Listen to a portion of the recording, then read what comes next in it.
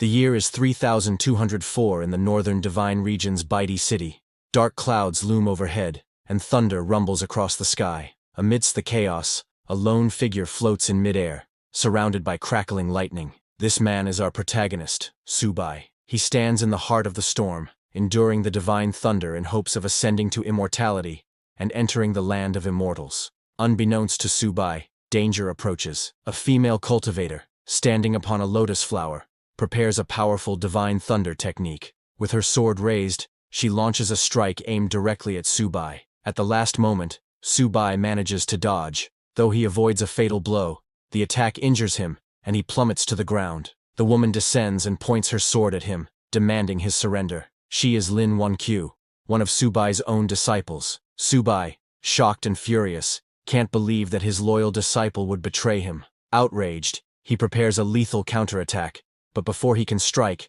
another disciple, Bai Yuyu, launches a sneak attack from behind, piercing a hole through Subai's chest. Bai Yuyu then turns to Lin Wankyu and insists that, despite their master's many sins, they should at least let him die with some dignity. Subai, gravely wounded, can only laugh at the betrayal. He had never treated his disciples unfairly. How could they do this to him? Enraged, he vows that he will not die alone. If he goes down, he will take them with him. Just as he is about to unleash another technique, a third disciple named Xuer activates the falling treasure copper coin, slamming Subai into the ground. He lies there, immobilized, stunned that even Xuer would side against him. Two other disciples, the eldest and the fifth, are missing, and Subai wonders about their absence. Xuer commands her master not to resist, blaming him for countless crimes that cannot be forgiven, and warning him not to blame anyone else for his fate. Hearing this, Subai only laughs and asks if they truly believe the false charges against him.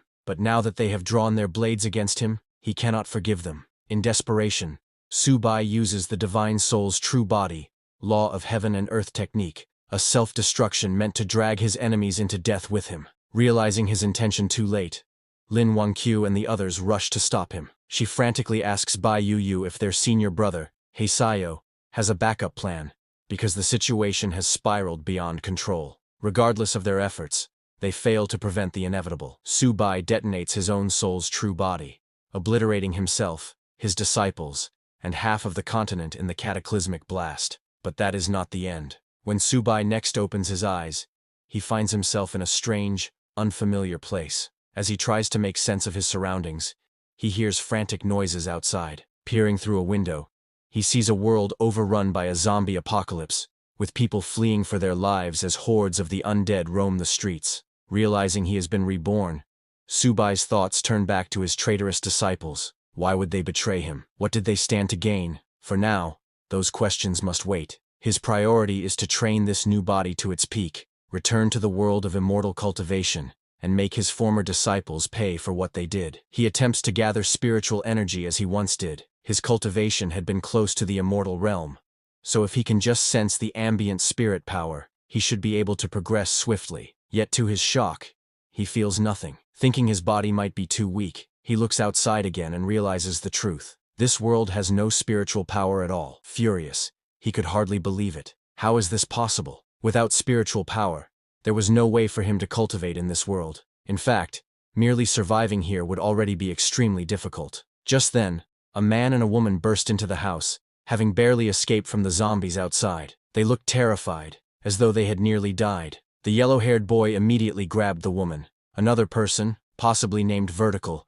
tried to stop him, warning that her boyfriend might still be in the house, and that it would be bad if they were seen. The yellow-haired boy scoffed, telling her not to worry. Even if her boyfriend saw them, there was nothing he could do. As he removed his clothes, the woman suddenly noticed a bite mark on his arm, and asked how he got wounded. The boy shrugged it off, saying he might have been bitten by those crazed people on the street, and insisting it was nothing serious. They continued their business until, abruptly, the woman realized the boy had gone still. She asked him what was wrong, urging him to continue, but to her horror, he had turned into a zombie and attacked her. She struggled, barely managing to push him away.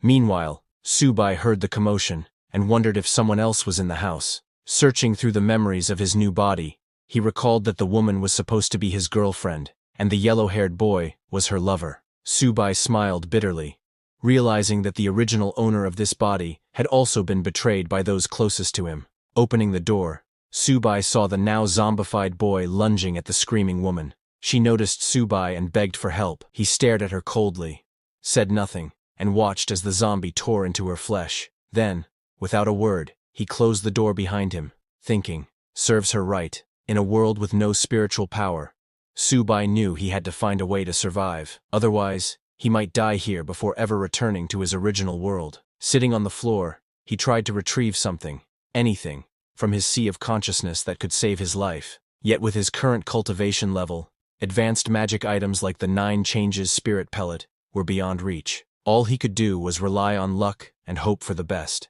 Finally, he pulled out a low-level magic weapon, the 10,000 Souls banner. Subai was disappointed. How could he have ended up with such a low-level magic weapon? He had hoped to retrieve something that could truly save his life in this chaotic world. Just as his frustration peaked, a blue window suddenly appeared before him. System prompt. It has been detected that the host has obtained the magic weapon 10,000 Souls banner. The host is now bound to the 10,000 Souls banner system. Current system level 1. Capacity 10 souls.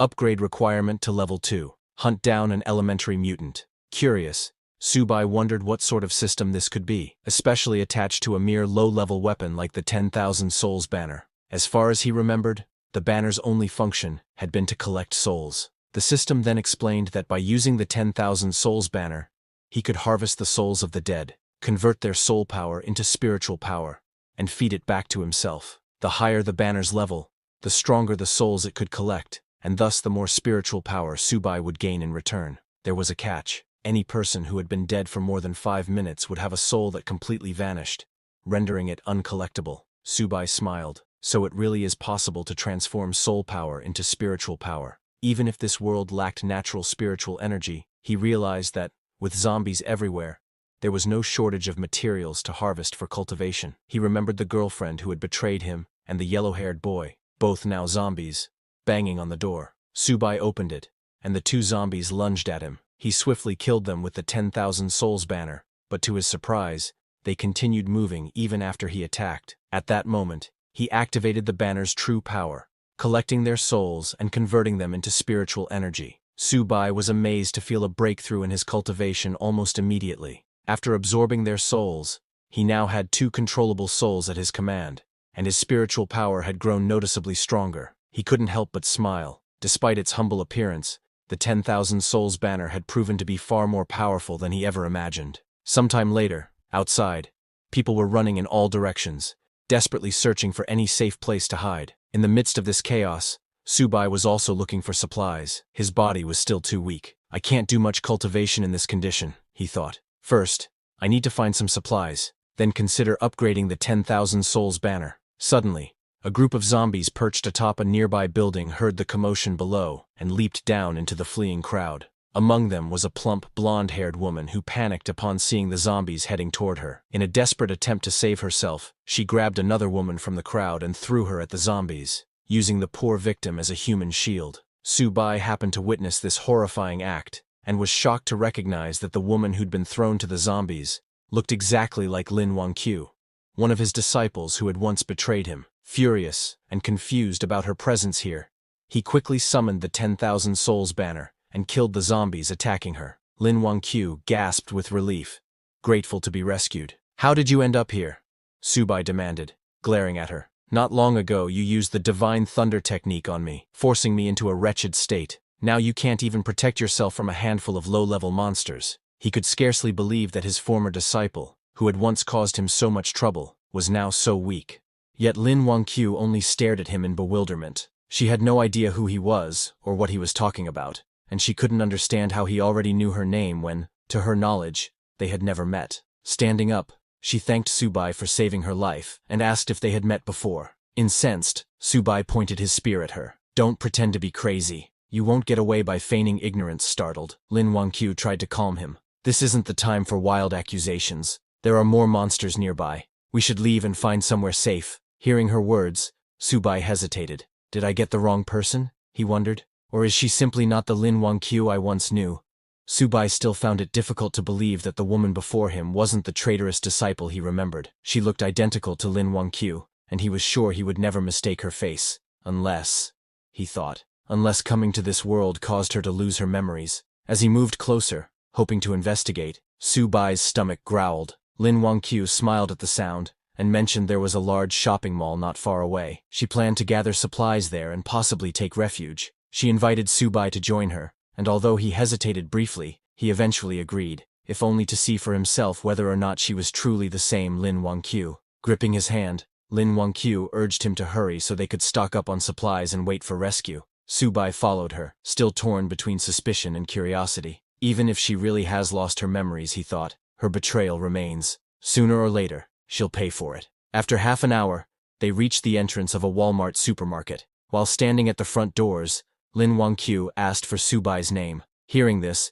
Su-bai realized she truly seemed unaware of who he was. She wasn't faking her confusion at all. He refused to let his guard down. Stepping past her, he answered curtly, "Su-bai." Following a brief introduction, Lin Wangqiu invited him to head inside. She suggested they use the store's resources and wait for rescue. But to their surprise, the supermarket was already crawling with zombies, and not just ordinary ones. Among them was a mutated zombie that stood out. It kept mumbling phrases like, "Apply for a card, get 50% off," before slaughtering several normal zombies in its path. Then it charged straight at Su-bai. Su-bai smirked as he felt the creature's aura. It's probably at the initial stage of the spiritual sea realm, he realized. That must be an elementary mutant. Lin Wangqiu, terrified, hid behind him, urging him to retreat and find safety elsewhere. But Su-bai saw this as an opportunity, not a threat. A sacrifice that could help him upgrade his 10,000 souls banner to level 2. Summoning the banner, he commanded 2 zombie slaves he controlled to attack the mutant.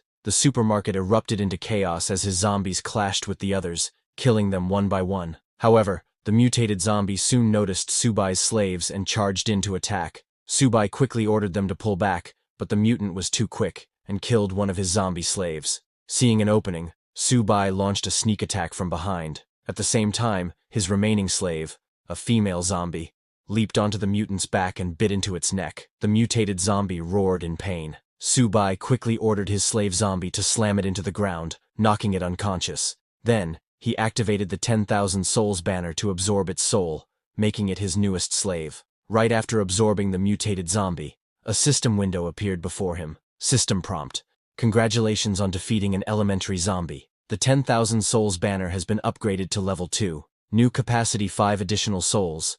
Next upgrade requirement: hunt down an advanced zombie, a foundation stage beast." Su-bai frowned at the new requirement. "My current cultivation is still at the spiritual sea realm. To defeat a foundation stage beast, I'll need to absorb more spiritual power first." Meanwhile, Lin Wangqiu was awestruck by Su-bai's display of strength. She had originally dismissed him as some crazed individual, never imagining he was this powerful. Watching her childish admiration, Su-bai found it hard to believe she could be the same disciple who had once betrayed him and nearly ended his life. With the mutated zombie defeated, the survivors who had been hiding in the supermarket cautiously emerged. Relieved that the threat was gone, they began redistributing supplies and preparing to wait for rescue in relative safety. There seemed to be enough resources to sustain them for a while. Lin Wangqiu turned to Su-bai, pointing out how large the stockpile of supplies was. "If we use this wisely, we can stay hidden in a safe place until the rescue team arrives," she suggested. However, the other survivors were not so welcoming. One man stepped forward, glaring at Lin Wangqiu and Su-bai. "This is our territory," he declared.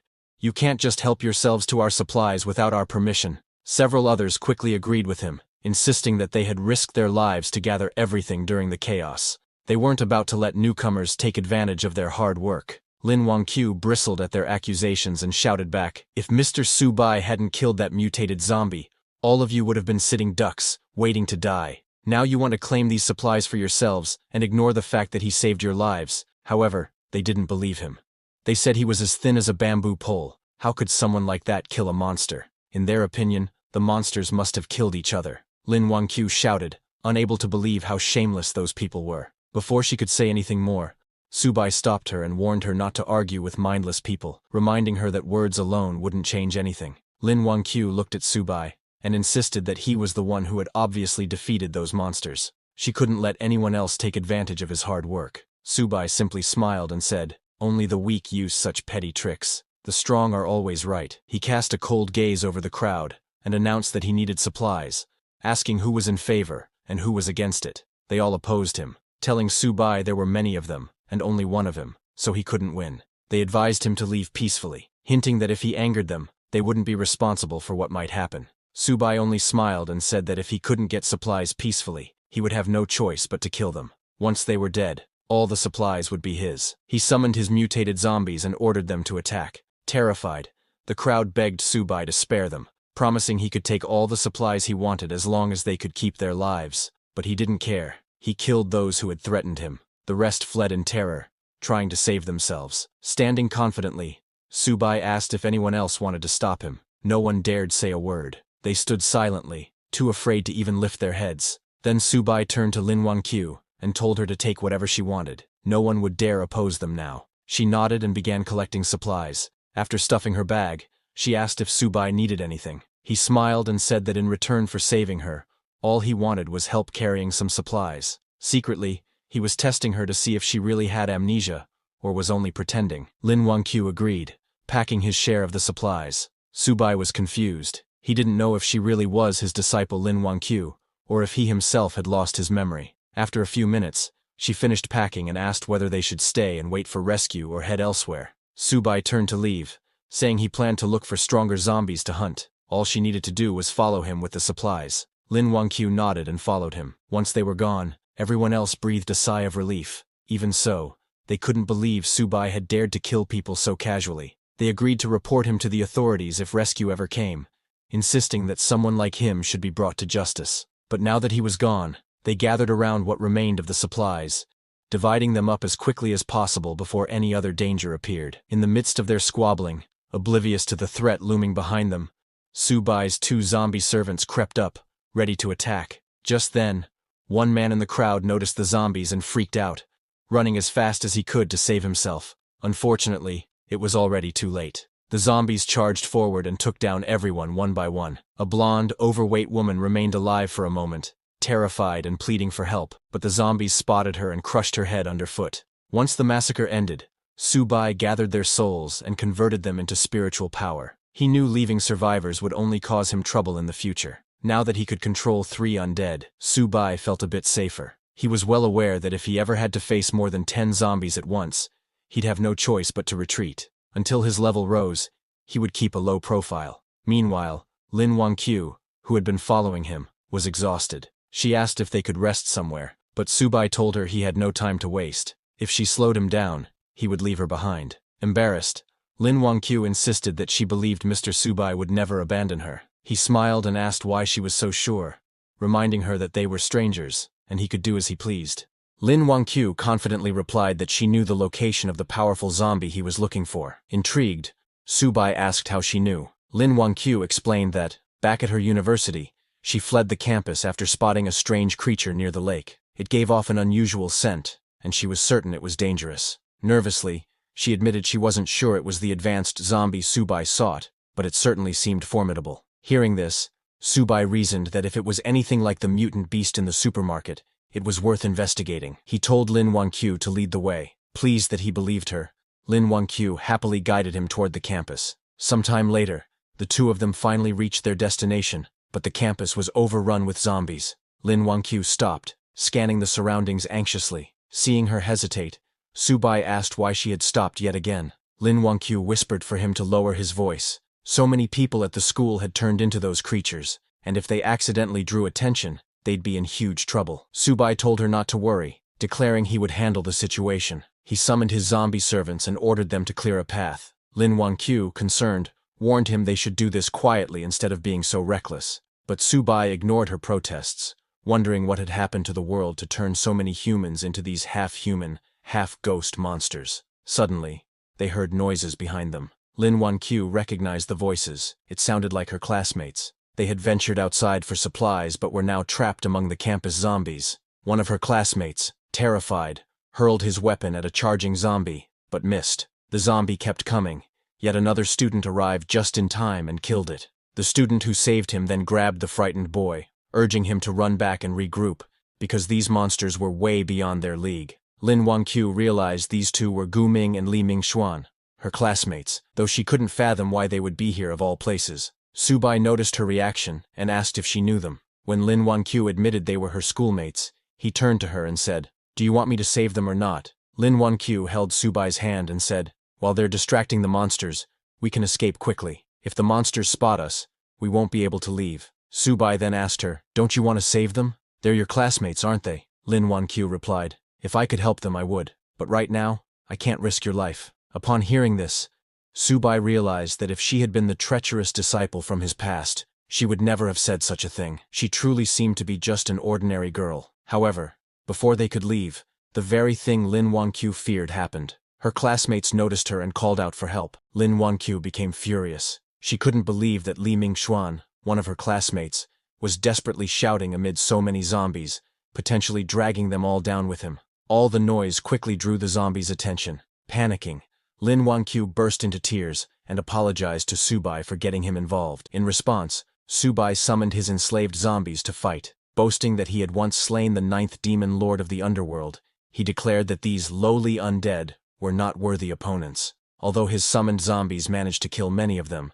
there were simply too many. Subai lost 2 of his contracted zombies, and his mutated zombie was also in trouble. He realized that dealing with 10 zombies at once was already his limit given his current strength. If they wanted to turn the tide and survive, he needed to lure some of the zombies away. He asked Lin Wanqiu if there was anything nearby that could produce a loud sound. Lin Wanqiu remembered her smartphone and handed it to Subai, who had never seen such a device before. He was baffled by the idea that a small box could make a loud noise. Instead of explaining, Lin Wanqiu simply turned on the phone's music. Subai was astonished by how loud the sound was coming from what he called a small metal box. Drawn by the blaring music, many of the zombies attacking the mutated zombie turned their attention towards Subai. Overjoyed by this new magical tool, he threw the smartphone to his mutated zombie slave. The mutated zombie caught the phone and started running, drawing most of the horde away. With so many zombies in pursuit of the mutated zombie, Subai and his remaining undead were free to dispatch the remaining threats one by one.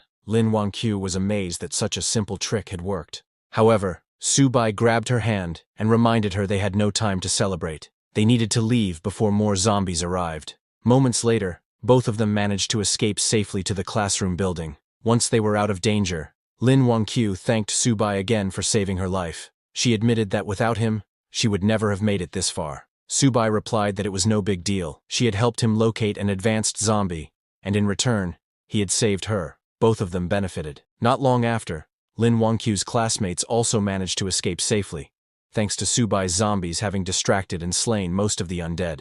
However, they quickly noticed that Lin Wanqiu was carrying a large bag of supplies. They were thrilled to see Lin Wanqiu return with so many supplies. With that amount, they believed they could wait for a rescue team to arrive. However, Lin Wanqiu scoffed and reminded everyone that these supplies were obtained by Mr. Subai, and she had no right to distribute them on his behalf. Li Mingxuan was furious. He told Lin Wanqiu that there was no point in distinguishing yours and his in a crisis like this. Other students also needed these supplies to survive. Another one of Lin Wanqiu's classmates, sensing the tense atmosphere, stepped in and suggested they all stop arguing and return to the classroom first. They could decide how to distribute the supplies once they were somewhere safer. Turning to Subai, he also invited him to join them, saying they should all stick together in times like these. Subai and Lin Wanqiu followed them back to the classroom. On the way, Lin Wanqiu apologized to Subai for the trouble, but assured him that she would not let anyone touch his share of the supplies. Subai told her not to worry.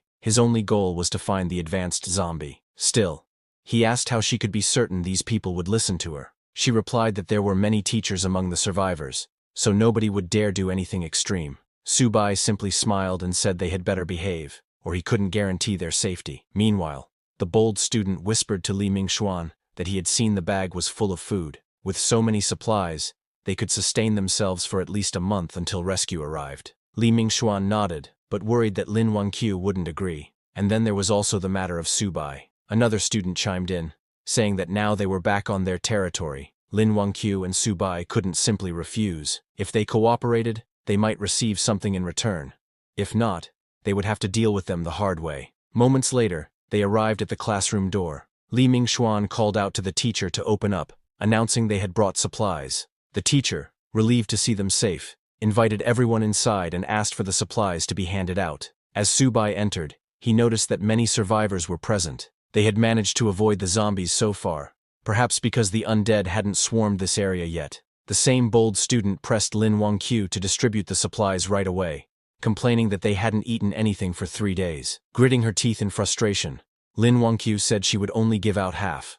Mr. Su Bai owned the other half, and they had no right to touch it. Li Mingxuan scoffed and asked why a single person needed so much food. He offered to buy Su Bai's share at 10 times the market price. Looking at Su Bai, he asked if he minded selling. Su Bai smiled and agreed. In that moment, Li Mingxuan tried to claim all of Lin Wangqiu's supplies, forgetting that Su Bai was no pushover. Su Bai promptly summoned his mutated zombie slave, ready to attack Li Mingxuan. Seeing the monster appear inside the classroom, everyone panicked and scrambled for safety. Only then did they realize the zombie seemed to be under Su Bai's control. Su Bai grabbed Li Mingxuan by the collar and snarled that, because of Li Mingxuan's earlier actions, he had lost 2 undead minions. Yet Li Mingxuan still dared to demand Su Bai's supplies. Li Mingxuan apologized profusely and begged for his life. Su Bai asked, "Should I kill you? Or should I take your soul to make up for my losses?" Terrified, Li Mingxuan pleaded with his classmates Zhang Hao and Gu Ming to intercede, since they were the ones who had come up with the plan in the first place. Zhang Hao and Gu Ming quickly denied any involvement, insisting it was all Li Mingxuan's idea, and that he alone should bear the blame. Li Mingxuan was shocked at the betrayal, cursing them for abandoning him. He turned to Lin Wangqiu, begging her to ask Su Bai to spare him. He promised he would never try to steal supplies again. Su Bai was curious how Lin Wangqiu would react. Surprisingly, she apologized on Li Mingxuan's behalf and asked Su Bai to forgive him just this once for everyone's sake. She said they could take her share of the supplies, but no one was to touch Su Bai's. Watching her selfless behavior, Su Bai realized that she truly might not be the treacherous disciple he once knew, despite her resemblance. Deciding he no longer needed to keep her close, he told Lin Wangqiu that, now that she had found her companions, it was time for him to leave and continue searching for the advanced zombie. But Lin Wangqiu stopped him, claiming that she knew where the creature he was seeking might be. When Su Bai asked if she had actually seen it, she said no, but she could sense a terrifying presence somewhere in the school. This startled Su Bai. Her ability to sense spiritual power suggested an innate spiritual physique. He was astonished because, to his knowledge, no one else in the world had such a physique except his lost disciple. Could she truly be that woman, suffering from memory loss, or was there some other explanation? In the original cultivation realm, before Su Bai was betrayed by his disciples, Lin Wangqiu approached him, requesting to become his disciple. In response, Su Bai told her that he would only accept her if she found something for him first. Lin Wangqiu successfully found what Su Bai had asked for, and returned, requesting again to be accepted as his disciple. When Su Bai asked how she managed to locate it, Lin Wangqiu respectfully bowed before him and replied, "I was born with the ability to track and trace. If you accept me as your disciple, I will be the sword in your hand. I will never let you down." Seeing her determination, Su Bai accepted her as his second disciple. With her innate spiritual physique, her future achievements would not fall short of his own. However, Lin Wangqiu humbly told him, "My life was saved by you. I would never dream of surpassing you. I only wish to serve by your side and ease your burdens." Su Bai walked up to her and said, "Stop calling me senior. Now that you're my disciple, you should call me master." That was the moment Su Bai learned that Lin Wangqiu possessed the innate spiritual physique. Although he wasn't sure how she had lost her past memories, for him, it didn't matter. He was still planning to kill her. He extended his hand to capture her soul and make her his servant, dooming her to eternal soul refinement. But suddenly, Lin Wangqiu grabbed Su Bai's hand and urgently warned, "That thing I've been sensing, it's really coming this way. We must leave now before it's too late." Hearing this, Su Bai fell silent. Then, in the next moment, he burst into laughter like a madman, shocking everyone in the room. He thought to himself, "I nearly killed her just now. But this is an innate spiritual physique, a one-of-a-kind rare body. Killing her outright would be such a waste. Rather than that, I'll treat her as a chess piece. Once she outlives her usefulness, I won't shortchange her. She'll have her own place inside the Soul Banner." Meanwhile, the mutated monster Lin Wangqiu had warned about approached the building. It had sensed Su Bai's spiritual energy and followed it here, to where Su Bai and the others were gathered. This mutated creature was intelligent, and it had recently been lucky enough to absorb a trace of spiritual energy to recharge its core. If not for that, it too would have eventually turned into one of those half-human, half-ghost abominations. When it detected the presence of spiritual energy in this barren world, it was thrilled. Finally, a chance to break through to the next realm. Standing in front of the university building, the mutated beast looked up, then leaped straight through the upper floor, crashing into the room where Subai and the others were. Seeing the creature, Subai thought, is this the powerful entity Lin Wanqiu mentioned? A mutated snake demon? But as he observed it more closely, something felt off. This mutated beast's aura, it felt familiar. The students in the room panicked, screaming and trying to escape, but to their horror, the door was locked. They couldn't get out. Lin Wanqiu pointed at the beast and exclaimed, "This is the same creature I saw by the man-made lake. It has the same aura I've been sensing all this time." Subai was surprised. This mutated snake demon, it actually possesses spiritual energy? This isn't some ordinary mutant. This is a demon beast from the cultivation realm. But then he wondered, why would such a creature appear in a place like this? The mutated snake demon sneered and spoke. "Even though this world lacks spiritual energy and is crawling with ghostly pests, it's far more fun than that wretched cultivation realm. I can feast on humans freely here, without interference from those damned cultivators." It grabbed one of the students to devour. The terrified student cried for help. The teacher, Bai Ling, turned to Lin Wanqiu and begged her to ask Subai to save the students. If he can protect them, she will do anything he asks. Subai glanced at her coldly and said, "Whether I can or not is beside the point. What do their lives have to do with me?" Still desperate, the teacher pleaded, "I'll pay you a lot of money. Just save them." But Subai rejected her offer. "I'm not interested in money. Don't worry. Once you're all dead, I'll collect your souls." As the snake demon devoured the student, Subai ordered his mutated zombie to attack. The zombie leapt into the air and struck from behind, knocking the mutated snake demon to the ground. As the beast lay unconscious, the zombie jumped on top of it to finish it off. But suddenly, the snake demon's eyes flew open. It extended its tongue, wrapping it tightly around Subai's zombie. Staring at Subai, it said, "I knew it. My nose wasn't wrong. There really is spiritual energy here. Unbelievable. A cultivator in this world? Their strength may be weak, but it's enough." Just as it grew excited, Subai's zombie kicked its mouth, freeing itself from the demon's tongue grip. Subai smirked. "So the mutated snake demon is coming for me after sensing my spiritual energy? Doesn't matter. I'll just take it down." A monster in the foundation stage. In the past, this kind of trash wouldn't have been worthy of Subai's attention. But now, when his cultivation is only at the spiritual sea realm, he had to be more cautious. These people, killing them and refining their souls might just be enough for him to break through. Turning to them, he coldly announced, "Unfortunately, in my current condition, I can't handle that thing. You're all on your own. If you're willing to join my 10,000 souls banner and help me break through, there may be a sliver of hope." He smirked, saying, "Of course you can refuse. But if you do, I'll leave,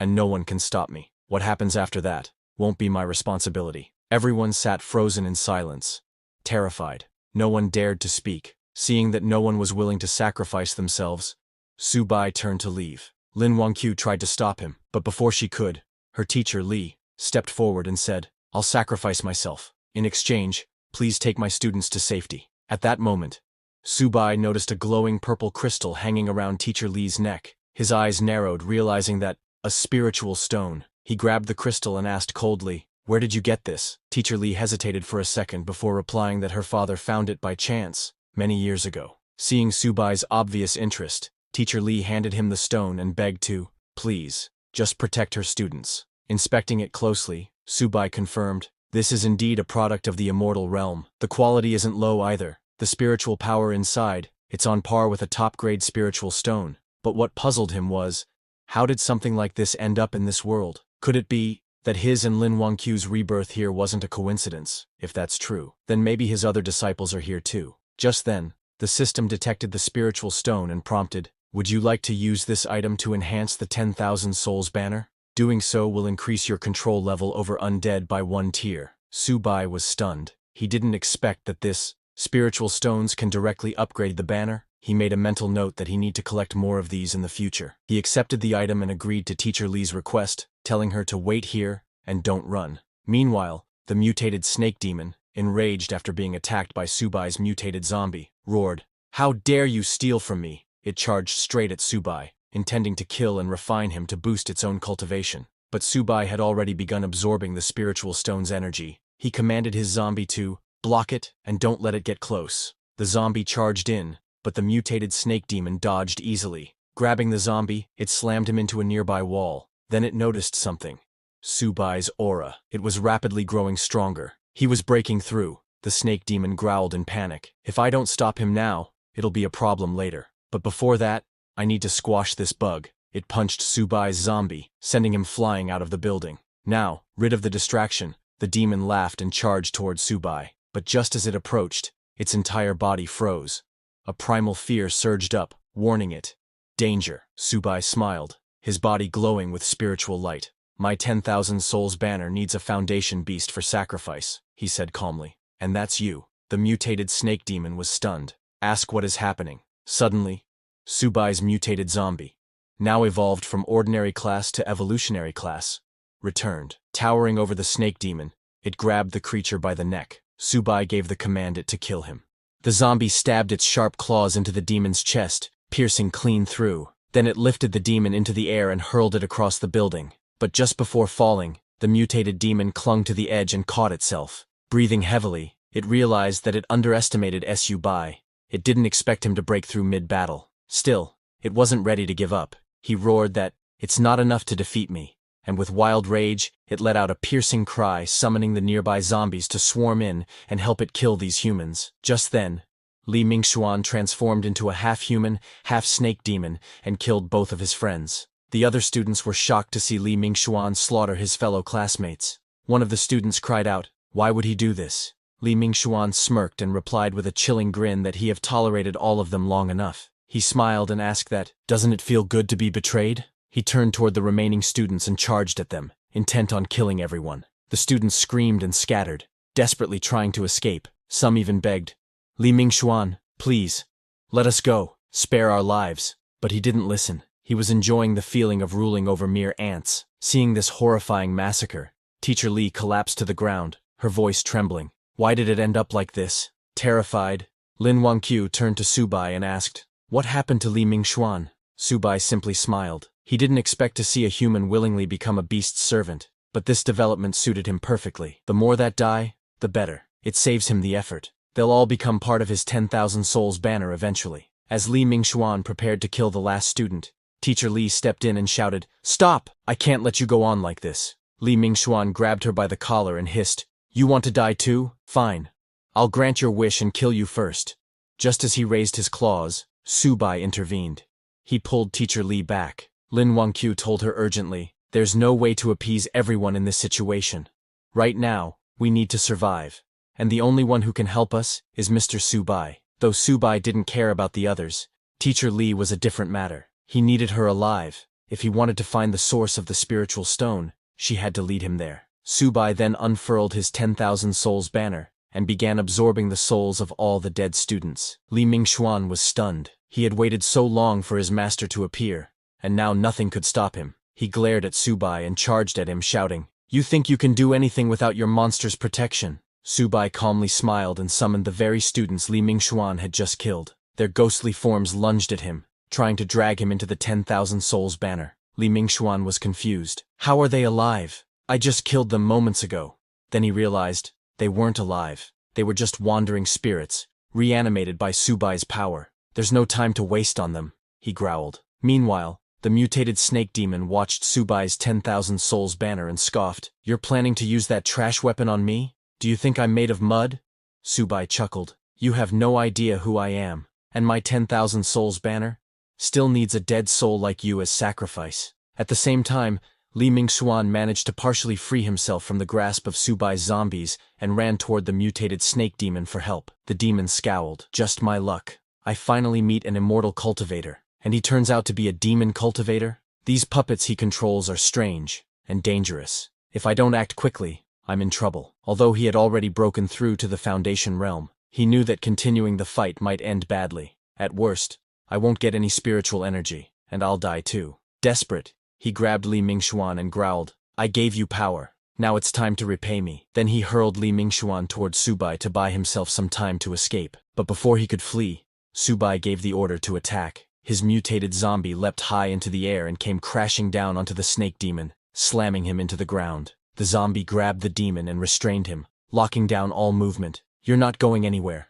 Just as the mutated snake demon struggled to break free, Subai made his move. He transformed several of his zombies into stone statue form, anchoring them into the demon's limbs, binding its hands and feet so tightly it couldn't move an inch. The demon let out a pained roar, its body shaking violently. Blood oozed from the cracks in its scaled flesh as it cried out in fury and humiliation.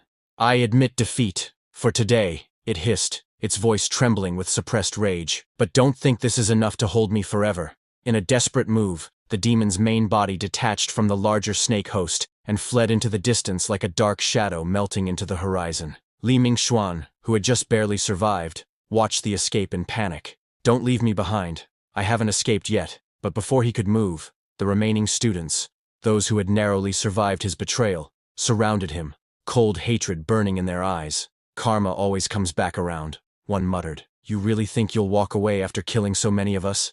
Fear flooded Li Mingxuan's eyes as he stumbled back. "Stay away. I'll kill you if you come any closer. I swear." But the crowd no longer feared him. They descended on him without mercy, fists and feet replacing words. Li Mingxuan died the same way he lived, violently and utterly alone. Nearby, Lin Wangqiu turned toward Subai, her voice filled with disbelief. "That monster. We're really just letting it go." Subai only smirked. "It's just a lowly snake demon. Does it really believe it can escape my spiritual sense?" Far away, the mutated snake demon, now free from its bindings, let out a long breath. It had narrowly escaped death, but one question clawed at his mind. Where did that demonic cultivator come from? Then a chilling realization crossed his thoughts. Could he too have been pulled into this world through the chaotic spatial rift? "Just like me," he scoffed. "Doesn't matter. I'm free now. A Foundation establishment cultivator like him, he'll never find me." But he was wrong. Before he could take another step,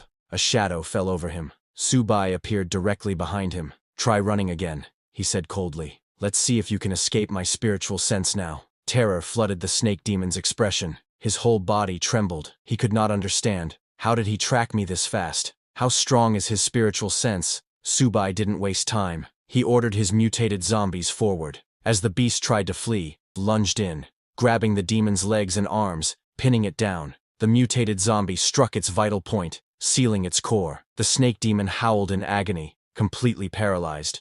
"If I can't live in peace, none of you will," the demon bellowed. He activated his final skill, Serpent Shadow Clone. Dozens of shadowy snake clones burst forth, swarming towards Subai. Laughing, the demon mocked, "Your soul banner is useless now. Once I devour you, your puppets will vanish."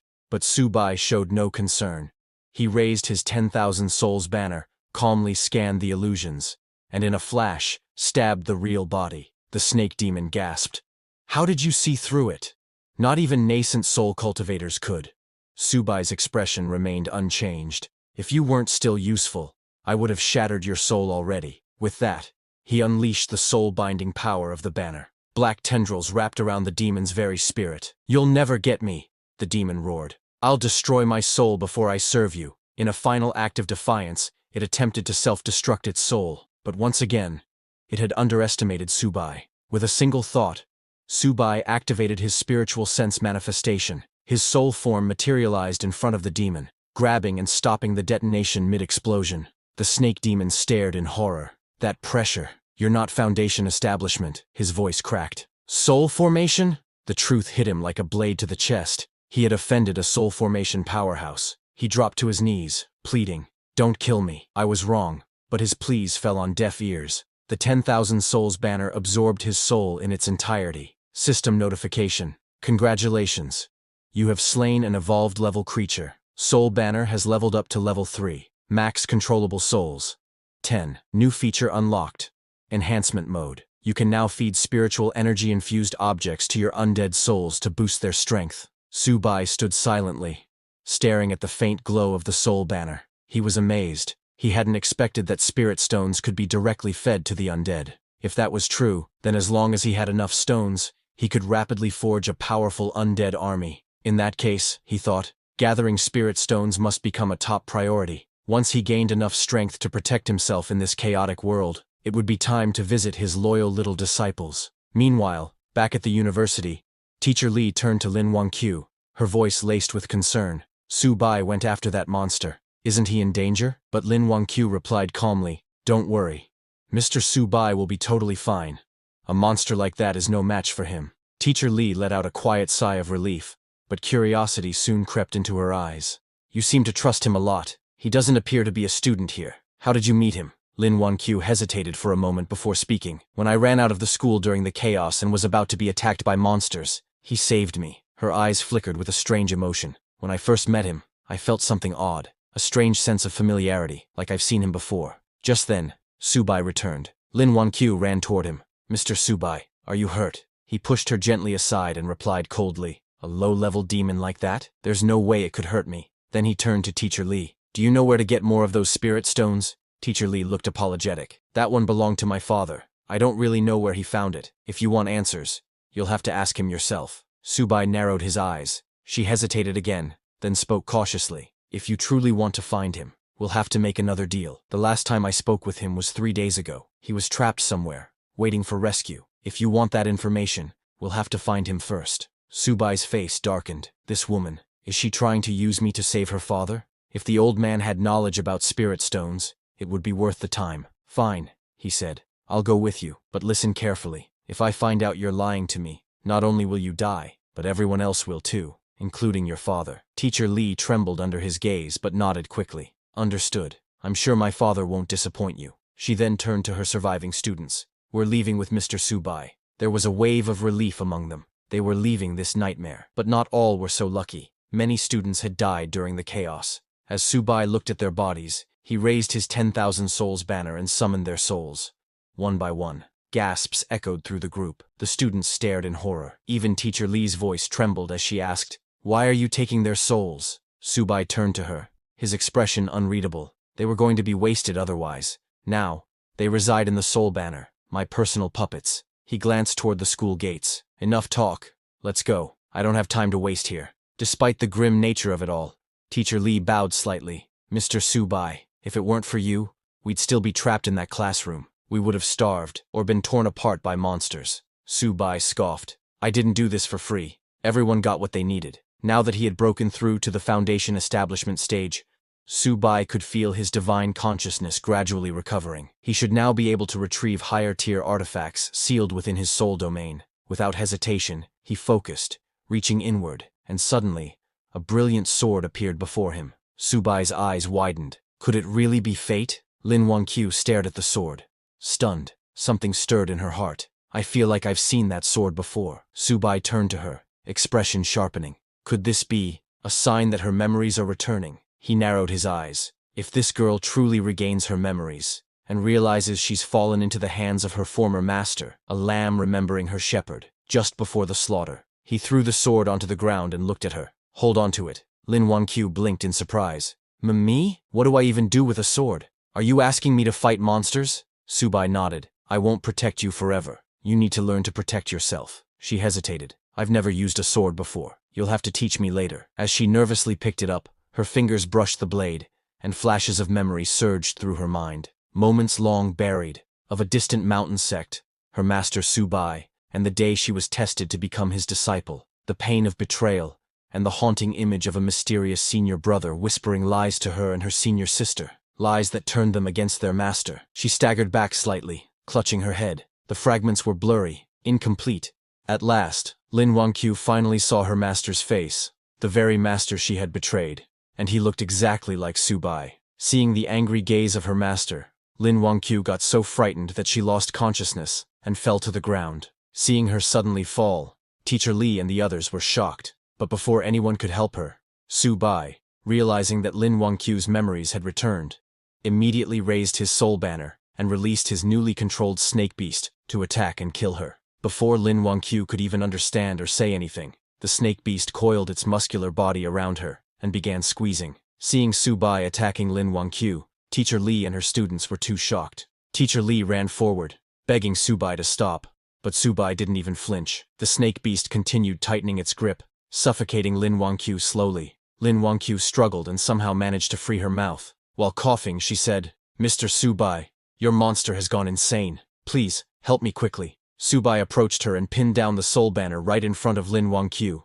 scaring her. He sat down and asked, "Lin Wanqiu, do you remember now?" Scared and confused, Lin Wanqiu asked, "Remember what? What are you talking about?" Teacher Li pleaded with Subai to save Lin Wanqiu, saying she was a good child. Subai was also confused, not understanding what was going on. Lin Wanqiu's reaction just now didn't seem fake. and he wondered if it could really just be a mere restoration of her memories for a split moment. But he was not sure, so he decided to investigate it himself. He placed his hand on Lin Wangqiu's head and used Soul Search to look into her memories. He saw all of Lin Wangqiu's memories, himself included, but found nothing. He knew that memories couldn't be faked, and wondered if she really had not recalled her past. Both Lin Wangqiu and Teacher Li looked at Subai, scared and confused. After confirming for himself, Subai decided to let her live for now. He stood up, called back the snake beast, which released Lin Wangqiu and returned to the soul banner. Subai then walked away as if nothing had happened, telling Lin Wangqiu, "Maybe this sword doesn't fit you that well." He took back the sword and told everyone, "Don't waste time." Teacher Li then turned to her students and told them, "It's okay, hurry up and follow." But Lin Wangqiu felt something odd. She couldn't understand why she suddenly called Subai master, and what this sense of familiarity toward him was. Not just her, even Subai was very confused. Wondering if this was all God's will, he decided he would definitely investigate this matter. After walking for a few hours, Teacher Li led them all to a building. Pointing at it, she told Subai, "This is one of my family's properties, and my father last contacted me from here. But it looks like he wasn't able to evacuate because of those monsters." Looking at the building, Subai said, "If that's the case, let's go check it out." But a student of Teacher Li suggested that they should not go in, and would just wait here for Subai and the others to come out. Other students agreed, saying they might not be able to help Boss Subai if they went in. So, it's better to meet them here again. Subai said, "No problem," and told them, "Since I took you out of the school, my part of the deal has been fulfilled. Where you go now has nothing to do with me." Teacher Li looked at her 3 students who were scared, standing there. She told them, "Stay here and don't run around. When they come out, we will take you to the official shelter. It's safe there." The students told her not to worry, saying they would definitely stay put. After Teacher Li left with Subai and Lin Wangqiu, those students sighed with relief, saying, "We are free." A girl told the others that she didn't dare breathe deeply for fear that Subai would kill them if displeased. Others agreed, saying he was scarier than the monsters. A third person told them both to stop talking for now. They just had to stay quietly here to survive. Meanwhile, Subai, Lin Wangqiu, and Teacher Li approached the building's gate. But before they could enter, Lin Wangqiu sensed something and asked them to wait. She looked to the side and saw something approaching. She told Subai that something seemed to be coming their way, soldiers being chased by zombies. When those soldiers saw Subai and the others, they shouted, "Go away, this is not a place for you. Don't come close to the monsters. Return immediately." Seeing the soldiers shooting at zombies, Teacher Li told Subai that these people were likely the official rescue team and would know where her father was trapped. Hearing this, Subai decided to keep them alive. He raised his soul banner, summoned his zombies, and ordered them to clear the way. Seeing Subai's zombies, the soldiers misunderstood, thinking monsters were coming from behind to attack. They asked their captain what to do. The captain told his soldiers not to panic and ordered everyone to disperse and avoid getting caught by the monster wave. All the soldiers hid in the cracks between the buildings. After the soldiers got out of the way, Subai's zombies attacked the zombies coming from the front. The mutated zombie swung its sharp claws, slicing hundreds of zombies in one strike. The snake beast wasn't far behind. It opened its huge mouth and devoured the zombies. Seeing Subai's zombies attack the other zombies, the soldiers became confused. One soldier asked his captain why these monsters were fighting each other. Another said he had never seen such a strange thing during missions. Even their captain was confused, asking, "What's going on? What kind of fight is this?" Subai's monsters continued killing the zombies, making a path for Subai. Soldiers hiding behind walls were very confused. Their captain told them not to be careless, and to evacuate now before the monsters noticed them, saying they would only be safe when the awakened were sent in. Hearing that, a soldier said, "I heard those people in the bureau praise them for being amazing, but are they really that great? We're all the same in the end. How can they be superior?" The captain told that soldier he said that because he hadn't seen their power. He said he once saw an S-level awakened, just one person, fighting against thousands of troops. Hearing about one man fighting thousands of troops, a soldier said, "That's too exaggerated. Are they superhumans?" Suddenly, a soldier saw Subai and the others walking toward the zombies. Confused, he asked, "Aren't those the survivors from before? Why aren't the monsters attacking them? It even looks like the monsters are escorting them." Seeing this unusual phenomenon, the soldiers immediately pointed their swords at Subai. The soldiers warned Subai to stand still and answer. Otherwise, they would open fire. But Subai didn't even look at them and continued walking ahead. Seeing this, the soldiers asked their captain if they should open fire. But after seeing Subai controlling the monsters, their captain lowered his gun and told his soldiers to forget it, because this person was not someone they could handle. The captain came out of hiding and asked Subai to wait. He introduced himself as Xiao Changqing, the captain of the 3rd Search and Rescue Team of Z City, and asked Subai if they were the awakened sent by the higher-ups to assist them. Hearing that, Subai finally stopped and looked back, asking the captain what he meant by awakened. The captain replied that Subai was not the one he was referring to, and then tried to ask if Subai was the awakened. But before finishing his sentence, he stopped, thinking that since Subai was not a registered awakened from the bureau, could he be a lone wolf? That would be bad news. Then Teacher Li stepped forward and told the captain that they were here to find someone, her father, Li Zhenghao. Hearing the name, the captain told Teacher Li that Li Zhenghao was on their rescue list.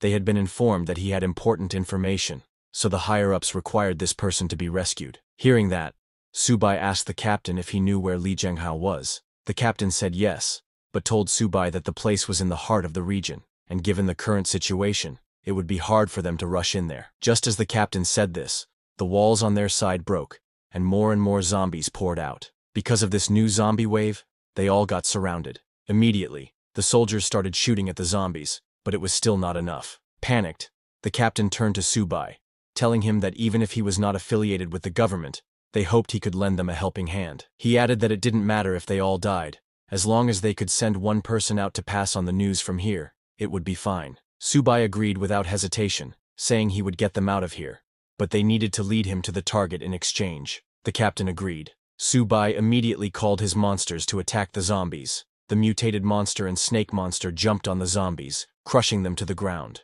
Subai's mutated monster sliced off hundreds of zombies in one strike, while the snake monster shot fire from its mouth, burning thousands of zombies. The soldiers were shocked to see how strong Subai's monsters were. One soldier asked his captain if this was some kind of superpower, adding, "Isn't this too extreme?" Another asked if all awakened were like this, and if any one of them could destroy everything like this. He added that compared to Subai, what they had in their hands was just a fire stick. With a serious expression, the captain told his soldiers that not all awakened were that strong.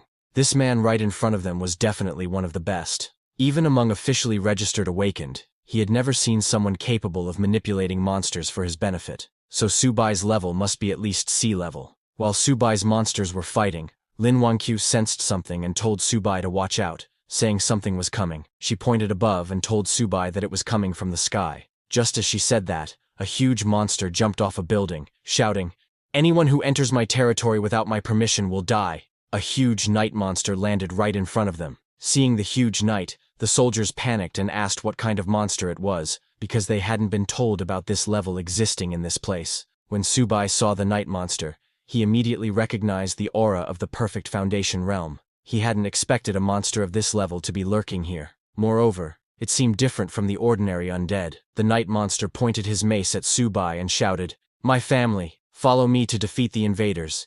Hearing his voice, all the zombies in that area charged at Subai. Seeing them coming, Lin Wangqiu panicked and asked Subai what they should do now. Subai told everyone to get ready to fight. Even if it meant dying, they would fight the monsters.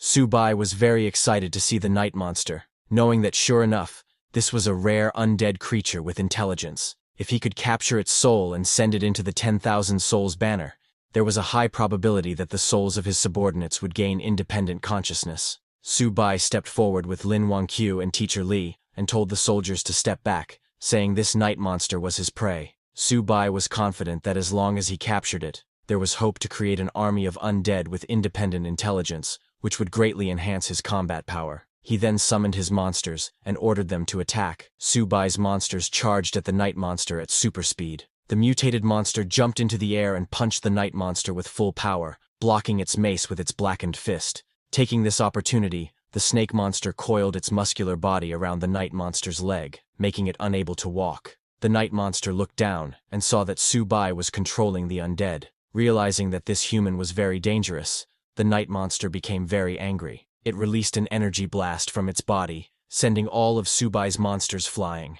The night monster raised its mace and, while gathering energy, shouted, "I'm the lord of the undead. How can a mere human stand against me?"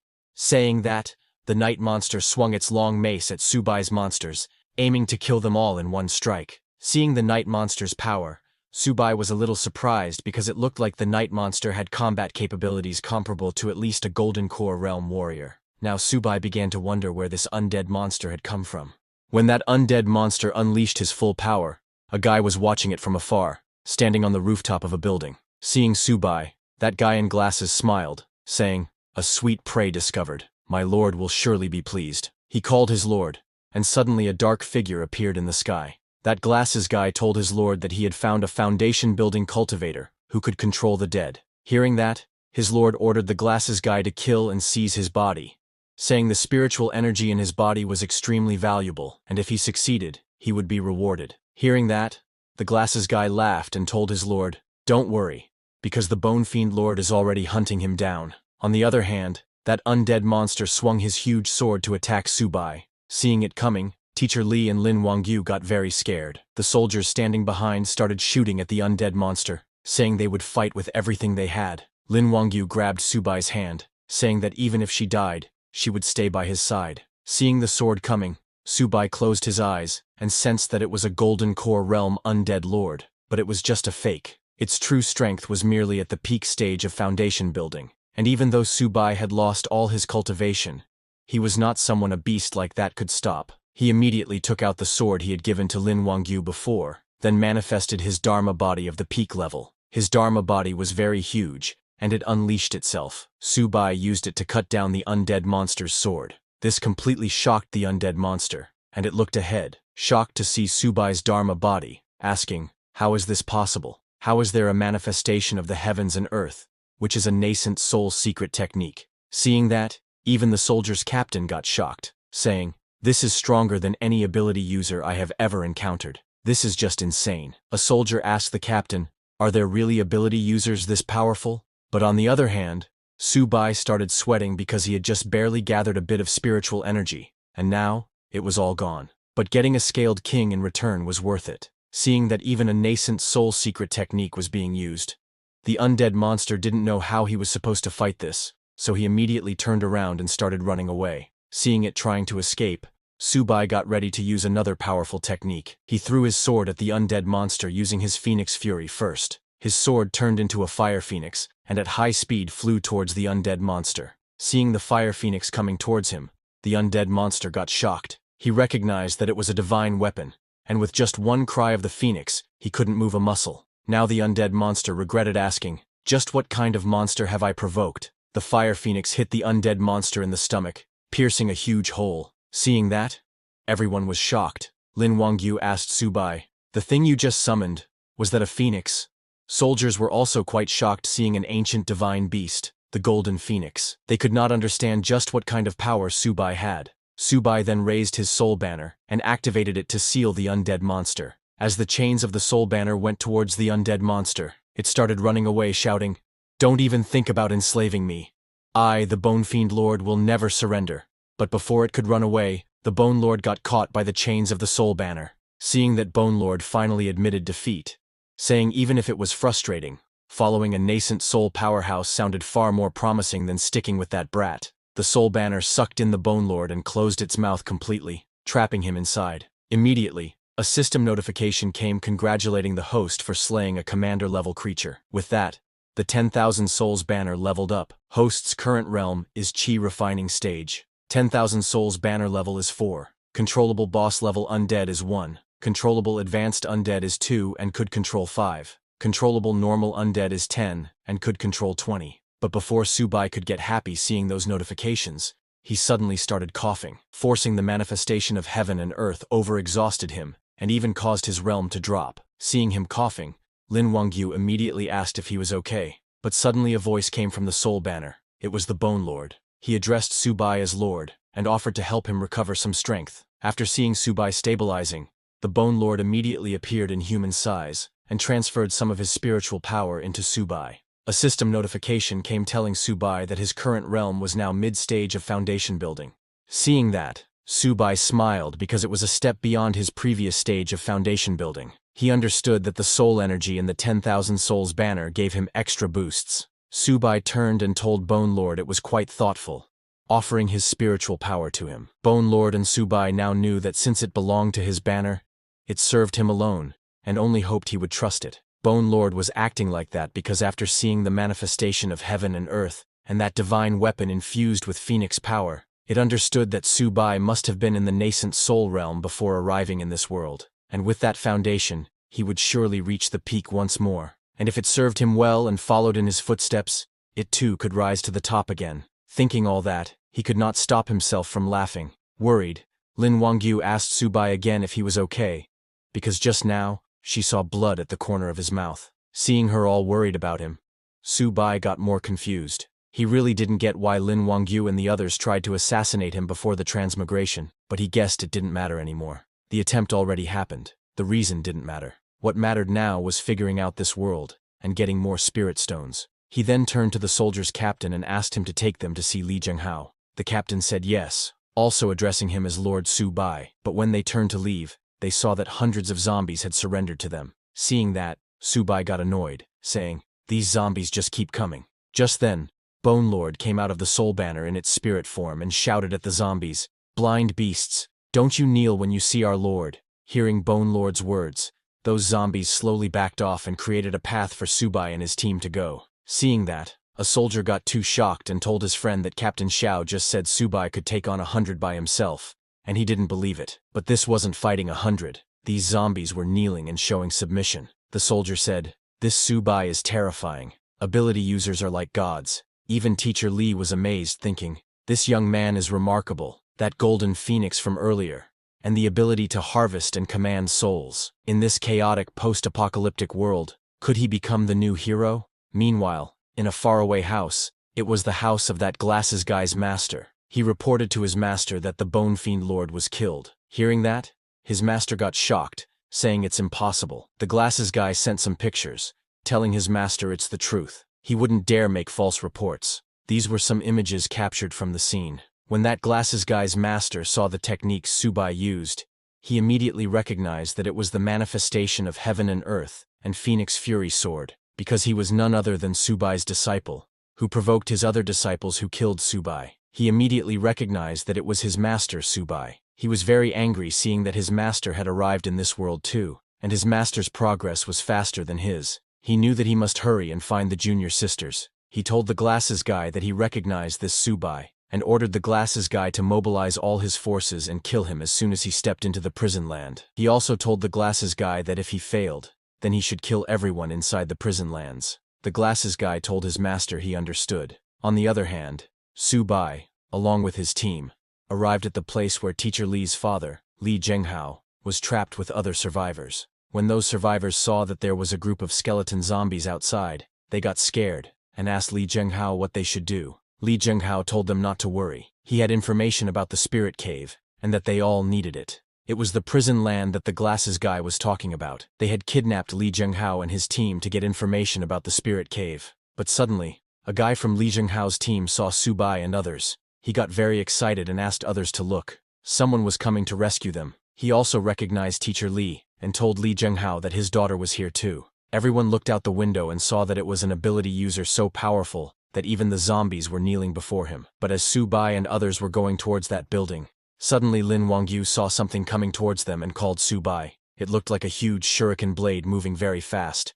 Seeing that, Bone Lord immediately came out, telling his master Su-bai not to panic and to leave it to him. Bone Lord used his huge mace to block that giant shuriken blade, but just as he blocked it, a skeleton ninja came out and kicked him hard, pushing Bone Lord back. That skeleton ninja recognized Bone Lord and was surprised to see that it wasn't dead, and that it even switched sides. Bone Lord stood beside Su-bai and told the skeleton ninja that this was his new master. He warned the skeleton ninja to get out of his way quickly if he was smart. Seeing Bone Lord's arrogance, the skeleton ninja smiled and asked, "Who are you to command me?" Skeleton ninja ordered his skeleton subordinates to attack them, saying, "Master said, kill them, and you'll be greatly rewarded." When Su-bai saw that skeleton ninja, he immediately realized that this skeleton ninja was like the Bone Lord, seemingly at the Golden Core realm, but actually just at the peak of Foundation establishment. He took out the sword from before again, and asked Lin Wangyu to watch closely. He threw the sword at the skeleton ninja and used his phoenix cry.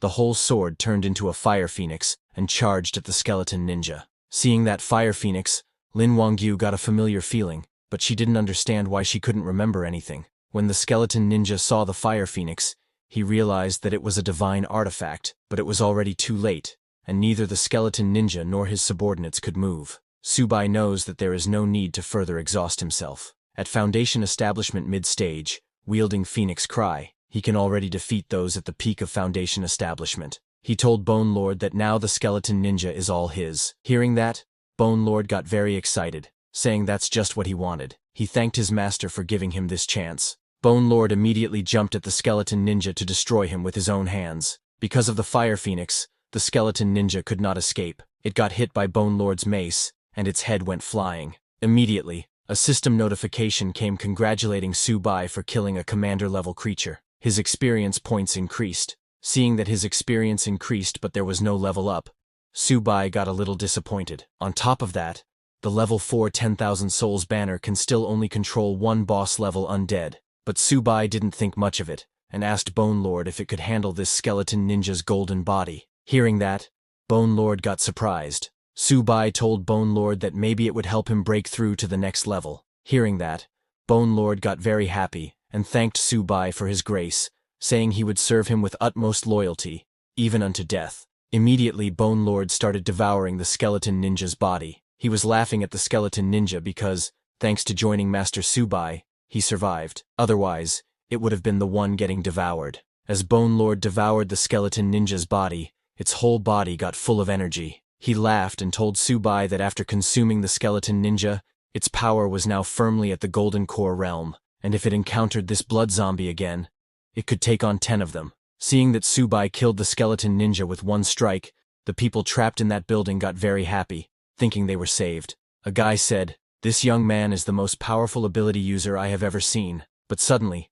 a shadow landed on top of that building's rooftop, and seeing that, everyone stopped talking. Before they could do anything, that shadow broke the glass window of the building, scaring all the people trapped inside. That shadow was a huge bird-like monster, whose whole body was made of Boke. That Boke Birdman roared and sent out a sound wave so powerful that it broke all the glass windows of the building.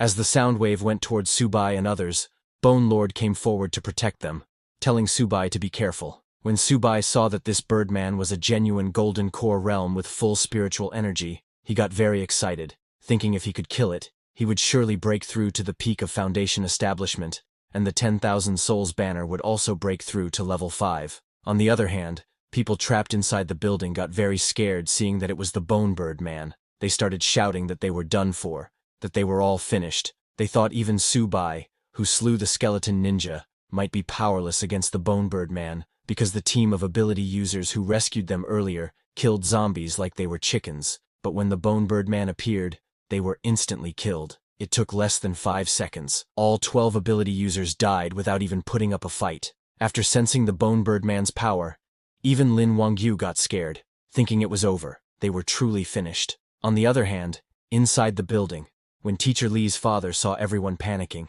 he asked everyone to please hold on a bit longer. They must believe in the young man by her daughter Jingya's side. That glasses guy was also there, looking at them from a faraway building. He was the one controlling all those monsters who attacked Subai. He was very excited because his master wanted him to kill Subai, but didn't believe he could. So the glasses guy had decided to kill Subai and show his master. That's why he summoned the Bone Bird Man, a Golden Core realm monster with 5 clones, each with different abilities. He smiled and waited to see how Subai would handle this. When that Bone Bird Man saw that Subai was a Foundation Establishment mid-stage cultivator, he laughed, saying, "Such delicious flesh and blood. Today, he shall become my food." The Bone Bird Man then raised his huge wings and used his powers. Just as he flew into the sky, he split into 5 Bone Bird Men with different colored wings. As all 5 of those Bone Bird Men flew above Subai, the Red-Winged Bone Bird Man roared loudly, sending a very powerful sound wave at them. That Red-Winged Bone Bird Man's power was sound, and the sound it created was so loud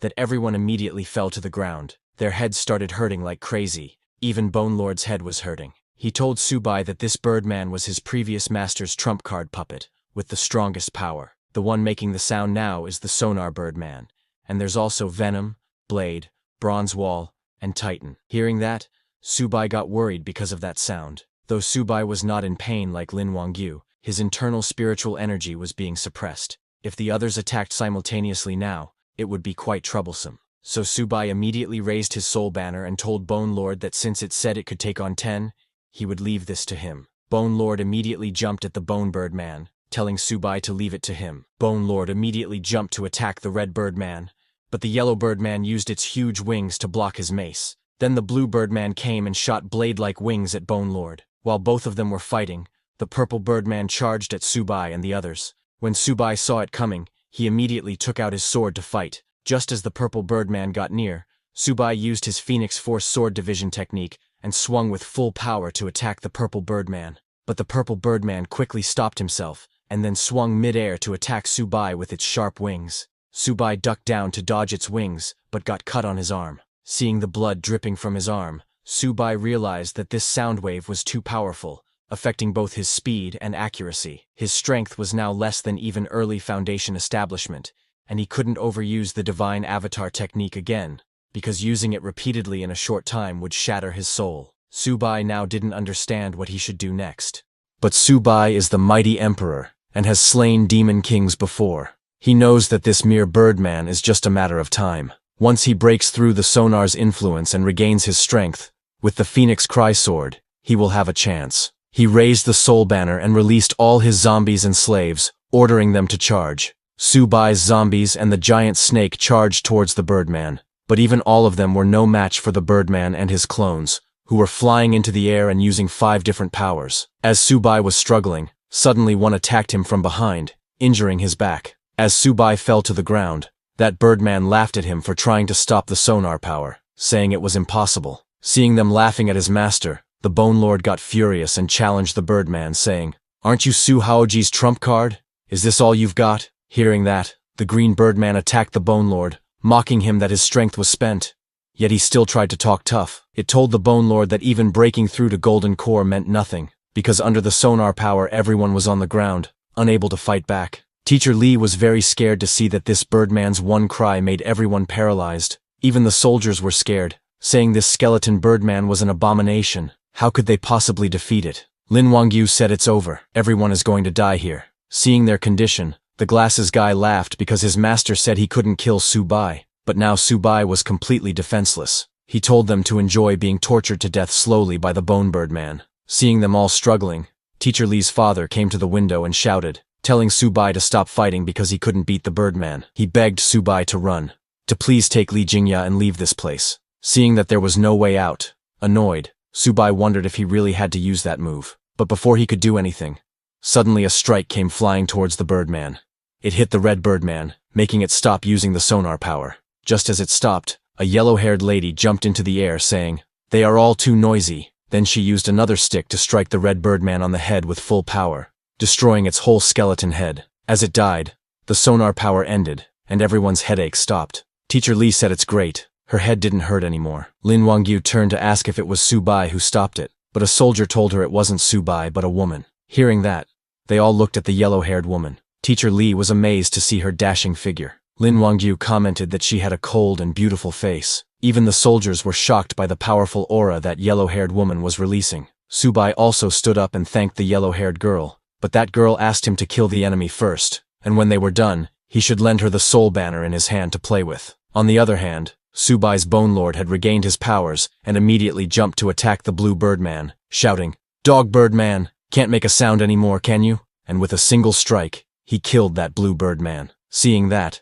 the purple Birdman flew into the sky to escape, but before it could escape, Subai's Phoenix Cry Sword came flying and cut the purple Birdman's neck. The purple Birdman fell to the ground and died while the Phoenix Cry Sword returned to Subai. Without the sound waves, these Birdmen were utterly defenseless. The glasses guy immediately recognized that the yellow-haired girl using the staff is the Weapon King Chuan Yinyun. He could not understand why she was here, but he decided to do as his master said and kill everyone in the warehouse. The green Birdman asked the yellow Birdman, "Who's that staff wielder? Where did this wild one come from?" But the yellow Birdman reminded him that it was just the two of them left, and their master had said if they couldn't kill Subai, they should kill everyone in the warehouse. On the other hand, the people inside the warehouse felt relieved to see that Subai and his team had killed 3 of the Birdmen, and now only 2 remained. They thought they were saved. They thanked heaven and Subai. Teacher Lee's father confidently declared that now no one could stop them from surviving. But just then, the yellow and green Birdmen charged towards the warehouse at full speed. Seeing that they were targeting the warehouse, Teacher Lee shouted, asking Subai to please save her father. Knowing that Teacher Lee's father had information about the Spirit Stones, Subai ordered Bone Lord to stop those two birdmen. Bone Lord charged at them, shouting, "Birdmen, don't you dare run away!" He swung his huge mace and struck the yellow birdman with full power, destroying its whole body. But the green birdman used the opportunity and reached the warehouse. It smashed through the window and entered. Seeing that, everyone inside panicked and ran, but there was no place to escape. Immediately, the green birdman opened its mouth and released a green fog. Everyone who inhaled that green poison immediately fell to the ground. The green birdman laughed, telling them to taste the flavor of absolute poison. Teacher Lee's father also breathed in that poisonous gas, and while calling his daughter's name, he collapsed to the ground. Seeing her father dying, Teacher Lee ran towards him, but Lin Wangyu called her from behind, saying if Teacher Lee went there, she would die from inhaling the poison mist too. Teacher Lee could not reach her father, and could only watch him die. This made her too angry, and she gritted her teeth in frustration. Her anger was so strong that suddenly her body started glowing with purple energy. She screamed in agony and unleashed her power. Seeing that, the yellow-haired lady Yin Yun realized that Teacher Lee was about to awaken, but it seemed she couldn't handle this awakening power. Seeing Teacher Lee, Bone Lord thought that her energy was chaotic, that she might die from her body exploding. When Subai sensed Teacher Lee's energy, his expression darkened. From her energy, he wondered if she had actually awakened this kind of ability. He immediately grabbed the unstable Teacher Lee and flew into the sky, because for him, it was just chaotic energy. As the Immortal Realm Emperor, he had countless disciples, and this was nothing new. It was child's play for him. He raised his soul banner and ordered it to form a barrier around them. As the barrier formed, Subai immediately started channeling his energy into Teacher Lee's body, knowing that with proper guidance, it often yields twice the result with half the effort. When Lin Wangyu saw Subai and Teacher Lee like that, she felt that this scene was too familiar to her. She saw a vision in her mind where she was standing in front, and Subai was behind her, channeling energy into her. Seeing that vision, a word came into her mind: Master. She could not understand why she felt a bit sour seeing Subai and Teacher Lee together. After a few minutes, Teacher Lee came down to the ground. She had calmed down after Subai guided her through her awakening. As he came down, he asked Teacher Lee to try out her ability and give this birdman a good punishment. Hearing that, the green birdman laughed, asking Subai who he was trying to fool. He challenged them to see who could stop him.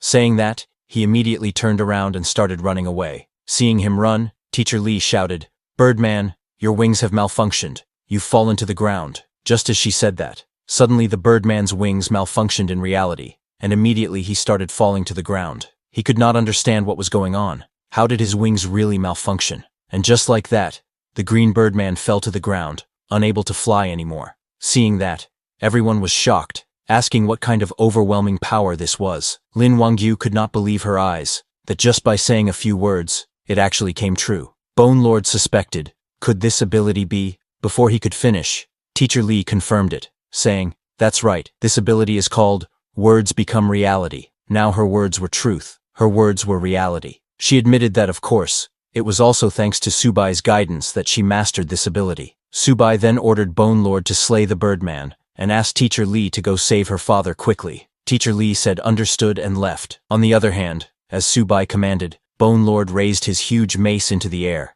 and while laughing, struck the green birdman with full power, telling him this was his true power at the Golden Core realm. Just as the birdman died, Subai raised his soul banner and captured its soul. Chains of spiritual energy came out of the soul banner and tied down the birdman's soul. Seeing this, the glasses guy was too shocked, realizing that Subai really had skills. Even the bone birdman had been taken down, but he thought it was fine, because the people in the warehouse should all be dead, so the mission wasn't a failure. As Subai captured the birdman's soul, a system notification came, congratulating the host for killing a commander-level creature. Because of that, the banner of 10,000 souls level had increased. Currently, its realm was Foundation Establishment. Banner of 10,000 souls is now level 5. Its current controllable boss level undead is 2. Its current controllable ordinary undead is 39. And just like that, the Bone Bird fell beside the Bone Lord in the soul banner. It didn't even imagine that he, the mighty Bone Bird, would one day be captured in the banner of 10,000 souls. Bone Lord told the birdman that he should consider himself lucky to become a soul in Master's banner, and ordered him to serve their master well. Hearing them talking, Subai looked into the soul banner and asked the birdman if there was a way to neutralize the poison, but the birdman didn't say anything and looked away. This made the Bone Lord angry, and he hit the birdman, asking if he didn't know how to answer when Master asked him a question. He warned the Birdman that he would tear his bones apart. Left with no choice, the Birdman told Subai that if it sucked out the poison, it would naturally dissipate. Hearing that, Subai followed Teacher Lee and went into the warehouse. They ran up the staircase and reached the 3rd floor. Teacher Lee opened the door with a bang and called for her father, who was lying unconscious on the ground. Seeing that, Teacher Lee immediately used her powers and shouted, "Let the poison in Li Zhenghao's body leave his body." But nothing happened. Her powers didn't work, and her father was still lying on the ground. She tried again, but before she could, she suddenly felt like throwing up. She fell to the ground and spewed a massive amount of blood from her mouth. Teacher Lee was shocked to see so much blood. Subai told her that the words become reality. Ability was powerful and versatile, but it was extremely demanding on spiritual energy and one's own strength. Once overdrawn, at best she would fall into a coma. At worst, it could damage her marrow and bones, or even cost her life. Subai continued, telling Teacher Lee that she was lucky this time to only cough up blood. He warned her that if she pushed herself too hard next time, it might cost her life. He then raised the soul banner and ordered the Birdman to come forth, warning him that if Teacher Lee's father died, the Birdman's soul would scatter and vanish too. Hearing that, the Birdman got scared and immediately came out, saying he would do it right away. He went towards Teacher Lee's father and started sucking out the green poison mist from his mouth. The Birdman used his full power and drew out all the poison from his body. He then turned and told Subai that the poison had been in his body for too long, so he managed to save his life, but it was hard to say when he would wake up. Hearing that her father's life was saved, Teacher Lee immediately rushed to check on him. On the other hand, Subai felt a little disappointed hearing that her father wouldn't wake up, because he still didn't know the whereabouts of the spirit stones, and didn't know what to do next. Seeing Subai worried, Lin Wangyu came forward, and mistakenly called him master, but quickly corrected herself and said, "Mr. Subai, I can sense that there is an energy body in Mr. Lee's possession." Lin Wangyu found it strange. Why did she keep blurting out master recently? She wondered what exactly her relationship with Subai was. On the other hand, Subai went to check Teacher Lee's father, and to his surprise, her father really had a spiritual crystal in his possession, and it was a high-grade crystal. Seeing that, Subai was shocked, because in a world without spiritual energy, there existed high-grade spirit stones. He took that crystal and asked Lin Wangyu to hold on to it and see if she could sense anything. Lin Wangyu took the crystal and started sensing its energy nearby. After a few seconds, she opened her eyes in shock. She pointed in a direction and told Subai she could sense something. This stone originated from that direction, probably about 20 to 30 kilometers away. Hearing that,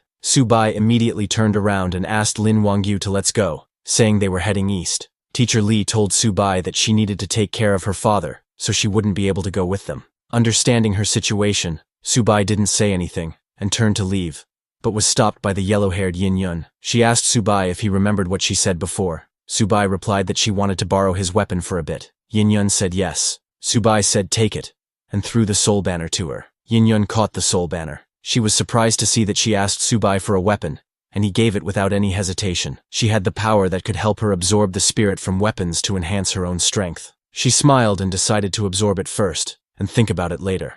Yin Yun activated her powers and tried to absorb Subai's soul banner's power, but just as she tried, she got shocked. Before understanding anything, she fell on her knees. She could not understand what was going on. Her ability had no effect on the soul banner, and she even got backlashed after trying to absorb its power. Subai then came and took out the phoenix sword, asking Yin Yun, how about she play with this one instead? Embarrassed, Yin Yun tried to act calm, saying Subai's weapons were truly strange and very powerful. Saying that, she handed over the soul banner to Subai. She looked at Subai in suspicion because Subai had just used this sword to cut down the bone bird, so it must be an extraordinary item, and now he was giving it to her willingly. She wondered if he was that confident, but Yin Yun snatched the phoenix sword from his hand, saying whatever. She didn't believe they were all this bizarre. She immediately activated her power and tried to absorb the phoenix sword's power, but the next second she saw a vision where a huge fire phoenix was attacking her. Yin Yun immediately fell on the ground and vomited blood from her mouth. This effect was worse than the soul banner.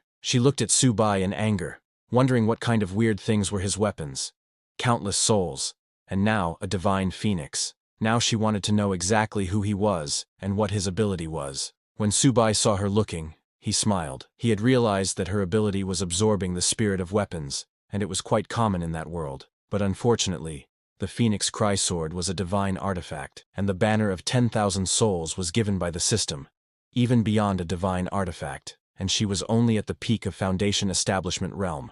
Embarrassed for the second time, Yin Yun handed over the Phoenix Sword to Subai, saying Mr. Su's divine weapons were truly impressive. Subai then asked her to come with him, and all the weapons they seized along the way would be hers. She was surprised to hear that. She turned and said, "It's a deal." Meanwhile, inside the Soul Banner, Birdman called Bone Lord an old schemer because it even absorbed Yin Yun's spiritual energy. Bone Lord laughed and told the Birdman that it did it all for Master and asked it to watch and learn. Bone Lord then used sound transmission and told Subai that it had just absorbed some spiritual energy from that girl for him to help him break through. Hearing that, Subai got happy and praised Bone Lord, saying he was very thoughtful. He told the Bone Lord that in the future, when it encountered souls with spiritual energy, it could have them all. Hearing that, Bone Lord got happy. Subai then turned to check his realm. His current realm was Advanced Foundation Establishment. At Mid-Foundation Establishment, Subai's one sword strike could defeat Peak Foundation Establishment. Now breaking through to Advanced, even Golden Core Realm might not be unbeatable. Then they all came out of that warehouse along with Teacher Li's father. Subai told Captain Xiao that this was where they parted ways. Captain Xiao told Subai to don't worry, saying they would make sure to protect Teacher Li and the other survivors. At the same time, at a faraway place, a rich family along with their bodyguards were trapped in a house surrounded by zombies. One of the bodyguards shouted, asking what about the master? We can't break through at all. Just then the zombies broke free and attacked the bodyguards. The family head along with his daughter were terrified, screaming. This was the GI family house. The family head started crying while hugging his daughter, saying his G family had struggled for 100 years to finally reach the top of the wealthy, and now they face the apocalypse. He shouted, asking who would save his G family and his daughter. Just then, somebody came there with lightning speed, and with a swing of his sword, he sliced those zombies into pieces. It was none other than Subai's disciple Shen Yunbin, who had collided with other disciples to kill Subai. When G family's bodyguards saw him, they immediately told their master that it was ability users, explaining that they were too strong, like war gods. Hearing that, the G family head and his daughter got very excited, thinking they were saved. Yunbin looked at the G family daughter, calling her fake Shui, saying long time no see. Hearing that, the G family head got shocked and turned to his daughter, asking if they knew each other. His daughter immediately declined, saying no, but admitted that she felt like they had met before. Yunbin got close and patted fake Shui's head and called her Little Snow, explaining to her that she was his dear junior sister. Hearing him call her junior sister, Little Snow immediately remembered everything about her senior brothers and sisters and her master. When Subai's face snapped in front of her eyes, she opened her eyes in shock. She called Yunbin's senior brother and told him that she seemed to remember everything now. Saying that, she laughed and activated her power. Many coins started floating around her immediately. Yunbin congratulated Little Snow as her memory and ability had been restored, and told her that now it was time to deal with more important matters. Little Snow said yes. She turned and threw some coins in the air. Those coins spread around the GI family house and created a golden barrier, pushing all the zombies out of it. Little Snow told her father that this was farewell. She was leaving with her senior brother on important business, and told him to don't leave the space where the coins were. Zombies couldn't enter there. Saying that, she left from there. After coming out, she took a deep breath and said the air here was very polluted, but compared to underground, it was too fresh. Yunbin told her that now was not the time for nostalgia, adding that if they didn't eliminate Master, this world would become even worse. Hearing the word Master, a smile came on Little Snow's face. She smiled and said,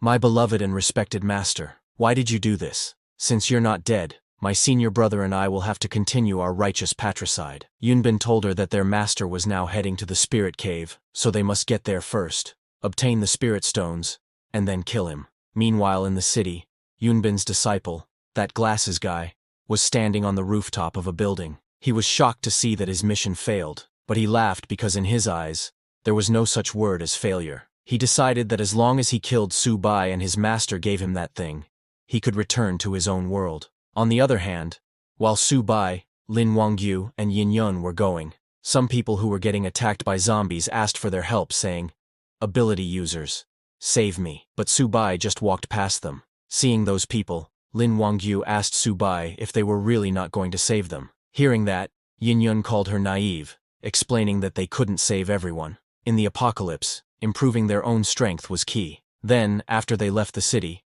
Lin Wangyu pointed in a direction and told Subai that from here 10 miles ahead was the source of those stones. Hearing that, Subai asked them to speed up to avoid any trouble. But just then, Lin Wangyu saw something shocking and told Subai that a large mass of spiritual energy was approaching. When they looked ahead, they saw the glasses guy coming towards them on a bone horse, and behind him was an undead army. Glasses Guy stopped his bone horse right before Subai. He looked at Subai and said, "Mr. Subai, you killed 3 of my generals and are just leaving like this. That's not very polite, you know." Hearing that, Subai got serious, realizing he was the one controlling those monsters. When Birdman saw the Glasses Guy, it panicked, saying it's over, it's the master, and he's actually coming out himself. But the Bone Lord angrily told the Birdman that he was their master. Their only master now was Subai. Hearing Birdman, Subai asked it if it was scared. Birdman said not at all and asked Subai to just give the order. Hearing that, Subai smiled and summoned both Birdman and Bone Lord, ordering them to go and test the enemy's strength. Seeing them coming, Glasses Guy laughed, saying how presumptuous. He called the Bone Lord and Birdman, asking if they had forgotten his tireless teachings. How dare they draw their weapons against him? Just as he said that, the ground below Bone Lord and Birdman broke, scaring both of them. Immediately the whole surrounding changed. The Bone Lord and Birdman flew onto a piece of land in the air and sat on the ground all scared. Seeing that, Yin Yun got shocked, saying this guy's voice had some kind of ability to interfere with people's minds. Subai immediately realized that it was a mental interference ability, and asked everyone to cover their ears. But Yin Yun didn't listen to Subai and jumped to attack the Glasses Guy, saying what's so great about that. She raised her staff to attack, shouting, "Eat my staff, you bastard." Seeing her, the Glasses Guy laughed, saying such a beautiful young lady, how can you be so crude? Saying that, he used his power on Yin Yun. Before Yin Yun could get near him, her mind got hit. She immediately fell in front of the Glasses Guy, unable to do anything. Her personality changed completely, and she started crying like a baby, calling her mama. Seeing her like that, Subai used the Soul Banner to communicate with Bone Lord, asking it if the Glasses Guy could create illusions too. Bone Lord told Subai that the Glasses Guy's entire body was full of mental control realms. His voice, his eyes, even every pore and cell. Hearing that, Subai smiled, saying mental control, quite an impressive ability. However, blocking mental control wasn't that difficult. Subai then swung his hand in the air and used a technique. He gathered spiritual energy from the surroundings and created an energy layer over his body. This energy layer covered Subai's whole body along with his head and arms. When the Glasses Guy saw Subai blocking the perception of every part of his body, he laughed and asked, "How will Subai fight then?" But just as he completed his words, Subai immediately attacked him with the Phoenix Sword, telling the Glasses Guy to worry about himself. The Phoenix Fire hit the Glasses Guy, burning his whole body. He screamed in pain. Subai looked at him with a serious expression, because he saw through the Glasses Guy's acting. Glasses Guy mocked Subai, laughing, saying, "Can't catch me, can you?" He told Subai that he had seen all his tricks. They were nothing special. Besides, did Subai really think he was helpless, just because Subai had blocked the perception of every part of his body? Glasses Guy called his skeleton warriors and ordered them to farm ranks. Immediately Glasses Guy's skeleton warriors surrounded Subai, Lin Wangyu, and Yin Yun. Both Lin Wangyu and Yin Yun fell on the ground crying. Lin Wangyu also fell into an illusion, seeing Yin Yun as her child. She hugged Yin Yun, asking her to don't cry. Seeing that, Bone Lord panicked and told Subai that they had entered Glasses Guy's domain, explaining that he had set this place up in advance, and once they entered this domain, they couldn't escape his mental control. Just as Bone Lord said that, Subai also fell into Glasses Guy's domain. He found himself in his own world, cultivating in the air while his disciples were sitting in front of him. Subai's 5 female disciples were looking at him while their master, Subai, had completely stopped moving. Seeing that, Glasses Guy laughed, telling Subai that even with his impressive strength, he had still fallen when he met him. Glasses Guy decided to see what was actually in Subai's illusion. He entered Subai's illusion where he saw Subai teaching his disciples. There was Yunbin too. Subai told Yunbin that every detail must be perfect. A tiny error can lead to a huge difference. Yunbin said yes, master, and followed his words. When the Glasses Guy saw Yunbin, he got shocked. He recognized that this was his master. Glasses Guy's jaw dropped when he found out that his master was actually Subai's disciple. He got too confused, wondering who on earth was this Subai. Why did the master want to kill his own teacher? While Glasses Guy was lost in his thoughts, suddenly Subai turned around and looked directly at him. This surprised the Glasses Guy. Subai laughed, asking, "Have you finished watching? So you're Shen Yunbin's lackey?" Glasses Guy got shocked seeing that Subai had independent consciousness. Subai didn't reply to him and took out the Phoenix Sword. He gathered fire in the sword and used his Phoenix Cry Sword third form, breaking the classic, and swung at the Glasses Guy, cutting him in half. The illusion broke and the Glasses Guy fell on the ground. Subai asked the Glasses Guy if he thought he was just simply swinging his sword. Subai told him that he was not cutting him, but his illusion. He pointed his sword at the glasses guy's head, angry that he had repeatedly offended him just for Shen Yunbin. Subai now started to wonder if everything behind this was all Shen Yunbin's doing. He grew furious because he had treated Shen Yunbin like a son, yet he conspired and backstabbed him. But even when a sword was pointed at him, the glasses guy was laughing. Immediately 2 skeleton warriors came from behind to attack Subai. Subai turned and cut down those skeletons with his phoenix sword, but the glasses guy used this opportunity to escape, laughing and saying, "So what if you've broken my illusion? You still can't catch me." He put some distance between him and Subai, and then turned around. He took out sharp blades, telling Subai that he could dominate this apocalyptic world, not just relying on illusion techniques. He threw those sharp blades at Subai, saying killing the master's teacher. Just thinking about it is exciting. Seeing him attacking, Subai smiled and asked Bone Lord if they understood the glasses guy's weaknesses. Bone Lord and Birdman replied that they did. Hearing that, Subai said very good, and summoned both Bone Lord and Birdman, telling them that he was leaving the glasses guy's soul consciousness to them. Just as Subai said that, both Bone Lord and Birdman came out of the soul banner and charged at the glasses guy. Seeing them coming, glasses guy grew angry and shouted, "Bone Lord, you dare to face me in combat." He threw more blades at Bone Lord and Birdman, telling them to come back after training for another 100 years. But the Bone Lord blocked all the blades of the glasses guy, saying he looked down on others too much. Birdman used his wings to deflect all the blades, telling glasses guy that he should reassess after 3 days apart. When the glasses guy heard that, he realized that something was off. He used his senses and got shocked to feel Bone Lord and Birdman's aura. Both Bone Lord and Birdman jumped to attack the glasses guy. Still in shock, glasses guy asked if they had broken through to the Golden Core realm. How was that possible? Birdman used its legs to attack the glasses guy, telling him that following the new master, it ate 6 meals a day. Bone Lord attacked the glasses guy with its giant mace. Bone Lord laughed, telling the glasses guy that reaching Golden Core was normal now. He asked glasses guy to surrender, saying he was no match for his master. Hearing that, glasses guy laughed, calling Subai a petty man in power. He used the blade fans in his hands and with full power pushed both the Birdman and Bone Lord,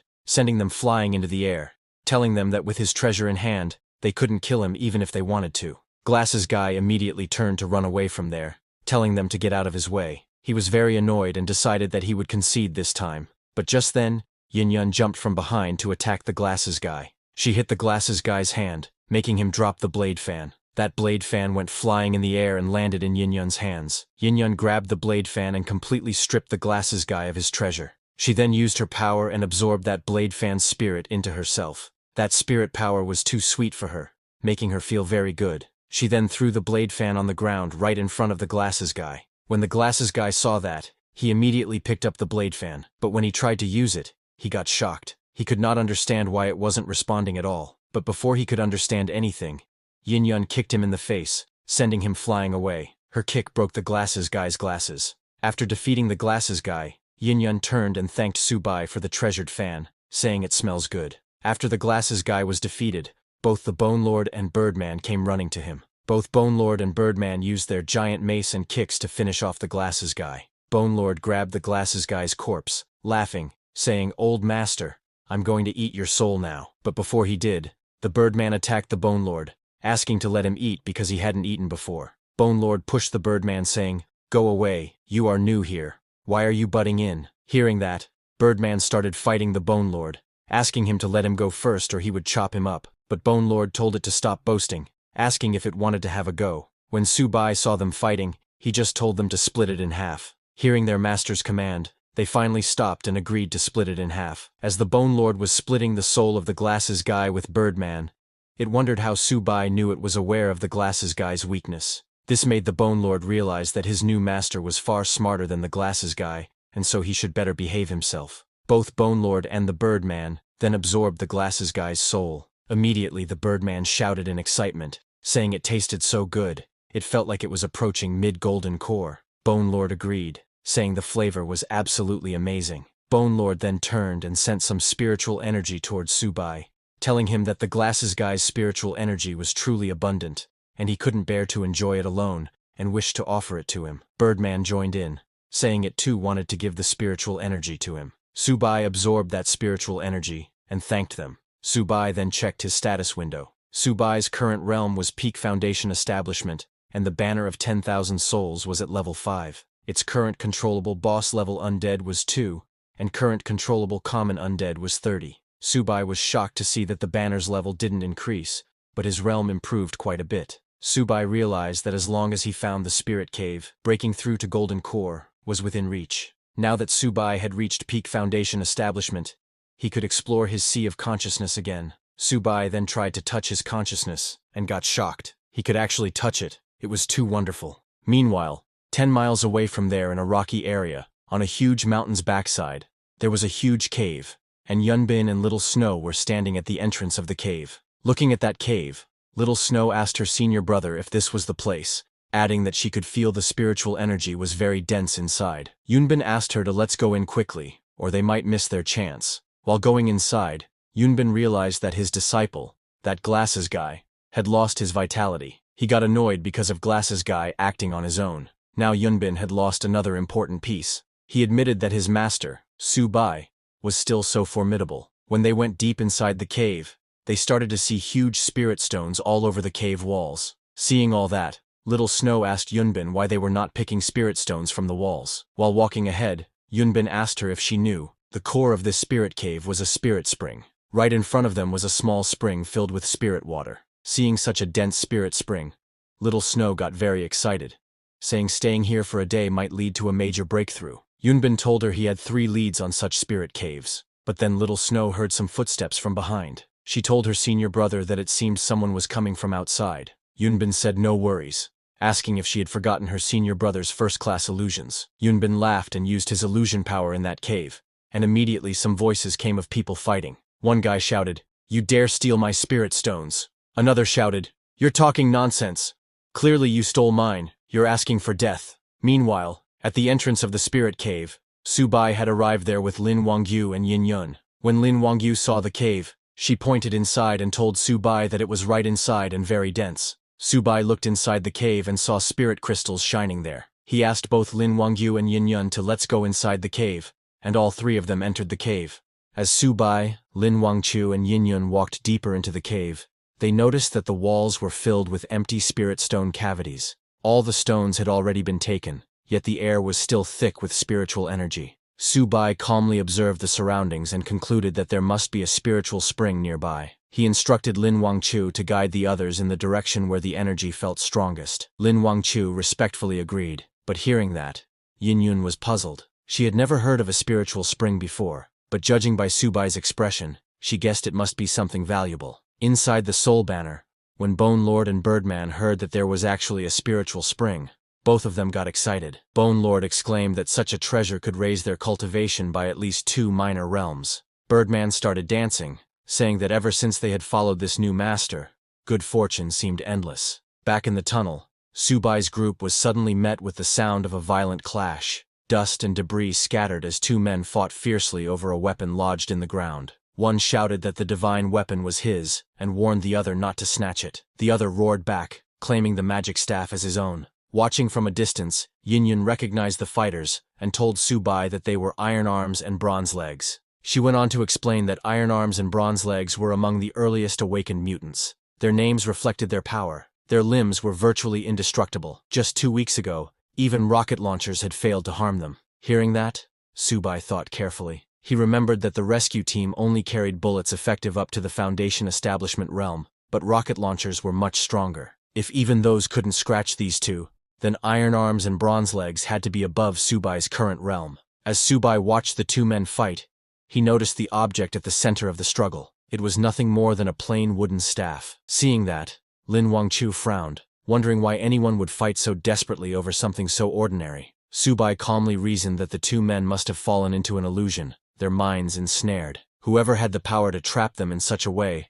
had to be incredibly strong. Lin Wangchu suddenly pointed ahead and told Subai that the source of the dense spiritual energy was just inside. Subai's sharp eyes turned toward the direction she indicated. Lin Wangchu hesitated, placing a hand near her lips as a strange feeling stirred within her. She whispered that the energy seemed oddly familiar. Subai's expression hardened as realization struck him. A cold light flashed in his eyes as he confirmed his suspicion. The one absorbing the spiritual spring was no stranger. It was his very own traitor. Suddenly, Iron Arms and Bronze Legs stopped their struggle for a moment. their eyes shifting towards Subai and his companions. Bronze Legs muttered that he didn't like having spectators around and suggested they get rid of them. Iron Arms agreed without hesitation. With a sudden roar, both men launched themselves forward, attacking at full speed. Seeing that, Yin Yun in the black combat suit stepped forward confidently. After absorbing the treasure fan earlier, her strength had surged. Smirking, she declared that she had energy to spare, and told Subai to leave those two to her. She leapt into the fray, moving swiftly. She clashed head-on with the two mutants, her strikes sharp and precise. The cavern echoed with the sounds of their fierce battle. But suddenly, Iron Arms grabbed hold of her wooden staff, his iron-like grip making the wood splinter and crack. A dangerous glint appeared in his eyes as he studied her. With a mocking smile, he admitted that the woman had impressive skills. Bronze Legs speculated that the staff wielder they were dealing with might be none other than the artifact king himself. A twisted smile spread across Iron Arm's face. He charged forward, sneering that mere skills would never be enough to save her, smashing through her defense and shattering the wooden staff in her hands. Yin Yun fought back fiercely, but before she could regain her footing, Bronze Legs moved like lightning. His kick struck her directly, sending her crashing back with a scream. Pain shot through her body as she realized in shock that her meridians had been severed with a single kick. She couldn't understand how they had grown stronger so quickly, outpacing her despite her efforts. As she fell, her strength fading,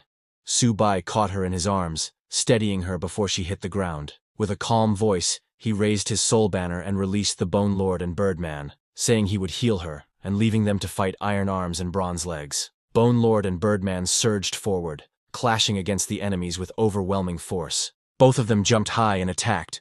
The battlefield was filled with chaos. Bone Lord swung his massive weapon to attack while Birdman turned into 5 birdmen and used his sonar skill to scream loudly, but Iron Arms blocked Bone Lord's move. Amidst the clash, Subai rushed in, carrying a wounded Yin Yun in his arms. He threw the soul banner to form a barrier around them as he began to heal Yin Yun. Yin Yun's body was weakening because her injuries were severe. Subai looked down at her and spoke calmly, telling her that he would heal her meridians. He warned that it would hurt, but urged her to endure it. He then pressed his fingers together, forming a seal. Green spiritual energy flowed from his hands, wrapping around them both like a glowing current. His power seeped into her body, mending her broken meridians. Yin Yun gasped, sweat running down her face as the energy spread through her, pain mixed with relief, her voice trembling as she let out soft cries. Soon, her expression changed. The warmth of Subai's spiritual energy soothed her completely, easing the pain. She realized her meridians were regenerating, stronger than before. In awe, she wondered to herself, just who was Subai really? From a distance, Lin Wangqiu spotted the scene. Her face flushed. She muttered that Subai had secluded himself with someone again. A faint sense of longing filled her eyes as she whispered to herself, wondering when it would finally be her turn. On the battlefield, the screeching cries of Birdman echoed everywhere. Iron Arms grew irritated at the noise, cursing under his breath. He turned to Bronze Legs and ordered him to silence the racket. Bronze Legs stepped forward. With a single heavy stomp, the ground cracked beneath his feet. In the next instant, his powerful kick shot out like a cannon, smashing into Birdman with terrifying force. Immediately, Birdman's noise stopped. A smirk spread across Iron Arm's face as he muttered that it was much quieter now. Then, with lightning speed, Iron Arms punched Bone Lord, his fists clashing directly against Bone Lord's armor. The impact was immense, and even Bone Lord had to admit, his opponent's strength was unbelievable. Meanwhile, Birdman found himself struggling against Bronze Legs. Despite his skill, he could not understand how he was being pushed back. His frustration grew as he questioned how he could possibly be losing. Still, he launched another desperate attack, but Bronze Legs jumped to dodge it, and then, with full power, kicked the yellow Birdman's head, destroying it instantly. Seeing that, Birdman was shocked, wondering when such powerful mutants had begun to appear. Not just him. Iron Arms was also attacking Bone Lord fiercely, slamming his blows against the massive warrior. Bone Lord grunted in pain, muttering about his old bones as he struggled to withstand the assault. Then all the Birdmen attacked Bronze Legs together, mocking him, saying he couldn't kick them because they had wings to escape with. Meanwhile, deep within a glowing cave pool, Yunbin and Little Snow sat in the water. Little Snow listened to the distant rumble of battle, and commented that the fighting outside was growing intense. She also sensed a presence that felt strangely familiar. Yunbin opened his eyes, his tone calm but certain. He told her that the presence was none other than their dear master. Realization struck her, and she quickly urged that they needed to break through faster, for their master was already near. Meanwhile, on the battlefield, Subai called back his soul banner while holding Yin-yun beside him. Both of their bodies swirled with energy, shaking the ground. Just then, Bone Lord and Birdman cried out in pain as they were struck down. They came flying and hit the cave wall with a solid impact. Weak and desperate, Bone Lord admitted to Subai that he was powerless here. Worried, Birdman suggested that maybe they should retreat. Iron Arms mocked Yin-yun, calling her the once great artifact king who had now fallen so low. Without hesitation, Bronze Legs ordered Iron Arms to stop talking and kill them. Seeing them coming, Yin-yun urged Subai to run, warning that their power had grown dangerous and unpredictable. But Subai stood firm, gripping his sword that burned with energy. Seeing that, Bronze Legs charged forward, scoffing at the glowing sword. He boasted that a single sword could never stop him, and shouted that he would break it in half with one kick. But as his leg met the blade, the fiery sword cut straight through. Bronze Legs screamed in shock, grabbing his bleeding leg. His eyes widened in disbelief as he cried out that this couldn't be happening. Seeing that, Bone Lord and Birdman shouted with excitement. They declared that their master's sword was no ordinary weapon. It was a divine blade. Not even the strength of Iron Arms or Bronze Legs could withstand its power. With great zeal, they praised their master, chanting that all should hail the sovereign. Bronze Legs, cloaked in black, suddenly cried out that he surrendered, yet he arrogantly added that if he chose to flee, no one could possibly stop him. Hearing that, Subai only smiled calmly and took out a rope from his inventory. Without hesitation, he lashed out the rope. The strike was swift and precise, binding the fleeing Bronze Legs. Bronze Legs fell hard to the ground, groaning in pain as he was dragged back. Desperately, Bronze Legs struggled against the ropes, but no matter how much force he used, the bindings held firm. Damn it, he thought, panic filling his chest. What kind of monster is this? It's like crashing into an iron wall. Seeing that, Yin-yun was shocked, realizing that despite Bronze Legs' strength being equal to hundreds of thousands of pounds, he could not break even a single thread. Subai stood tall with the rope still in his hand, his calm expression making the struggle of his opponent seem meaningless. He then gripped the rope tightly in his hand, and Bronze Legs screamed in fear. Subai explained that the rope he held was normally used to tie up his ox, but today, it would be used to bind his opponent instead. He told him to consider it an honor. Seeing Bronze Legs tremble, Yin-yun, in shock, questioned Subai. What kind of ox would need such a rope? Unable to believe it, scared Iron Arms stammered, asking Subai if it was a joke. Hearing Subai's words, Lin Wangchu's eyes widened as memories surfaced. She recalled a heavenly savage ox, a divine beast at the Tribulation Passage realm. The realization struck her. It was the immortal binding rope, but she couldn't understand why she remembered such a thing. None of it made sense to her. Struggling on the ground, Bronze Legs glared up, demanding that Subai fight him properly without the cursed rope holding him down. But Subai didn't listen. He swung his sword. Blood splattered across the battlefield as a fierce strike landed. Subai's commanding voice called out, ordering Bone Lord and Birdman to devour the fallen enemy's soul. Immediately, Bone Lord and Birdman took Bronze Leg's soul. Bone Lord praised Subai, saying the master's sword was unstoppable, capable of cutting down even the strongest defenses. Birdman declared that following the new master was the best choice he had ever made. Bone Lord laughed darkly, savoring the soul of Bronze Legs, which was nearly at the Golden Core realm. He said it was delicious, and with their new master, they could feast 8 times a day. Watching this terrifying scene, Yin-yun's heart raced. She wondered what kind of power Subai had awakened. His strength seemed unimaginable, far beyond what she had ever expected. Even Iron Arms trembled as cold sweat ran down his face. He realized the thread was far too powerful, and even the sword in Subai's hand felt strange. Fear filled his heart. He realized that there was no way they could win.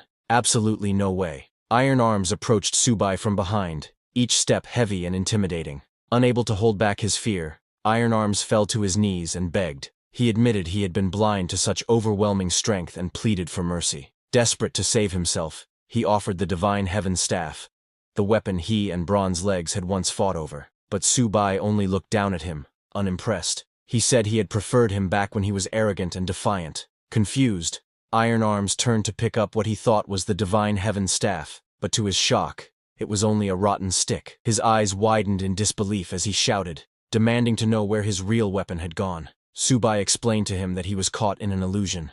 The so-called Divine Heaven Staff had never been real. Rage and confusion twisted Iron Arms' face. He crushed the stick and roared, demanding to know who had cast such an illusion on them. Subai pointed toward the wall of the cave and revealed that the one responsible was hidden inside. With a calm but commanding voice, he ordered them to break the wall. Yunbin and Little Snow, soaking in the spring, noticed the noise in the distance. Little Snow remarked that it seemed their master had already subdued those two men. Yunbin smirked with confidence. After absorbing the energy of the spiritual spring, he had broken through to the Golden Core realm. He thought about how troublesome his master had been before, but now, with his newfound strength, he could kill them effortlessly with just a flick of his wrist. Meanwhile, the wall of the cave shattered open as iron arms struck through it, revealing the way forward. On the other side stood Yunbin in a blue robe with Little Snow. Subai pointed towards them and told Iron Arms that those two were the ones who had trapped him in an illusion.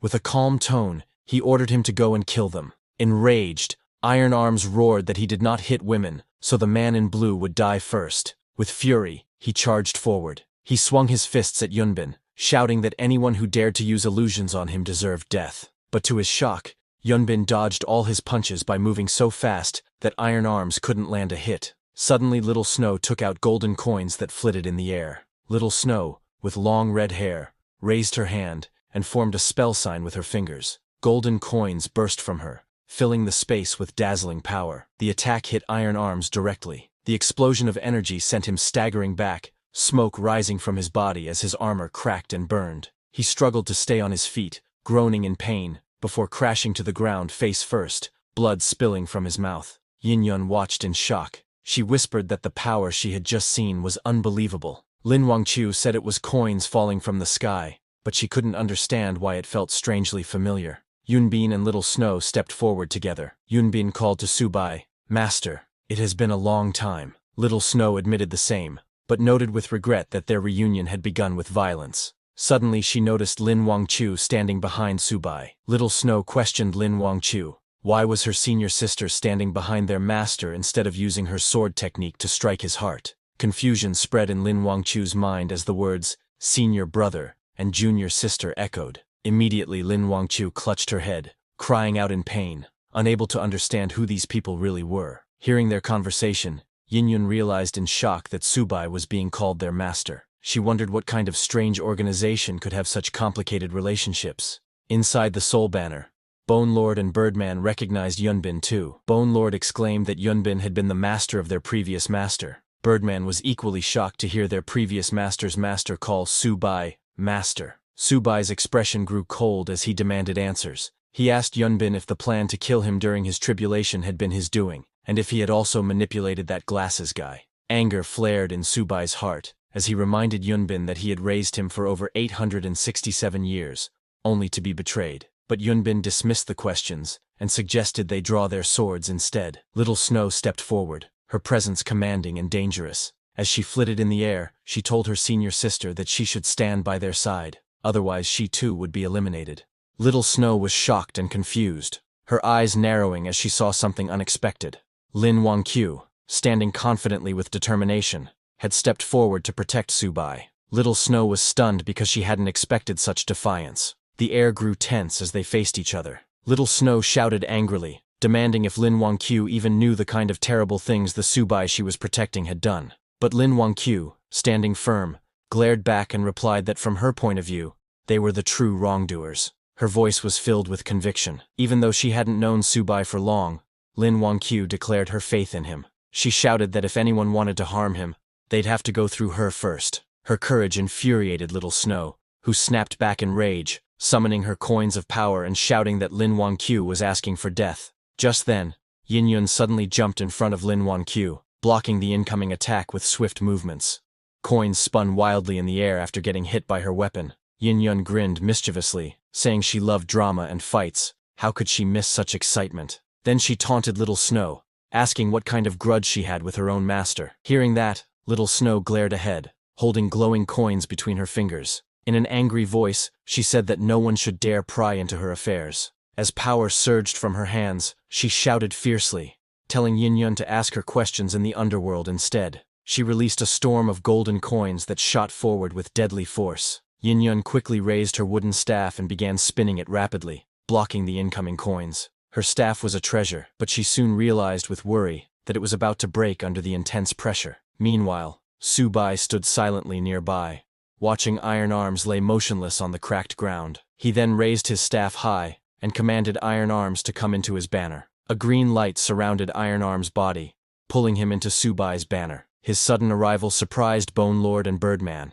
Inside, Iron Arms looked around in shock, finding himself between two intimidating figures, the Bone Lord and Birdman. Still confused, Iron Arms asked what this 10,000 souls banner was. Subai said in a cold voice that if Iron Arms became his servant, he would be granted an undying body. Hearing that, Bone Lord clicked his tongue and said they had gained another comrade. Birdman crossed his arms and complained that it was just another mouth to feed. Iron Arms looked around in disbelief, feeling his body again. He couldn't believe he had been revived. He wondered if these two strange figures were now his companions. Clenching his metallic fists, Iron Arms shouted with determination that being a servant was fine. As long as he lived, there would always be a chance to rise again. Watching all this, Subai reflected on his past life. Back then, he had ruled through strict orders and harsh discipline, which caused his followers to betray him. But this time, he wanted to change. He decided that true leadership was about balancing kindness and authority. He faced his new servants and spoke sincerely, telling them that even though they were bound to serve him, he also saw them as his friends. He promised fair rewards for their efforts in battle, and vowed not to mistreat those who proved capable. Hearing that, all three of them knelt together, showing their loyalty. They shouted that they would devote their bodies and souls to their sovereign. Iron Arms also nodded with a faint smile, thinking to himself that these new companions seemed trustworthy. Then, as the next fight began, Subai summoned all three of them and gave quick orders. Birdman, protect Yin. Bone Lord, deal with Little Snow. Iron Arms, come with me. We'll fight Yunbin together. They all responded at once, ready for battle. Yin swung her staff fiercely, refusing to back down. Birdman joked that she should hide behind their sovereign, but she scoffed and shouted that she needed no protection. She clashed with Little Snow, her strikes breaking through waves of spinning coins. Just then, Bone Lord swung his huge mace to attack her, but Little Snow jumped and dodged his strike. Looking at Subai, she thought he truly was a demonic pathmaster, one who even used the 10,000 souls banner. With anger in her voice, she said she would destroy the banner's spirits first. Little Snow glared forward, her hands glowing with golden energy as lightning crackled around her. With a smirk, she asked Subai if he still remembered this move. Raising her hand, she gathered energy, forming a massive glowing copper coin above her. She swung her arm down with force, using her treasure-fall technique. The giant coin descended with crushing power. Bone Lord below tried to resist but groaned in pain. He could barely hold himself up as the heavy coin pressed him down. This coin, it weighs more than Mount Tai, he struggled to say, his strength nearly giving out. Meanwhile, Iron Arms charged at Yunbin, shouting angrily, "You're the one who cast illusions on me! Take this fist!" He launched a powerful punch, but Yunbin didn't even dodge. He just stared at him with his white eyes. Iron Arms' eyes widened in shock as his body suddenly froze. He fell to the ground, confused and unable to move. Yunbin then looked at Subai and mocked, saying, "Master, have you fallen so low as to let trash lead your charge?" The iron-armed man twitched on the ground, furious and embarrassed, asking Yunbin who he was calling trash. But Yunbin completely ignored him and took out a sword. Holding it firmly, he acknowledged his teacher Subai's skill, admitting that everything he knew about swordsmanship came from him. With a determined look, he proposed a duel and suddenly attacked Subai with a powerful strike. The force of his swing tore through the ground, radiating energy. Lin Wangqiu nearby watched in shock. She was amazed that such a simple sword move could carry so much power. Subai also took out his phoenix sword and explained to Lin Wangqiu that this technique was called sword fall, a blade empowered by spiritual energy. He told her that it could destroy everything in its path, and he called it the ultimate sword. He told her that to counter it required the sword wall, where he swings his sword 360 degrees to create a formation of countless blades forming an unbreakable defense. "This," he said, "is what I call the toughest shield." The clash between Yunbin's sword and Subai's sword shield filled the air with explosive force. Seeing that, Lin Wangqiu was stunned. She whispered that both techniques, the ultimate sword and the toughest shield, were incredible. However, she was worried that her master's cultivation was weaker than his opponent's. But suddenly, she held her head in pain, feeling strange memories flooding her mind. She couldn't understand what kind of memories they were. She was too confused, and her mind began to overload. Seeing that, Yunbin realized Lin Wangqiu's memories were returning. He smiled and gathered a surge of power, lightning flashing around him as he descended with a sharp blade strike. He shouted to his master, Su Bai, eager to prove his progress. Multiple swords surrounded him like a storm, their edges glowing with red energy as he charged forward. But Su Bai's shield blocked them, yet that wasn't Yunbin's real attack. With a fierce swing, he unleashed his true strike. With full power, he attacked again, but Su Bai's blade shield formed once more, blocking his assault. Su Bai remained still, his expression calm as the swords neared him. But before reaching Su Bai, Yunbin's sword suddenly stopped. Su Bai glanced at him, and with a smile, told Yunbin that his sword was sharp, but too fragile to withstand true strength. Seeing Su Bai stop his attack, Yunbin's eyes widened in disbelief. The next second, his blade shattered, and he was sent flying, crashing into the ground with a cry of pain. Seeing that, Lin Wangqiu was stunned. She praised Su Bai's incredible skill, realizing how deep and unfathomable his strength truly was. Yin Yun joined in, saying that even the most powerful sword could not pierce Su Bai's defense. His power stood far above their imagination. Even Little Snow was stunned, her eyes fixed on Su Bai. She thought to herself that their master was, as always, full of surprises. But then, she scolded herself for such thoughts. How could she admire someone like him? No matter how powerful their master was, his wickedness could never be forgiven. He deserved death. From behind, Bone Lord, still buried under Little Snow's silver coin, let out a mocking laugh. He told her she could say whatever she wanted, but deep down, Su Bai would always remain her master. But suddenly, Yunbin, who was on the ground, grinned. He asked Su Bai, didn't he teach him that in battle, everything is fair? Saying that, Yunbin called back all the pieces of his broken sword that had fallen behind Su Bai. Su Bai was shocked by his move, and looked back, but it was already too late. Before he could fully dodge, those sword pieces struck, and a sharp cut sliced across his face, leaving a thin trail of blood. His eyes widened in surprise. He turned to Yunbin and shouted angrily, "Wretched disciple!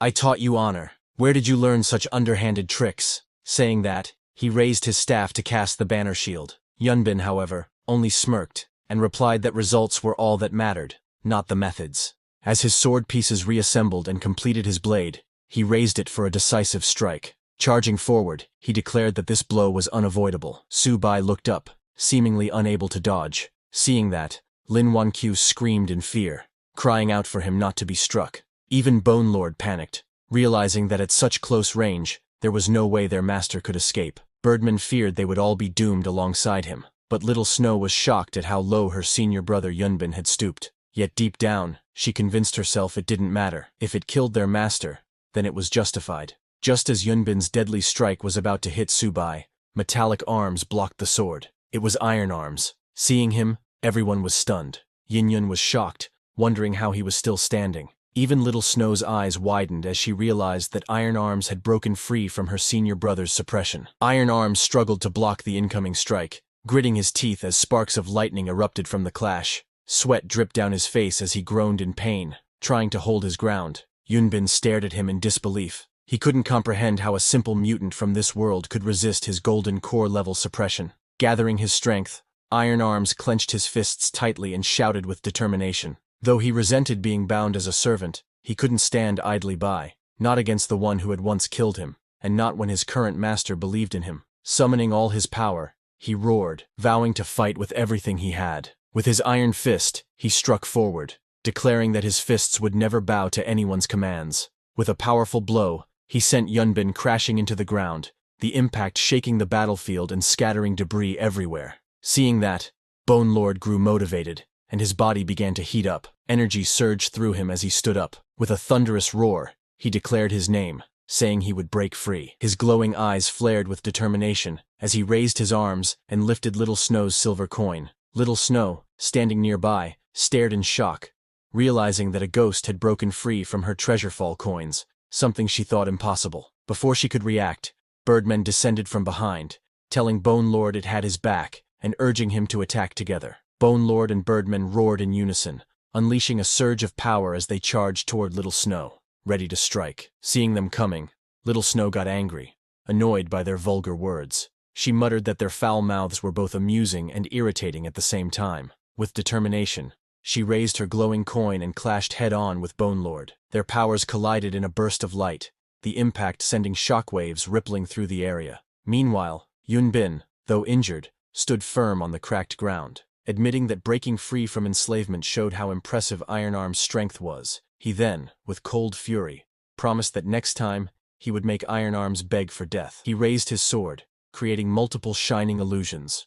48 shadow swords in total, each one as deadly as a real blade. Iron Arms tried to block, but the overwhelming assault sent him crashing into a rock wall. He coughed in pain, unable to withstand the storm of strikes. Then, out of nowhere, a glowing rope shot through the air. Yunbin's eyes widened in shock as he recognized it. The immortal binding rope, something strong enough to restrain even sky oxen. He couldn't understand why such a powerful item was here. Before he could react, the rope wrapped tightly around his body, binding him completely. Behind him stood Subai, holding the rope firmly, ready to strike again. Seeing Yunbin restrained, Iron Arms thanked Subai respectfully before turning toward Yunbin, who was still bound tightly by the rope. Gathering power in his fist, he charged forward with determination. His expression turned fierce as he punched Yunbin with full force, sending him flying backward. Without giving Yunbin time to react, Iron Arms unleashed a flurry of punches, striking repeatedly with incredible speed. Each hit landed powerfully, shaking the ground beneath them. Watching from a distance, Lin Wangqiu cheered loudly, saying she saw everything. Yin Yun smirked confidently. She believed Iron Arms' fists would completely crush their foe. But suddenly, Iron Arms stopped as he noticed something strange. The body of Yunbin started to look unusual. His skin seemed rough and lifeless. Kneeling down, Iron Arms frowned and said something felt wrong, because Yunbin didn't look human anymore. He looked like clay. Subai immediately realized that Yunbin was using a nascent soul technique, one that allowed him to manifest his spirit. However, he also understood that performing such a technique while still at the golden core level came with a heavy cost. Suddenly, Yunbin's spirit emerged from the clay and smirked. He challenged Subai, asking if the so-called master had the courage to face him directly. He mocked Subai for relying on ghosts and artifacts during battle. Drawing his weapon, he glared fiercely and shouted in anger, demanding how someone so cowardly as Subai could ever dare to call himself his master. Yunbin stood tall, his sword pointed forward, while Lin Wangqiu shouted for Subai not to be provoked. Hearing that, Yunbin turned in anger and yelled at her, saying his junior sister was too noisy. In an instant, he swung his sword with fury, sending a sharp strike toward Lin Wangqiu that knocked her back violently. She screamed as the attack was far too sudden to dodge. Yin Yun, watching from the side, sensed a chilling bloodlust filling the air. Her eyes widened. She could feel the killing intent behind that sword strike. Nearby, Bone Lord clenched his weapon tightly, realizing the power of the attack. He muttered that even he couldn't block such a sword and feared the worst, thinking the master's woman was doomed. However, before the sword could reach its target, Subai swiftly reacted and threw his sword. Seeing that, Yunbin laughed, saying the sword that was thrown couldn't possibly block his attack. Just then, a golden coin-shaped artifact flew through the air, glowing brightly. It intercepted the attack, shattering the sword's momentum and saving Lin Wangqiu just in time. Seeing that, Yunbin's expression twisted in disbelief, and he looked back. From behind, Little Snow stepped forward, reminding Yunbin that the one he attacked, Lin Wangqiu, was their junior sister. But Yunbin only glared back coldly, saying that a junior sister who protected the master was useless to him. Hearing that, Little Snow stared at him in disbelief, unable to comprehend what she had just seen. Her senior brother had actually attacked their junior sister. His actions felt foreign and unfamiliar,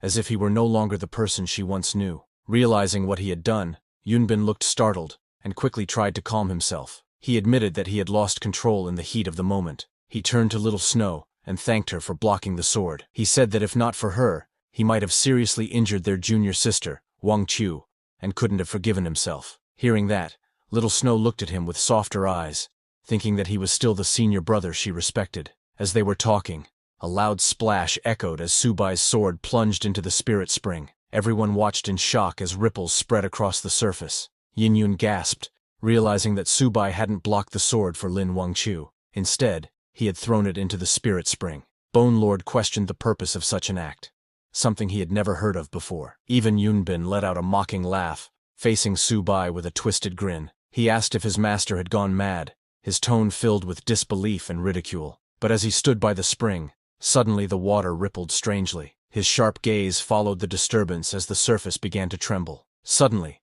the spirit spring's surface erupted in blinding light as a massive burst of fiery energy shot upward. From within the explosion, a majestic phoenix made of golden flames emerged, spreading its wings wide and illuminating the entire canyon. The onlookers stared in shock. Its power was overwhelming. Birdman was shocked to see a real phoenix. Bone Lord trembled, realizing it wasn't an illusion, but a real phoenix carrying an aura from ancient times. Yin Yun stared at the fiery creature, wondering if it had come from the sword. She remembered trying to absorb that very sword before, and smirked at the thought. Seeing the phoenix, Yunbin was stunned. He couldn't believe a phoenix of such scale had manifested. The spiritual energy in this world shouldn't have been enough to summon something this powerful, yet the impossible was happening before his eyes. The spirit spring glowed brightly under the wings of the fiery phoenix that soared above it. Subai stepped forward and told them that a spirit spring shouldn't exist in a world with such weak spiritual energy. But if it did exist, it must mean the spring had a guide. He continued explaining that there were only two substances capable of guiding spiritual energy: the spirit rhinoceros crystal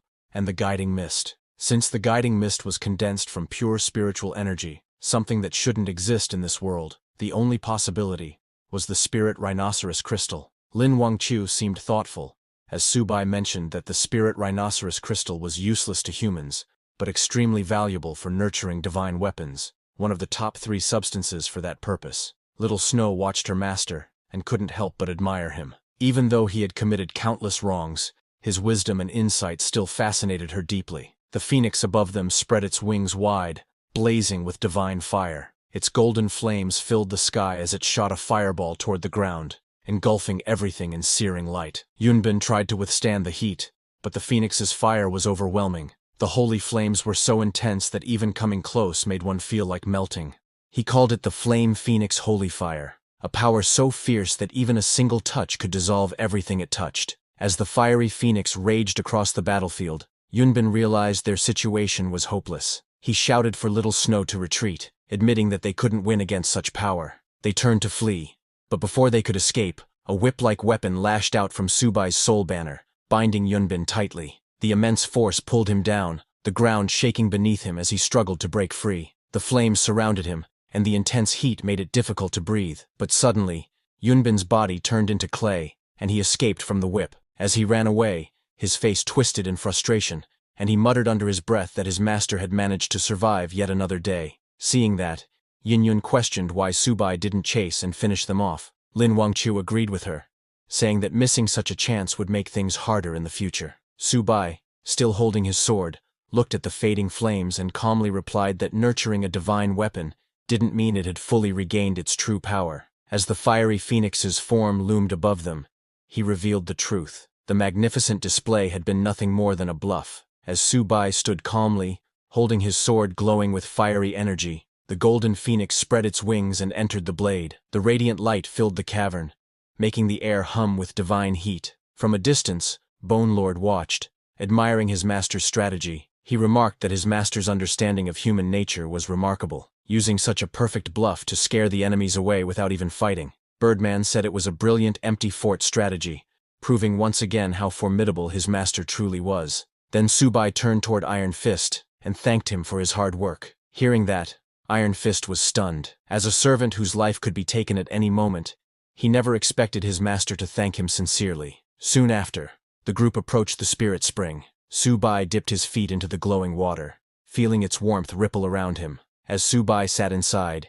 he told the others to join in, explaining that 1 hour in the spirit spring was equal to 3 months of cultivation. Hearing that, Yin Yun's eyes sparkled with excitement. She couldn't believe what she heard and exclaimed in joy, realizing that despite being the mighty weapon king, she had only been protected during the battle. Now, she had a chance to grow stronger. Determined, she shouted that she needed to break through and hurriedly jumped toward the spring, declaring loudly that she was coming. But as she leaped toward the spirit spring to jump in, Subai calmly explained that the spring wasn't ordinary. It was a non-Newtonian fluid, soft when touched gently, but hard when met with force. Before she could process his words, she hit the water's surface with full force. The surface instantly hardened, and she crashed painfully onto it with a loud thud, letting out a cry of pain. Lying on the water's surface, she groaned in frustration, scolding Subai for not warning her earlier. The others sat nearby watching her, some amused, others silent. Determined not to lose face, she pushed herself up,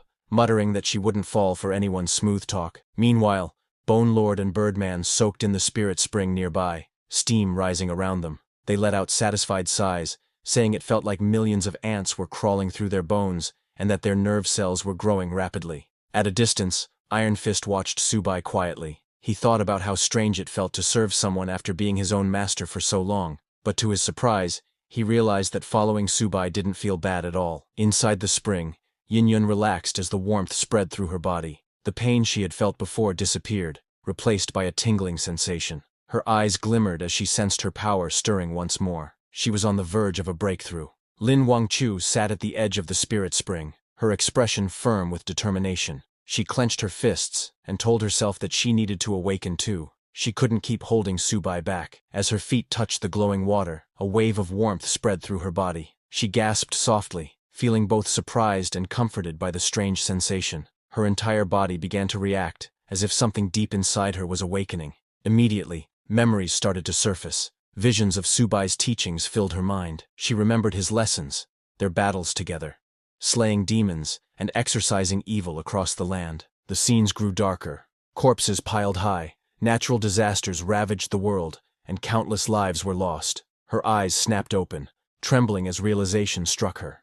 The man she admired, Subai, appeared in her memories not as a savior, but as the cause of endless calamity. Her voice shook as she muttered his name. Then, in a moment of awakening clarity, she corrected herself. He wasn't just Subai, he was her master. Anger surged within her. She stood up in the water, glaring fiercely. In her mind, she accused him of spreading chaos, causing disasters, and making millions homeless. In fury, she called him what she now believed him to be, a demon. As the energy within the spirit spring surged, Subai opened his eyes, sensing a shift inside his body. The system window appeared before him. His realm had advanced to the early golden core stage. A faint smile formed as he realized he had finally broken through. Golden light pulsed within his body. The energy channels inside him felt smoother, his senses sharper. Everything around him, every sound, every ripple, felt clearer and more alive than ever before. He looked around and noticed the others in the spring, his servants and undead.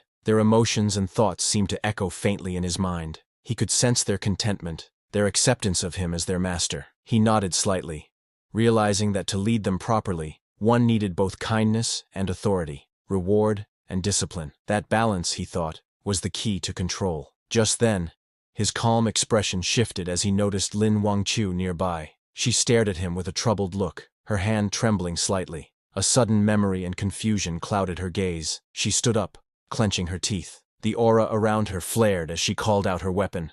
Flames burst forth, and her sword materialized with a flash. "Phoenix Cry!" she shouted, her killing intent filling the air. She raised the weapon, pointing it at Subai. Her voice was sharp and trembling with anger. She called Subai master, then corrected herself and called him a demon, saying he should have died long ago. Lin Wangchu's eyes burned with fury as she lunged forward, her weapon igniting in brilliant flames.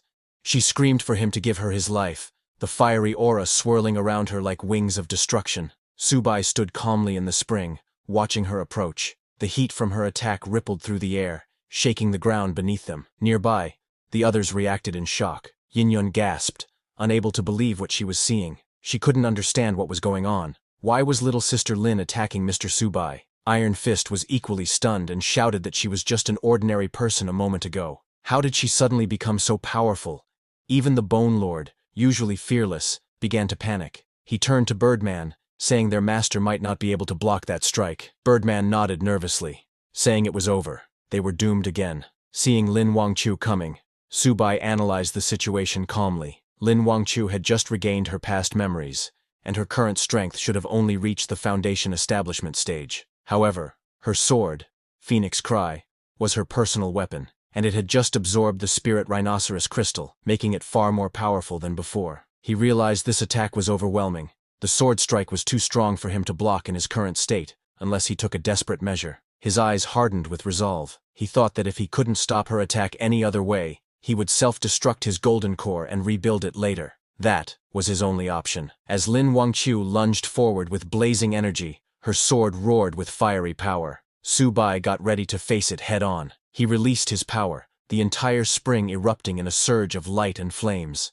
But just at the moment of impact, Lin Wangchu's strength suddenly vanished, and her body went limp, falling unconscious before she could understand what had happened. Subai stood there unharmed, the flames fading around him. In the distance, Iron Fist stared in disbelief, seeing that she had just fainted. Still tense from the battle, he sighed in relief, saying he had been ready to sacrifice himself to block her sword, only for the fight to end just like that. Subai stood calmly at the edge of the spirit spring, looking down at the unconscious Lin Wangchu floating on the water. Her weapon still rested in her hand. Turning to Bone Lord, Subai ordered him to go check what trick she was up to. Bone Lord nodded. It stepped forward, lowering its bony hand into the water to inspect her condition. After a moment, Bone Lord raised its head and spoke in a deep voice, telling Subai that her brain's neural pathways had been blocked. That's what caused her to lose consciousness. It seemed to be some kind of mental control technique. Hearing that, Subai's eyes narrowed. Mental control, he repeated quietly, piecing it together. He then remembered Shen Yunbin, the man who had mastered the dark art of manipulating others' minds. Subai thought he should thank Shen Yunbin for this, as he had perfected the evil cultivation's neural control technique. Subai reached down and grabbed Lin Wangchu's sword. His expression turned cold, and he pointed the sword toward Lin Wangchu, thinking that since her memories had returned, there was no reason to keep her around. He raised the sword, the sharp edge reflecting a dim light. But before he could act, his companion's loud cry echoed through the air, asking him to stop. Yin Yun and Iron Fist rushed forward, eyes wide in panic. They stood in front of Lin Wangchu, begging Subai to reconsider. Yin Yun pleaded while spreading her arms in front of Lin Wangchu, telling Subai that if he wanted to kill her, then he should kill her first, because she believed Lin Wangchu didn't mean to attack him. Hearing that, Subai paused, his eyes flickering slightly as he looked at her desperate expression. Subai's eyes grew cold as he let out a sharp snort. With a flick of his hand, he tossed the sword aside, the blade striking the rocks with a loud clang. He turned slightly, his voice calm, but filled with killing intent. He said that once he left the spirit spring, the next time he saw Lin Wangchu would be the moment he killed her. Without another glance, he ordered Bone Lord, Birdman, and Iron Fist to follow him. Lightning surged around him as he took out his soul banner, his followers gathering behind him. As Subai moved forward, his thoughts darkened. Both Lin Wangchu and Little Snow had accused him of committing countless evils. Yet he, an immortal lord, had never done such things. He hadn't saved every being, but neither had he harmed them. He believed Shen Yunbin had framed him more than anyone else. Subai then jumped into the spirit spring. Once underwater, his expression turned grim. He thought about his ungrateful disciple Shen Yunbin, and those female disciples who had tried to kill him. If he didn't kill them, they would kill him first. Determined, he clenched his weapon tighter, thinking that since he needed more power, he would seize every chance to gain it. As he swam deeper, he noticed something strange. The spirit spring wasn't just a legend. Beneath its depths lay an entrance to other worlds. The unknown below shimmered with both danger and possibility. As he reached the ground, his eyes sharpened as glowing crystals illuminated the underwater path. He was shocked to see that place, his gaze fixed ahead as he descended into the mysterious realm. As Subai swam deeper into the glowing green depths of the spirit spring, the light of the crystals guided his way. The walls around him shimmered like jade, and ancient runes glowed faintly beneath the water. He reached out his hand and pressed it against the shining wall. The moment his palm touched it, the wall trembled and began to open, releasing waves of powerful spiritual energy. A strong current surrounded him, twisting and surging with force. The energy pulsed violently as his body endured the pressure. Subai clenched his teeth, holding firm against the storm of spiritual power. Suddenly, he felt a shock run through him and grunted in pain as light exploded around him. When the energy finally settled, he looked around in awe. The air was thick with spiritual energy, so dense it almost felt tangible. It was on the same level as the previous immortal realm.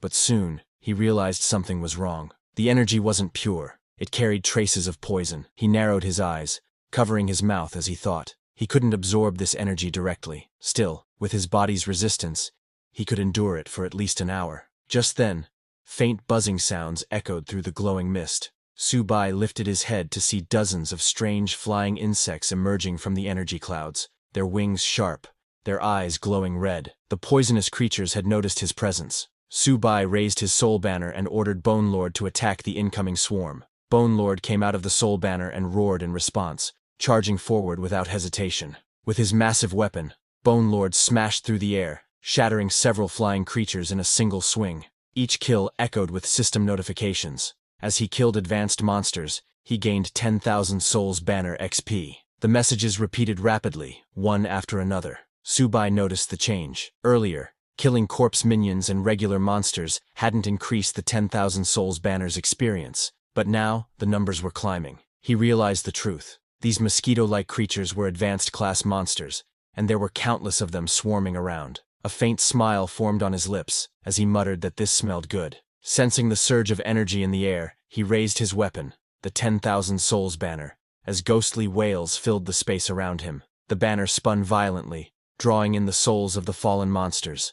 Meanwhile, Bone Lord, Birdman, and Iron Fist devoured some of those monsters' souls. Iron Fist bit down on one of the creature's souls, green liquid spilling from his mouth. He laughed, saying this was delicious, and that it felt like his strength was growing again. Bone Lord looked out in excitement, saying he saw a huge batch up ahead. Subai's eyes glinted coldly as he raised his hand and ordered them to charge and kill them all. His army roared in excitement, rushing forward as the air filled with the sound of wings breaking and the cries of the damned. The 10,000 Souls banner began to glow brightly as its level rose to 6. A system message appeared, revealing its new ability. It could now pull in 100 souls at once, forcing them to battle among themselves until only the strongest remained. The victorious soul would then stabilize and take up a regular undead slot. Subai looked at the glowing banner and smiled, saying this was interesting.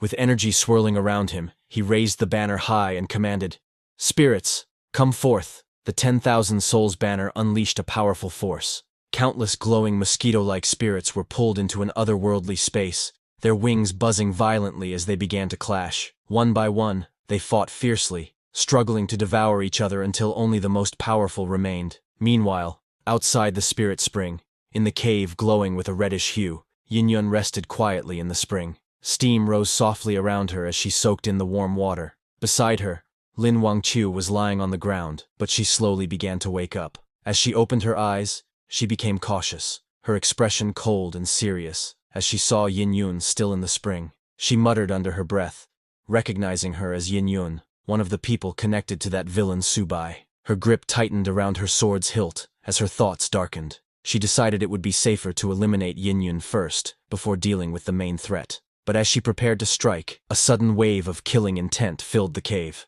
Yin-Yun sensed it instantly, her sharp eyes flashing open. She stared toward Lin Wangqiu, her calm replaced by focused alertness. In that moment, Yin-Yun realized Lin Wangqiu had changed. She was no longer the kind or innocent girl she once knew. Yin-Yun clenched her weapon underwater, annoyed at herself for saving Lin earlier. She thought she should have left her to Subai. Still, if Lin dared to attack, she was ready to strike back and break her leg in a single blow. Lin Wangqiu raised her sword, ready to act, but hesitation filled her mind. Her thoughts wavered. A villain is a villain, but Yin-Yun is Yin-Yun, so why can't I do it? Her hands trembled slightly as reason returned to her eyes. Lowering the blade, she whispered to herself that she couldn't recklessly kill the innocent, even in a world full of enemies. As Lin Wangqiu turned to leave the cave, Yin-Yun, still in the hot spring, looked up in surprise and asked where she was going. Lin didn't answer. Her steps were unsteady, her hand pressed against her head as she muttered in pain.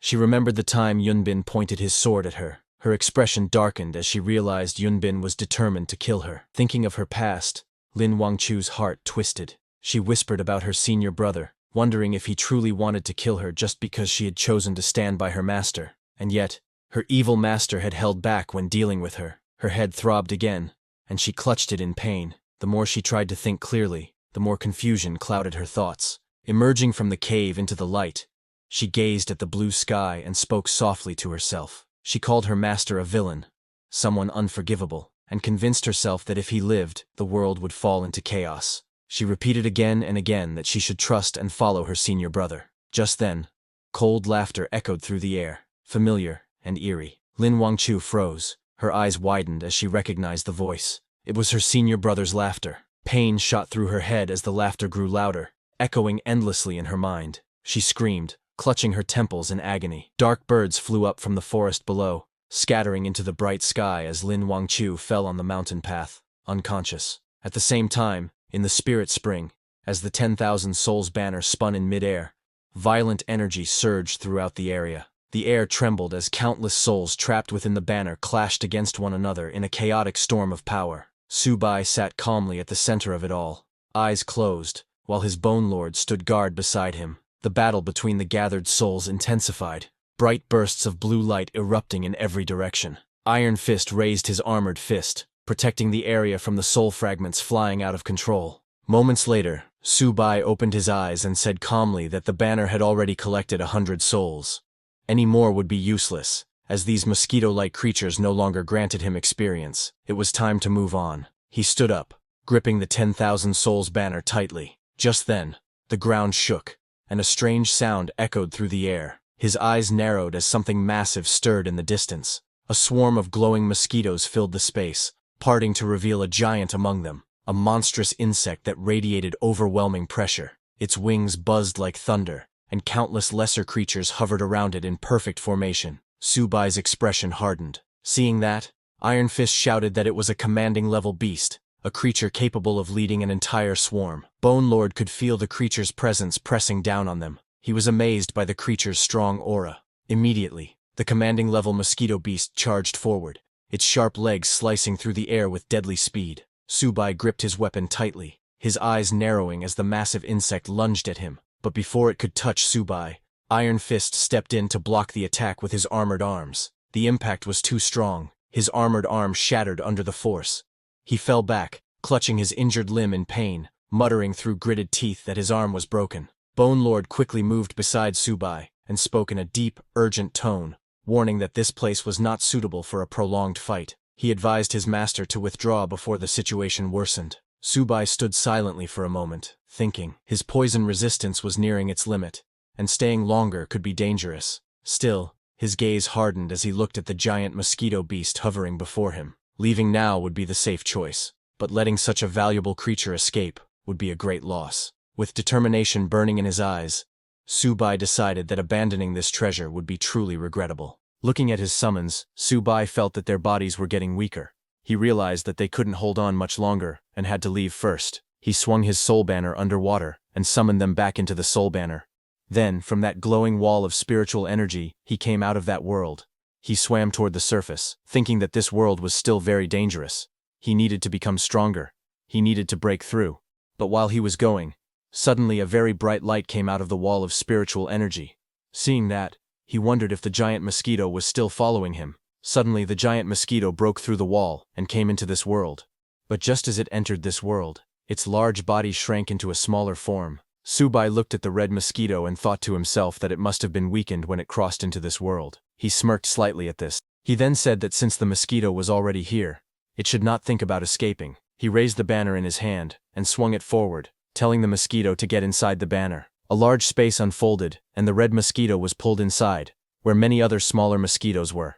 Immediately, the red mosquito started attacking the other small mosquitoes. Subai watched and understood that the red mosquito was suppressed because of its bloodline. He looked at that world behind the spiritual wall and thought that there was still much he had not explored, but he decided to stop chasing other worlds for now. Instead, he wanted to find more spiritual caves so he could grow stronger. He remembered being called the villain by Lin Wangqiu and wondered why that was. He also questioned why Yunbin had betrayed him. To understand these things, he felt he needed even greater strength. While swimming upward through the water, he asked Iron Arms what commanding level meant. Iron Arms replied that he had a catalog and offered it so Subai could understand better. Subai opened the scroll and found detailed information about different factions, lone individuals, and spiritual caves. He was pleased and said that it was very useful. Later, he returned to the red water pool. Yanyun there asked where he had gone. He ignored the question and asked where Lin Wangqiu was. Yanyun replied that Lin Wangqiu had left about half an hour ago and mentioned that she had tried to kill her too earlier. Hearing that, Subai told Yinyun that once someone turns bad, they cannot return to how they were. Yinyun crossed her arms and said that it was good. Ling Wangkel did not act, or she would have killed her first. Subai got dressed and started walking out. From behind, Yinyun asked where they were going next. As they stepped out of the cave together, Subai told her that they were going to the next spiritual cave. Meanwhile, in the same mountain range, a group of hunters walked along the mountain road. One of them said that there was a place up ahead, and hoped they could find spirit stones to level up again. But then one of them pointed forward, saying someone was lying on the road. It was Lin Wangqiu. They moved closer, and saw a beautiful girl lying there in the middle of the path. Seeing that she was holding a sword, one of them said she must be a mutant. Their leader, a man in a mask, called out to the girl in white named Bai Yu. He told her that he found a mutant who had passed out and asked her to help. Bai Yu looked at Lin Wangqiu and suddenly stopped. Her eyes widened. She felt something familiar. It felt like there was some kind of fate connecting them. Bai Yushu placed her hand on Lin Wangchu's chest, and green healing energy flowed out. Yushu told her leader that this girl had suffered a mental injury and that her nerves were unstable, but she also said they were lucky because they found her in time. Suddenly, Lin Wangchu made a soft sound as she began to wake up. She slowly opened her eyes and let out a weak sound. She sat up on the ground, looking confused. She looked at the white-haired girl in front of her and called out to her, saying she was her junior sister. Yu looked surprised and asked if she was being called sister. She asked Lin Wangchu if she knew her name was Yu Yu. Hearing that, Lin Wangchu realized that Yu Yu had lost her memory too, just like her. But then she thought that forgetting things might not be such a bad thing. Yu helped Lin Wangchu stand up, explaining that she had been attacked mentally, and if they had not helped her, she might have gone insane. Then someone asked who could be so cruel as to attack her. Hearing that, Lin Wangchu suddenly remembered everything. She held her head and screamed. She shouted that her head hurt a lot. Seeing that, Yu Nu told Lin Wangchu that this mental attack was very vicious. If she had not treated her, the attack would have killed her. Lin Wangchu remembered someone laughing, and realized that it was her senior brother. She said her senior brother wanted her dead. She looked at Yu Yu, and repeated that her senior brother wanted to kill her. She gave a strange laugh while saying it. Hearing that, Yu asked Lin Wangchu how she knew her name. She also asked who Lin Wangchu and this senior brother she mentioned were. Hearing that, Lin Wangchu looked troubled. She asked Yu Yu what she should do. She wondered if she should trust her senior brother, or trust her master. Hearing this, Yu asked which one was good and which one was evil. Lin Wangchu looked down at the ground, and, with a deep voice, said that she didn't know anymore. Yu got confused hearing that. She told Lin Wangchu that she didn't fully understand what Lin Wangchu meant, but she knew that as mutants, their duty was to slay demons, uphold justice, and save the world. Hearing Lin Wangchu agreed. Her eyes became firm. Lightning formed around her body.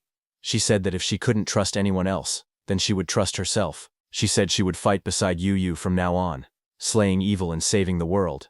Then Yu Pai's party leader, a man with a mask, introduced himself as Wang Zongyang. He welcomed Lin Wangchu to the Qingyang team. Lin Wangchu then introduced herself. The man in the mask said they would work together to kill evil spirits and save people. Lin Wangchu nodded and agreed to go with them. Then, as the group walked through a rocky path, Lin Wangchu thought the scene felt familiar. One of the men told her that there was a spirit cave ahead, and that spirit stones were inside. They asked her to come with them to pick spirit stones. Lin Wangchu answered softly that she would go. Meanwhile, at Yangshi City, in ruins, the sky was red, and the ground was covered in broken buildings and dust. Su Bai and Yinyan arrived there. But just as Yinyan looked at the city name sign, she got shocked, saying this was wrong. Hearing her, Su Bai got confused. He said that according to the map, the spiritual cave should be ahead. But Yinyan told him the place in front of them was Yangshi City. Hearing that, Iron Arms explained that Yangshi City was the first place where a disaster happened in the eastern province. Many people died, possibly over 1 million. More than 10 teams of powerful fighters came to help, but they were all killed. With a serious face, Iron Arms told them this place had become like hell on earth. But Su Bai didn't listen to them, and entered the city. Yin followed him, asking him to wait for her. She thought quietly to herself that she had gotten stronger recently, so she should be able to protect herself. Also because Su Bai was with her, she believed there was nothing to fear. Then suddenly zombies appeared. There were thousands of them. Seeing them, Yunjin thought that although these zombies were not very strong, their number was huge. But without any hesitation, Su Bai walked into the ruined city. Yunjin was very nervous because they had just entered the city. Suddenly, a message appeared in front of Su Bai, saying that the Ghoul cultivation was complete, and the Ghoul King had been created. It asked if he wanted to take it. He chose to accept it.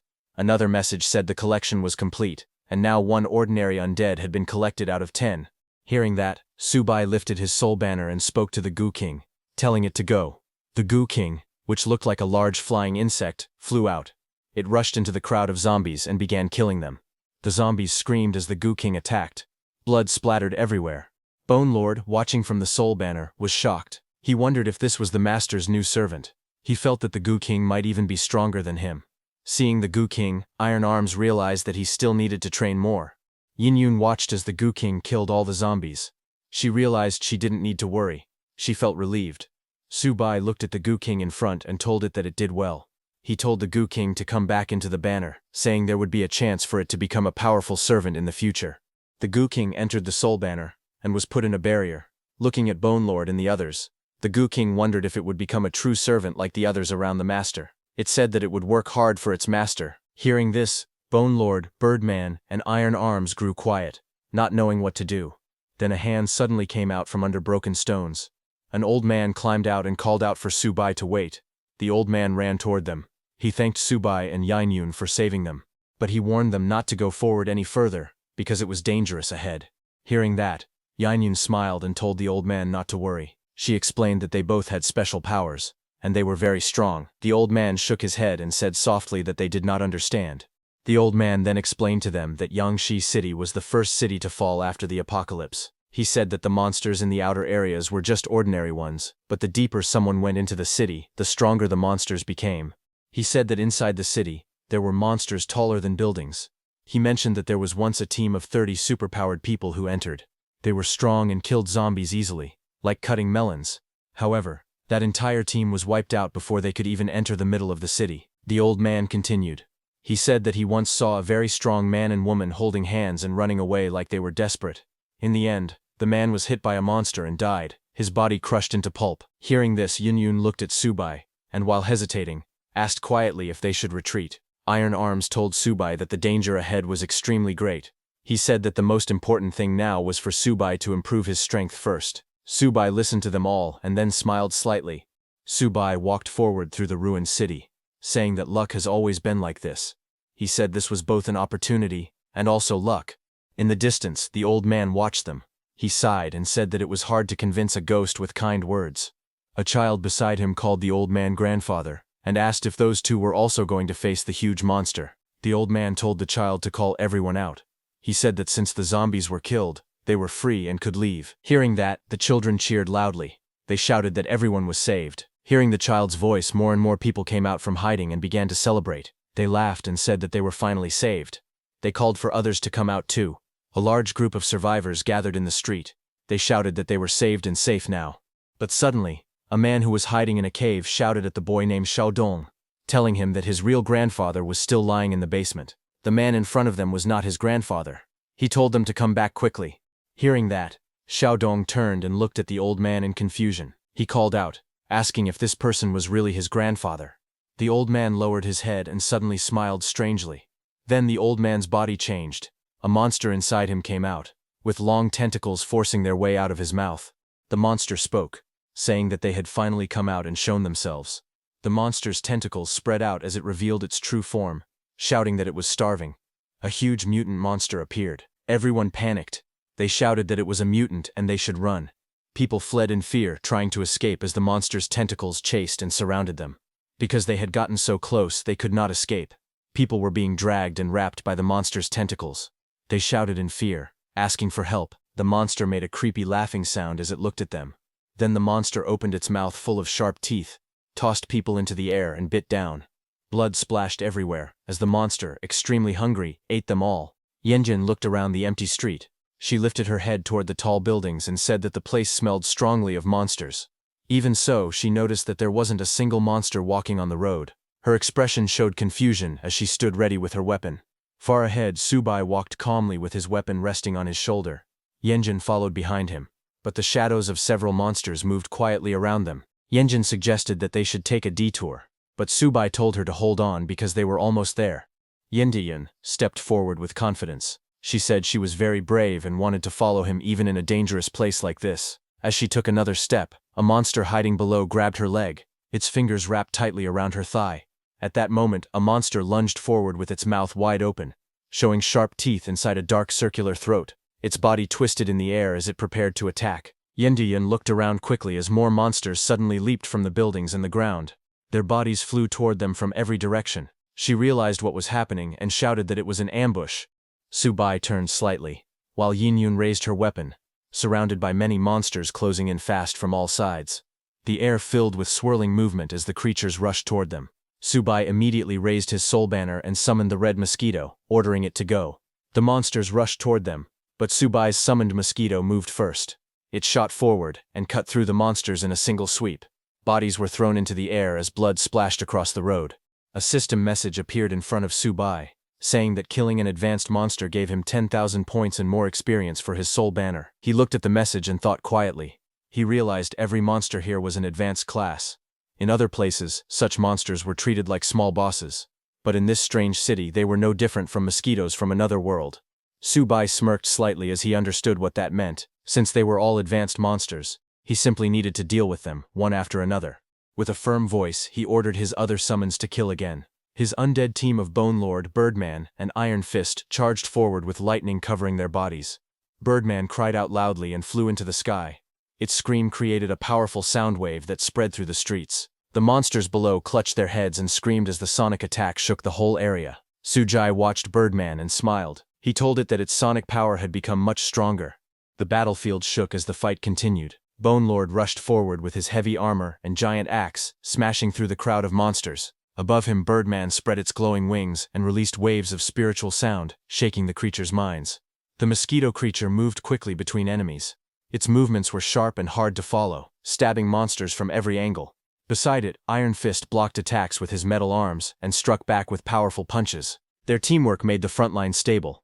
Together, their cooperation looked surprisingly well balanced. The scene showed many monsters falling from their combined attacks. Not just them. Yin Yun also landed a solid hit on one of the creature's heads. The impact sent the monster flying. She looked around at the battlefield filled with low-level monsters. She stood behind Subai and asked calmly why they were wasting time killing such weak creatures. Subai did not answer immediately. Instead, he stepped forward. His hand gripped the soul banner tightly, and power began to surge around him. Lightning-like energy wrapped around his arm and the weapon. Suddenly, a huge burst of blue energy shot upward. It spread out like a storm, wiping out all the weak monsters in front of him. Bodies scattered, and the ground cracked under the force. In the middle of the explosion of power, Subai stood calmly holding the spear, surrounded by the bright blue glow. He finally spoke, saying that killing these creatures was meaningless, and that they were only clearing the path ahead. Then, as the dust settled, the view shifted to the tall buildings nearby. A quiet message appeared, hinting at the next goal, the second item. Another glowing system window floated above Subai, showing that the 10,000 Souls banner had leveled up to level 7. Subai looked pleased as he watched the message. He smiled lightly and thought that 1,000 monsters had been killed very quickly. Another system message appeared, explaining a new ability. It said that the banner could now refine the absorbed souls and turn them into energy that his servants could use. It also said that both Subai and his servants would gain some abilities from the refined souls. A large ancient cauldron appeared, releasing streams of bright blue energy that flowed upward like twisting water. The refining ability activated, pulling soul energy into the cauldron. Subai observed the change and realized this ability gave him even better ways to motivate his underlings. As the energy spread out, it wrapped around his summoned servants. Bone Lord clenched his fist and said he could feel his strength recovering quickly. Iron Fist also felt thrilled, saying it was more than recovery, he felt like he was improving. The Birdman flapped its glowing wings and happily let out loud quacking sounds, shouting that it felt extremely powerful and high in energy. Meanwhile, the mosquito creature flew into a horde of monsters and sliced through them, killing many in a single sweep. Blood sprayed everywhere as the creature tore through the enemies with increasing speed. It hoped that by doing so, it could eventually become Subai's official servant. On the other hand, Yen rushed forward with great speed. She swung her leg hard and kicked a large monster, sending blood flying in the air. After the fight, she stood in the battlefield with sweat on her skin. Her clothes were torn, and she held a wooden stick in her hand. She thought that all the constant killing had made her bones and muscles feel weak, but at the same time she felt her body finally absorb all the remaining spiritual spring. She wondered if this was Subai's true intention. She looked at Subai's back and with a smile thanked him for helping her grow. She then softly said his name, Subai, and declared in her mind that she, Chuan Yen Yun, would stay committed to him for the rest of her life. As she stood there, that old man from before called out to them from far away, shouting, "Young man!" The old man slowly walked toward them with a cane, wincing in pain, while the destroyed street and fallen bodies lay around him. Yen Yun turned, worried, and ran toward him while supporting his frail body. Subai looked back at them without speaking, while the old man struggled forward with a cane, groaning in pain. Yen Yun asked the old man why he had come. The old man replied that he simply couldn't leave them by themselves. With a tired smile, he told them that they were the strongest ability users he had ever met, but he warned them not to move any farther ahead. Subai listened to the old man in silence, his expression becoming serious. Then he turned away, gripping his soul banner. But his full attention was behind him on that old man. He told his summons to get ready for battle, and told the old man not to worry about them. The old man leaned heavily on his cane, his face strained with fear and exhaustion. Yin Yun stood beside him, protectively. As she tried to speak, something unexpected happened. A tentacle-like creature suddenly wrapped tightly around her upper body. Her eyes widened in shock, and she gasped. She stared at the monster restraining her, and shouted in disbelief. But before she could understand anything, she was suddenly grabbed by a thick tentacle. She let out a sharp cry as the tentacle wrapped around her waist and legs, pulling her upward. Her body twisted in the air while the creature dragged her closer. In the next moment, the huge monster opened its enormous mouth. Countless sharp teeth lined the inside of the dark hole. The tentacles pulled her closer and closer toward that gaping mouth as she struggled, biting down on one of the limbs in fear. Far below, Subai rushed forward. Blue lightning wrapped around his soul banner and crackled wildly as he prepared to attack. His body shot upward with incredible speed, surrounded by streaks of electricity. The soul banner extended forward, glowing brighter as he rose high into the sky. He struck downward with a powerful blow. His attack cut through the monster's tentacles, sending Yin flying out of its grasp. The giant creature's limbs split apart, shaking violently from the impact. Yin fell through the air, her body spinning, while Subai dived down beneath her, trying to reach out to catch her. His one knee pressed against the street as he caught her safely in his arms before hitting the ground. When Yin opened her eyes, she saw Subai standing straight beside her. She leaned against him, breathing hard after the near escape. He remained calm, holding his soul banner at his side. He proudly announced that he had reached the Golden Core stage and that his perception ability had improved. He told that tentacle monster that he could sense an aura full of death and that such a trick would not fool him. The giant monster's massive tentacles writhed in the air as its body shifted and pulsed. A thick mist spilled from its form while loud, heavy breaths echoed around the ruined street. Yin coughed weakly, her body trembling. She looked ashamed and murmured that she had been a fool. Subai held her close, glowing green energy flowing from his hands into her chest as he healed her. His gaze was calm and focused. He told her not to talk, and reminded her that she was lucky to still be alive. Even while wincing from the pain, she whispered to him not to worry about her and urged him to handle the monsters instead. Above them, the monster suddenly burst into laughter. Its enormous limbs moved apart, revealing a row of glowing eyes hidden beneath the folds of its flesh. Drool dripped from its sharp teeth as it taunted them, saying that it didn't matter if they had figured out its trick. The creature's mouth expanded into a giant circular maw full of spiraling teeth. It roared that today, Subai and his summons would become its meal. Subai tightened his hold on her and stepped back, preparing for the imminent strike. But before the monster could attack, the Bone Lord suddenly leaped forward with his massive sword raised. His eyes glowed fiercely as he shouted at the monster to stop its rampage. He declared that if anyone wanted to touch his lord, they would have to go through him first. In a burst of speed, he clashed with the monster's tentacles. His blade sliced through the air again and again, while the monster's limbs whipped toward him. The street shook from the impact. Bone Lord laughed boldly, saying this was simply how he fought. Above the battle, the giant red mosquito hovered with its wings buzzing rapidly. It boasted that speed and assassination were its specialties, as it prepared to attack. The huge monster with many tentacles stood in the ruined street as its long limbs twisted around its body. The red mosquito suddenly landed on the monster's shoulder, its wings beating fast under the red glow around them. The monster did not react at first. The mosquito lowered its needle-like mouth and jabbed it into the monster's flesh. Blood splashed out as the sharp needle broke the skin. The monster's tentacles moved wildly the moment it was pierced. It swung its arms and tentacles with great force, shaking the mosquito away. The mosquito flipped and fell through the air as the monster's limbs smashed around, filling the scene with violent motion. Then the monster looked down with a cold expression. Its sharp teeth curled into a grin. In a low, mocking voice, the monster called the mosquito a noisy thing and asked if it was even worthy of sucking its blood. Far above them, a figure rushed downward through a tall blue light. The shape of the man's body was clear as he dropped at full speed. He shouted "Monster!" as he fell like an arrow. It was Iron Fist, who shot down with his fist pulled back, his face full of determination. As he came close, he yelled for the monster to take his punch. His fist slammed into one of the monster's tentacles with explosive force, sending shockwaves in all directions. The impact created a loud burst of light and sound. But when he landed, Iron Fist's expression changed suddenly. His eyes widened, and sweat rolled down his face. He shouted that something was not good. The monster's body suddenly swelled and opened like a giant trap full of sharp spikes. Iron Fist fell straight toward it, and he looked shocked as he shouted that it was a trap. Before he could react, he dropped into the middle of the creature's expanding body. Then the monster closed around him, and he reappeared on top of its swollen back. The monster's tentacles wrapped and moved with terrifying speed. Iron Fist pushed himself up, but blood splattered around him. He yelled for his lord to run. He said this monster was stronger than a commander-level creature. Immediately, Bone Lord rushed forward, shouting for Iron Fist not to panic. He said he was coming to save him. Iron Fist warned Bone Lord to be careful. While he was going, suddenly one of the tentacles that Bone Lord had cut earlier attacked. Bone Lord was shocked to see that the tentacles could survive independently. The monster attacked the Bone Lord with huge force, sending shockwaves through the street. On the other hand, Yin slowly opened her eyes. Her green pupils looked weak, as if she was waking up after being unconscious for a long time. She found herself in the arms of Su-bai. He explained to her calmly that in a place filled with zombies, an old man had appeared to give advice, and anyone with basic common sense would know that such a thing was not normal at all. Yin lowered her eyes and nodded softly. She said she understood. Then she looked up again, her cheeks turning pink. She told him not to be so harsh with her. She reminded him that she was still just a girl. In the next moment he let go, and she slipped from his arms with a shout of surprise. She landed awkwardly, staring at him in shock. He looked down at her and replied bluntly, telling her that she did not act like a girl.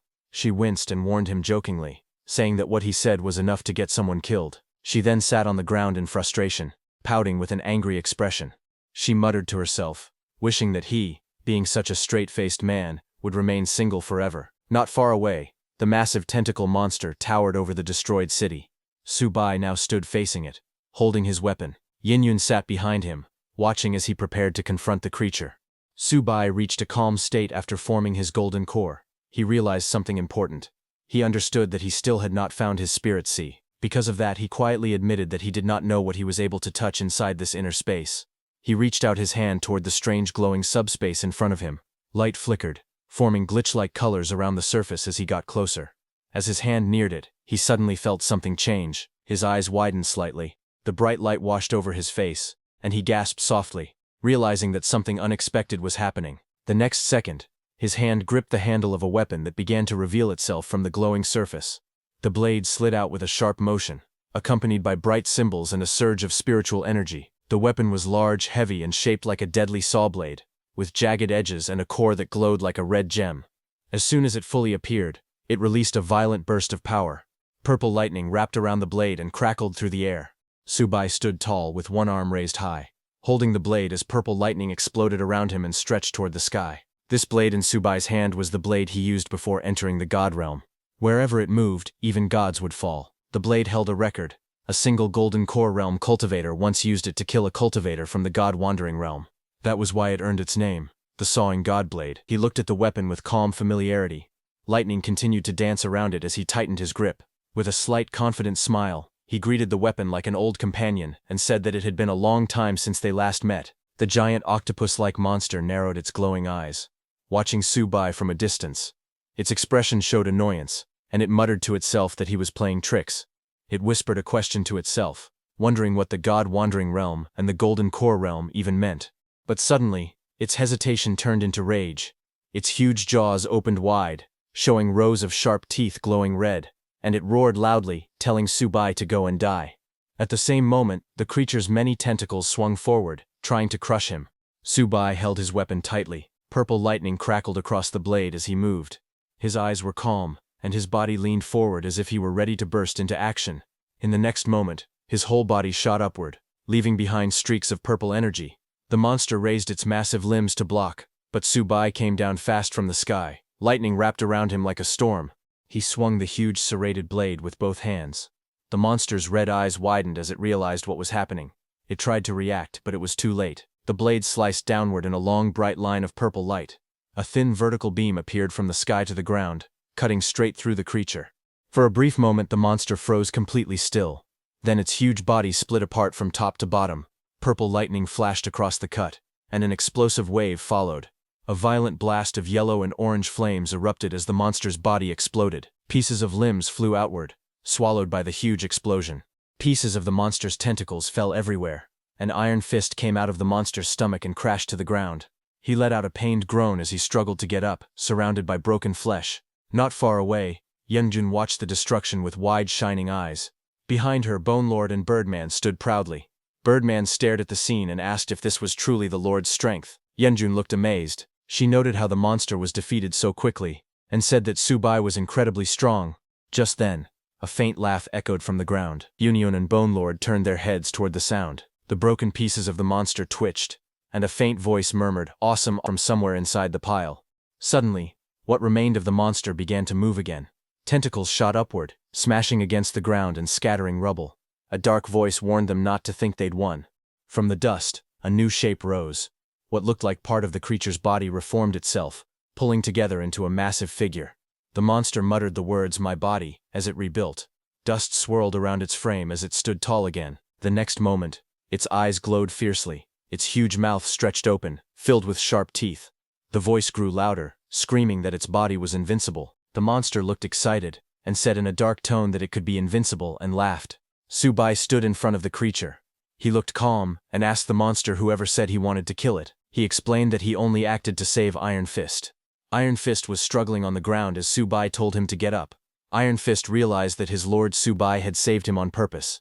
He clenched his fists and promised that he would not let the lord down. Subai stared at the monster and let out a short fun. He said that if he guessed correctly, someone would probably kill the creature. He said that with a dark mocking tone. The monster's red eyes narrowed as it listened, anger building up inside it.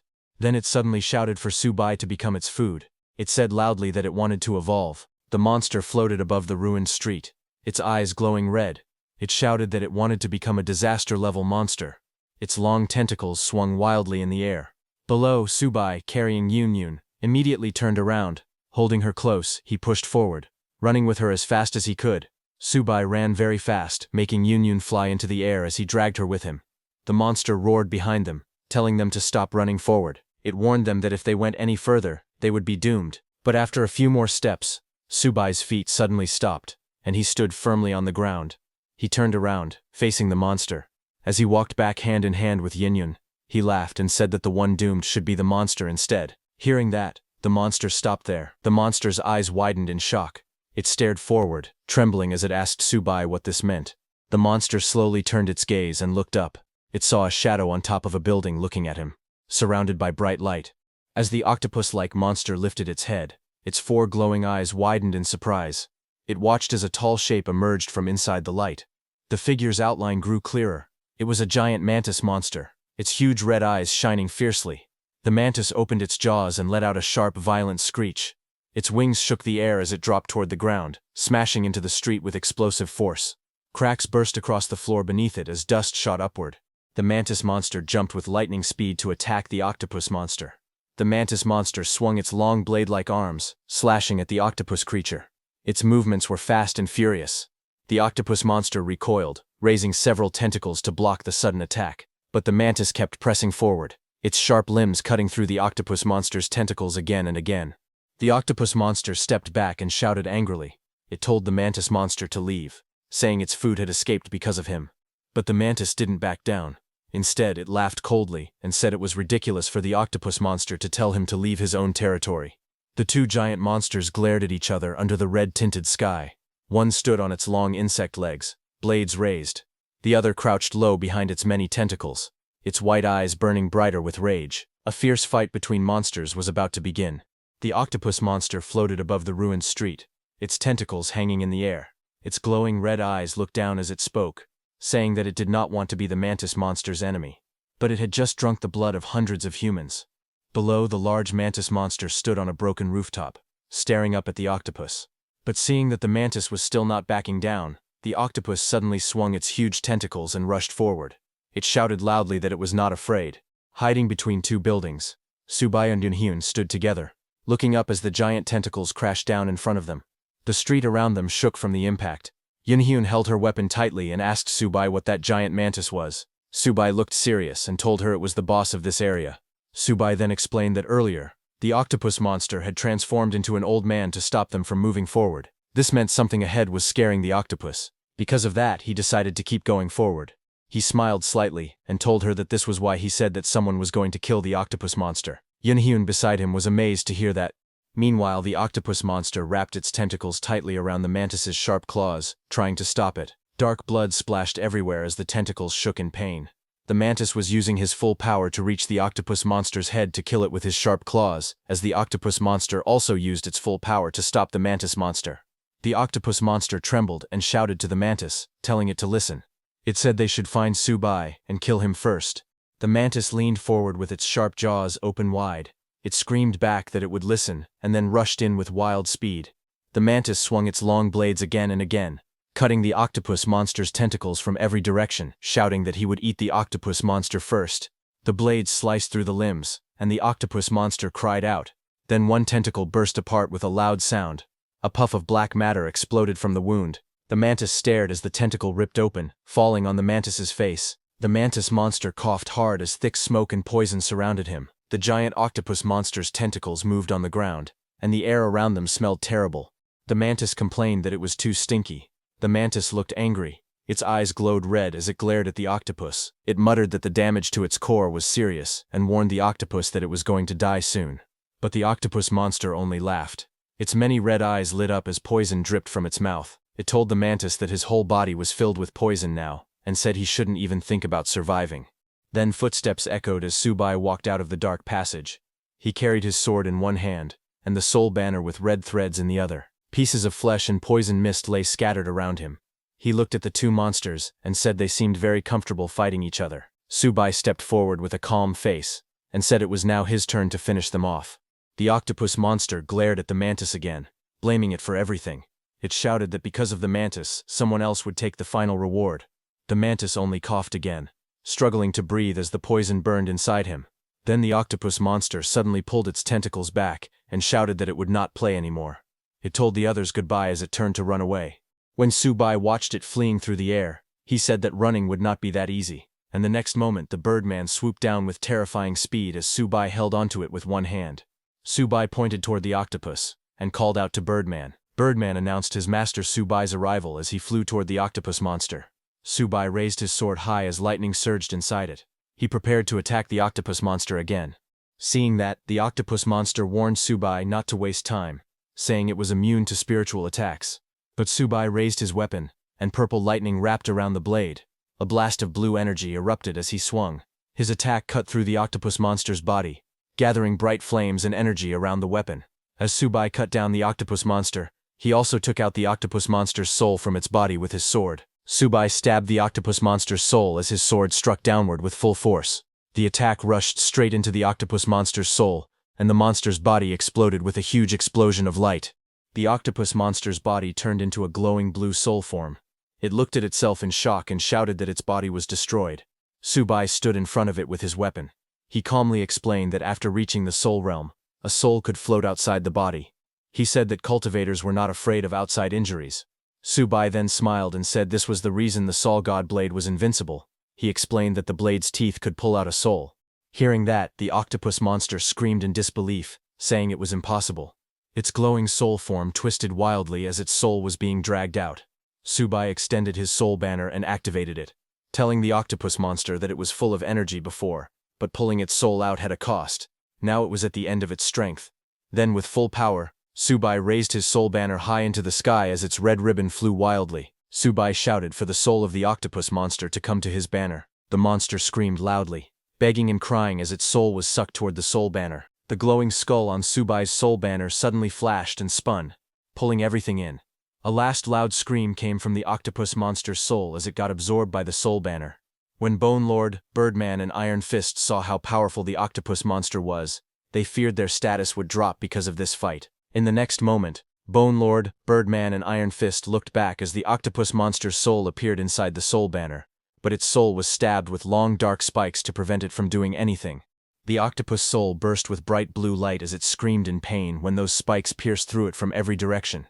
After its soul was subdued, Subai stood up with his soul banner covered in red ribbons. He smiled and told his undead soldiers that they worked hard in this battle, and told them that he would turn the octopus monster's soul into energy for them to absorb. Hearing this, Bone Lord, Birdman and Iron Fist looked surprised. They couldn't believe that their lord actually did this. All three of them kneeled and thanked their lord. They said they were willing to sacrifice their lives for him. Then they immediately started eating the octopus monster's soul, and glowing blue energy flowed into their bodies. Birdman sighed in comfort. Bone Lord said it felt marvelous. Iron Arm said it smelled so good. Meanwhile, the octopus soul cried out, begging them to stop. Watching them, Subai looked calm. His blue eyes shone as he thought to himself. He believed that rewards should be given when deserved, and punishment should also come when deserved. He silently decided that in this life, His disciples must never betray him again. Subai then turned around to finish off the mantis monster. But to his surprise, that mantis monster had disappeared from there while he was dealing with the octopus monster. Subai closed his eyes to sense the mantis monster's presence because at the Golden Core realm, a person can already use spiritual consciousness to sense things. After activating his spiritual consciousness, Subai opened his eyes, which glowed blue as he focused. A blue spiritual grid rose around him, shaping the buildings and streets into glowing blue lines. He stood in the center with his blade ready. Looking around, Subai finally located the mantis monster, which was hidden right behind him in a building. Realizing that the monster was over there, Subai moved with lightning speed. Blue and purple energy burst out as he dashed forward at high speed, slicing that whole building in half. He slashed down with his heavy blade, and the attack landed on the giant mantis monster. The blow crashed into the monster with a loud impact. The mantis screamed loudly in pain, its sharp voice echoing through the street as it struggled from the attack. The giant mantis looked frightened. It raised its arms and shouted, asking its lord to save it. Suddenly, the sky turned bright red, and lightning struck, showing that something was coming. A loud sound burst through the clouds. A powerful voice echoed from above, asking who dared to cause trouble. The voice warned that no one should come to Yangshi City and act wild. The red clouds twisted, and the ground cracked open. The figure above shouted again, saying the intruder must be tired of living. Subai looked up at the sky and felt the heavy pressure falling on him. He realized it was the soul realm, and the pressure coming down was extremely strong. Suddenly, a huge fiery hand formed in the sky, as if it had shaped itself inside the clouds. Then, tearing through the clouds, that fiery hand dropped down with burning force and smashed toward the ground. Seeing that fiery hand coming toward him, the mantis monster smiled. The mantis monster pointed at Subai and laughed, telling him that his time of death had finally come. But Subai gripped his sword tightly as the giant mantis loomed before him. He let out a cold snort, his expression unreadable. The mantis flinched back slightly, its red eyes widening as it stammered in disbelief, asking if he was still not stopping. Without responding, Subai swung his weapon in a swift, deadly motion. A flash of blue energy erupted from his blade, slicing through the air toward the mantis. The creature screamed in agony as the strike connected, blue light cutting across its body. Just as Subai killed that mantis monster, that fiery hand came down directly at him. Subai raised his soul banner and sucked in that mantis monster's soul. Within that blazing storm, Subai's figure was barely visible, flames overwhelming everything around him. From below, Yinyon yelled Subai's name in worry. That massive fiery hand hit Subai and smashed him into the ground with a solid impact, destroying and burning everything around. Yinyon and Subai's undead screamed for Subai as they watched that fiery hand crashing on him. The one who attacked Subai with that fiery hand was a flame-haired man, who had fierce eyes. That fiery being looked down at Subai and with a sneer declared coldly that Subai had been easily defeated. But suddenly, the flame-haired man stared ahead as his bright white eyes widened. His gaze fell to the ground as cracks spread across the broken street and blue sparks rose from inside his fiery hand.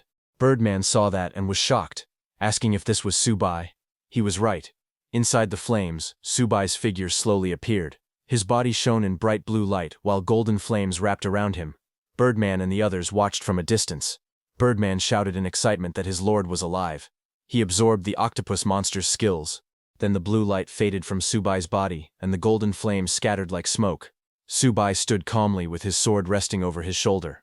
The air twisted around him as the fire swirled in a circle. He looked normal again. Birdman was shocked to see that Subai restored to his original self. High above the ruins, the flame-haired man jumped onto a cliff. He raised his hand and golden flames gathered and stretched behind him like a giant burning wave. The flame-haired man stared down at Subai. His bright white eyes narrowed a little. He looked closely at Subai's face and thought to himself that this person looked familiar. As Subai stood with his weapon in hand, his expression calm yet sharp, the flame-haired man looked at him closely and thought to himself that this man looked like that benefactor he once met. His eyes moved down to the blade Subai held, realizing that even the knife looked similar to the one that person used. Suddenly, a memory flashed through his mind. He remembered a forest path between tall cliffs. Herds of animals were running wildly, and monkeys screamed as they fled in panic because from the mountains some huge monsters were coming out. While running from tree to tree, one monkey looked back and was terrified. He saw a huge three-headed beast charging out from the shadows of the mountain. Its glowing red eyes locked onto the fleeing creatures, and its roar shook the valley. That monster opened its mouth and sucked in all the creatures who were running away. They were pulled straight into the monster's mouth. The monster swept all the creatures off the ground as they screamed. That monkey tried to stop himself by grabbing a branch, But in front of that monster's power, the branch easily broke, lifting the monkey into the air. The monkey screamed as he was tossed helplessly through the air. Just then, with a blinding flash of light, a dark silhouette appeared through the beam. In front of the giant beast that had been attacking the forest creatures, a figure descended from the sky holding a massive sword. That shadowy warrior landed with grace, his long robe flowing in the wind. The man's silver hair shimmered under the sunlight as he raised his weapon high into the air. His sharp blue eyes glared at the beasts, and in a cold, commanding voice, he called out to the monster. Lightning streaked across the sky, and power gathered around that man's sword, surrounding it with blue arcs. With a furious roar, he leapt forward and slashed down with all his strength, yelling at the monster to die. This man was none other than Subai, in his previous life. His blade cut through the air like a thunderbolt, aimed straight at the monsters below. The creature roared as Subai came down with a bright blue slash bursting across, cutting through the creature with overwhelming force. Just as the monster was cut in two, its body exploded with a massive blast, releasing all the energy it had consumed into the surroundings. The impact threw dust and trees upward. Lightning surged as Subai's figure stood firm in the center of the explosion, his sword held tightly in his hand. That firehead man remembered that his benefactor, even while in the Golden Core realm, had defeated people from the Divine realm. But after the battle, he had fallen near death. His body lay on the ground in a desolate place. Strange-looking beasts wandered around him, but none of them dared to come close. They only watched from afar. Only one small monkey, which was that firehead guy in his past life, approached. It carried a fruit in its hands and placed it gently beside the fallen Subai. Firehead guy remembered that before leaving, the benefactor had given him a technique called the Heavenly Spirit Technique. The flame-haired man, in his monkey form, held that thick wooden scroll in his hands as Subai explained to him that with this technique, one only needed to eat fruits that absorbed the essence of heaven and earth to cultivate and grow. Firehair guy remembered Subai's last words, who told him that their fated encounter ended there, and how far the monkey could go from now on would depend on his own destiny. Now in the present, the flame-haired man looked at Subai on the ground, who reminded him of his benefactor. On the ground, Subai was also looking at the flame-haired guy, ready to fight back. The fire-haired man glared down and said that Subai below resembled his benefactor. He called that crime 1. He added that Subai's blade looked like his benefactor's blade. That's crime 2. Then he pointed out that Subai had killed his subordinates. That's crime 3. The fire-haired man raised his glowing hand and said that being able to absorb the octopus monster's abilities proved that Subai grew too fast and was a great threat. He called that crime 4. He then declared that because of all those crimes, Subai must die here today. Saying that, the flame-haired guy unleashed his attack, striking Subai and his undead with an energy slash. His attack came crashing down like a storm, its power twisting the air. The energy beam struck downward with overwhelming force. The impact wrapped around the area, the force launching Subai and his undead below into the air, slamming them through the rubble. His strike was so powerful that buildings broke apart and scattered across the ground as the energy ripped through them. A massive blue shockwave exploded across the city, tearing through buildings and lifting them into the air. The entire skyline twisted as the blast rushed outward. Amid the destruction, Subai and his summons were thrown backward. Yiniyun, an iron fist behind him, also stumbled as the ground shattered beneath their feet. Subai held his soul banner tightly and stopped himself from falling. Bone Lord behind Subai explained that the octopus and mantis monsters were already commander level, so a disaster level creature was to be expected. Birdman, who hovered in the air, asked his master Subai if they should run, offering to fly and carry him away quickly. Subai looked at the flying monster approaching from the distance. Blue energy circled around the area. He shook his head slowly and told his undeads that against a creature of this realm, escaping was impossible. He explained that they had just absorbed 2 beings beyond commander level. Now that a disaster level threat had appeared, not fighting would be too demoralizing. So a small smile formed on Subai's lips as he raised his head and declared that they should fight. Saying that, he raised his soul banner and summoned the large mosquito monster. The mosquito monster answered loudly, saying yes, and immediately charged. The giant mosquito monster rushed forward at high speed. As it moved, it shouted loudly that it wanted to make an achievement and become an official servant. Not far away, Iron Fist stood with a serious expression. He looked up at the monster and said that wherever a disaster-level monster appeared, disaster always followed. He admitted that if he were still alive as a normal human, he would definitely turn around and run away. Iron Fist then lifted his head with a sharp gaze. He said that now Master had given him life again. Because of that gift, he declared that he, Iron Fist, would absolutely follow Master's orders. Saying that, with a loud cry, Iron Fist jumped forward with full force. At the same time, Bone Lord also raised its weapon and shouted that their lives were all given by Master, and there was nothing to hesitate about. Birdman followed. and all of them charged ahead together, ready to fight. A bright blue energy wave spread across the whole battlefield as Subai's undead rushed at the flame-haired guy. But the flame-haired guy stood calmly on the ground as blue energy circled around him. He raised his hand, and a huge burst of blue light wrapped around it. Then he shot that energy outward with an explosion. The shockwave pushed everything away and covered the monsters in thick blue ice. Birdman and Bone Lord were frozen mid-air. Yin-Yun and Iron Fist were also trapped inside the spreading ice. The flame-haired man looked forward with a cold smile and told them to get lost. The frozen Bone Lord, Birdman, Iron Fist, and Yin-Yun were thrown back violently, falling from that tall building. Ice shattered everywhere as they hit the ground. Bone Lord let out a painful sound while falling with the others, all covered in broken ice. That flame-haired guy floated above the ruined street with lightning swirling around his body. Subai stood below him holding his weapon, while his summons struggled on the ground. Then the flame-haired guy came down on the ground with crackling blue energy running around him. The air shook from the pressure he released. Nearby, Yin-Yun and Bone Lord sat on the ground, looking at him with fear. Iron Fist stared up in shock. His face was pale, sweat rolling down his cheeks. He asked with a trembling voice if this power was really disaster level. Bone Lord on the ground growled that if he had regained his full strength, he could defeat the flame-haired guy with a single strike. But Birdman beside him told him to be quiet, saying they were far too behind to catch up right now. But suddenly Yin-Yun's green eyes widened when she saw Subai step forward. Subai walked toward the flame-haired guy, while debris cracked under his feet. Seeing that, Yin-Yun called Subai's name. But Subai continued walking, his steps heavy and firm. Dark red energy rose behind him like a shadow. Seeing that, Yin-Yun asked loudly what Subai was doing and if he had gone mad. But Subai kept walking, holding two weapons, his eyes glowing red in the darkness. Yin-Yun shouted at Subai, asking what he was doing and accusing him of having gone mad. Iron Arms warned Subai, telling him not to act rashly because the difference in strength was too great. Bone Lord desperately added that they still had a chance if they ran now. The flame-haired man watched them all with a faint smile. He remarked that their sovereign was determined, but the heavens were not on his side. Seeing that no one moved, he laughed quietly and said that it was interesting they were still not running. Subai met his gaze without flinching. The flame-haired man smirked and declared that since Subai refused to retreat, he would play along. He said he wanted to see just how much strength someone at the Golden Core stage could truly unleash. Subai tightened his grip around his weapon. The metal creaked softly under the force of his hand as power surged through him. In the next instant, Subai burst forward. Blue trails tore through the air as he closed the distance in a flash, striking with terrifying speed. The flame-haired man tilted his head slightly and scoffed, mocking him for being too slow. Multiple afterimages appeared around him as he shifted position, his figure splitting into several forms as the attacks narrowly missed. Subai then attacked straight on, and the flame-haired man backed down a little. He laughed loudly and mocked Subai, saying that someone like him could never hurt him.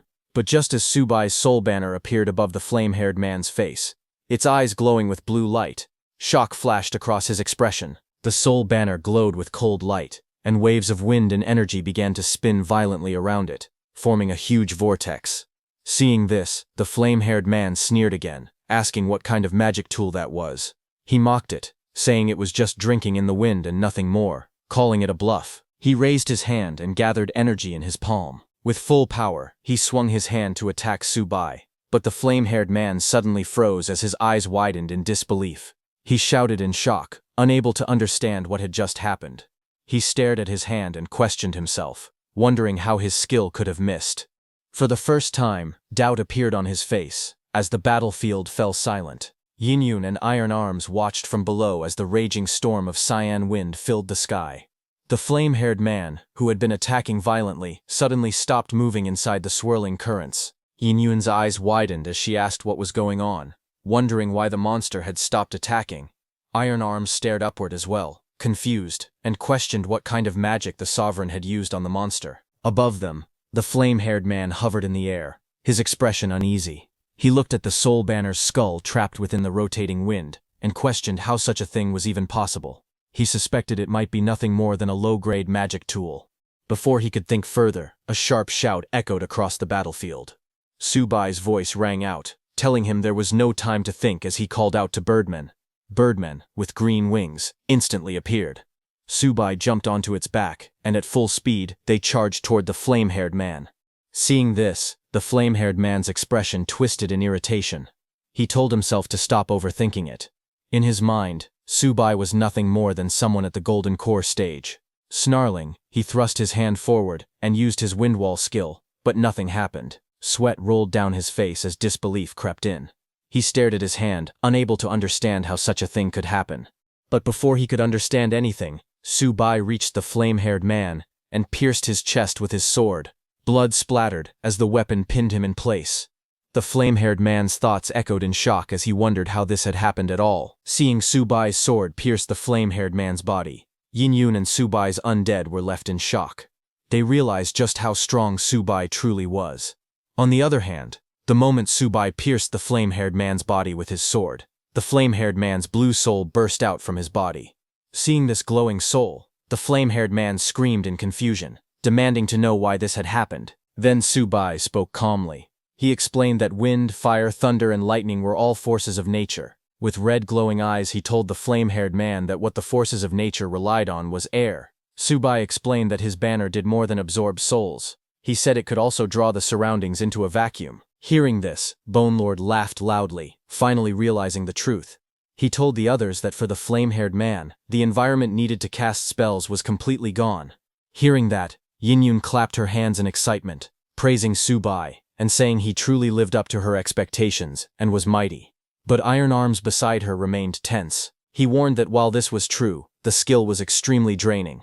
He said the Sovereign had already endured far too much. Suddenly, a strange laugh echoed through the storm. The flame-haired man admitted that he had been careless. Then he sneered and questioned whether Subai truly thought he could win with just that blade. He declared that such confidence meant Subai was gravely underestimating the gap between their realms. Crimson energy erupted as the flame-haired man's body expanded into a terrifying form. It roared that it only needed to detonate part of its cultivation. With a furious shout, it declared that none of them would leave Yangshi City alive. Just as he said that, a blinding glow spread across the sky. Seeing this, Bone Lord shouted in panic that a calamity-level monster's self-detonation could destroy the entire city. Yin-Yun lamented that the realm gap was far too vast. Even though Subai was brave and smart, it seemed useless against this kind of power. In the sky, Birdman urgently yelled for Subai's orders, saying it could quickly get him out of there. Others shouted at Subai to retreat immediately, insisting that as long as he lived, there would still be hope. Subai, however, turned his head slightly and smiled calmly. He said that since the flame-haired man's realm was higher, he certainly could not kill him. But then he calmly asked if the flame-haired man truly intended to self-detonate. As the flame-haired man continued to swell, Subai raised his arm and spoke firmly, telling him to just hold it in. Blue wind and lightning surged around Subai as he prepared to act, his expression sharp and unwavering. The flame-haired man froze in confusion as Subai began chanting strange words. Streams of glowing blue runes suddenly poured out from Subai's sword, forming countless sealing chains in the air. The giant looked shocked and asked what this was.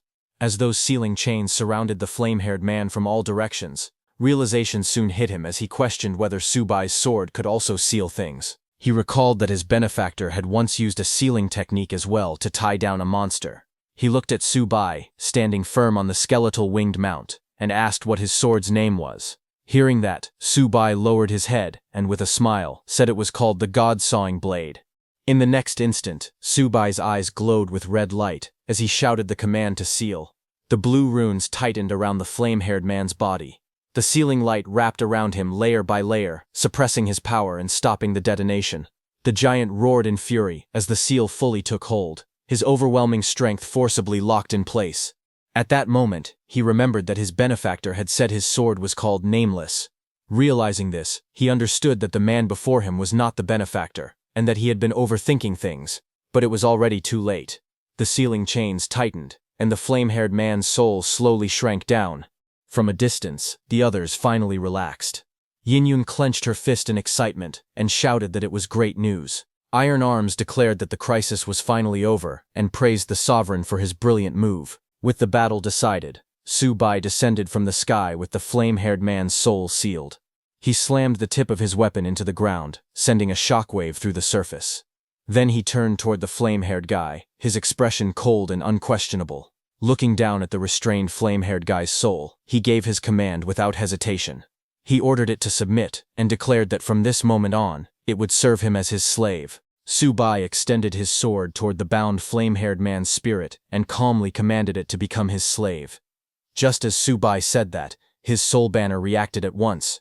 Its skull flared with blue light as it issued a single order, declaring the target to be captured. Chains burst forward in a flash of blue energy. They shot through the air, clattering loudly as they wrapped tightly around the glowing flame-haired man's spirit. One chain after another locked into place, binding its arms, body, and legs. The flame-haired spirit struggled, but the chains only tightened, dragging it forcefully across the ground. Seeing this, Subai's expression shifted slightly. His eyes narrowed as he saw something confusing. From above, the soul banner hovered as more chains poured out, surging like a torrent. The glowing flame-haired man's spirit was completely restrained, pinned to the ground by layers of sealing chains that radiated cold blue light. But the flame-haired man was not giving up that easily. The chains continued to rattle and pull, their movement echoing through the battlefield as the capture was completed. The chained flame-haired man's soul let out a low, mocking hum. Even while sealed, it stated that its nascent soul was not something a mere golden core stage cultivator could collect using a broken banner. Blue light exploded outward. The bound flame-haired man's spirit roared, straining as the chains trembled violently. One by one, cracks spread through the bindings as the flame-haired man's soul power surged.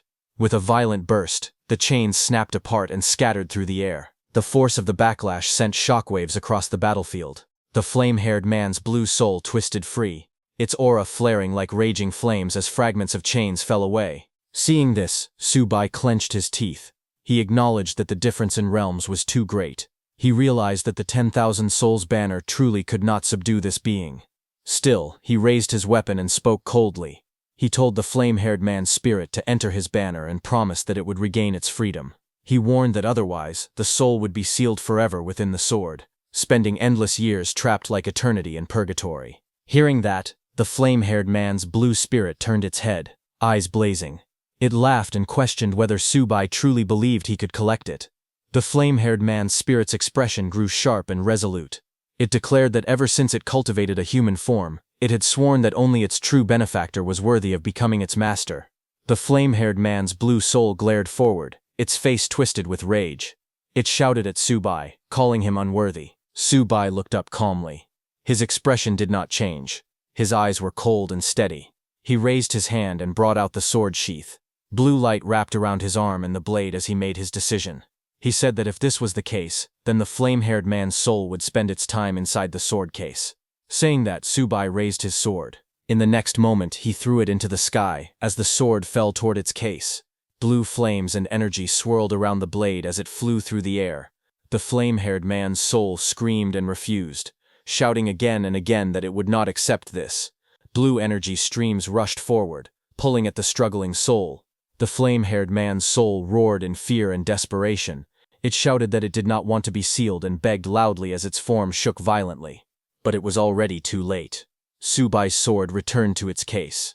The sword seal trembled as its core glowed red, releasing a sharp pulse of power. Blue energy surged outward, cutting through the air as the sealing force fully activated.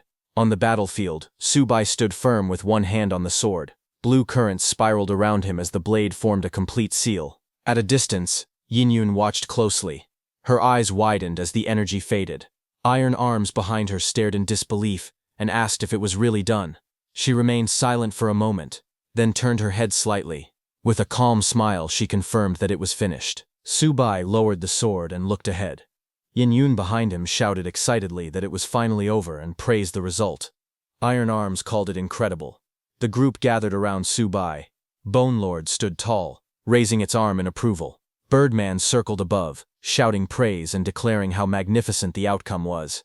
Yinyun followed, saying it was amazing and that she had always believed Subai would succeed. Iron Arms said that now Yangshi City was finally free, having lost the rule of the calamity-level monster. But Yinyun stepped closer and placed her hand on Subai's shoulder.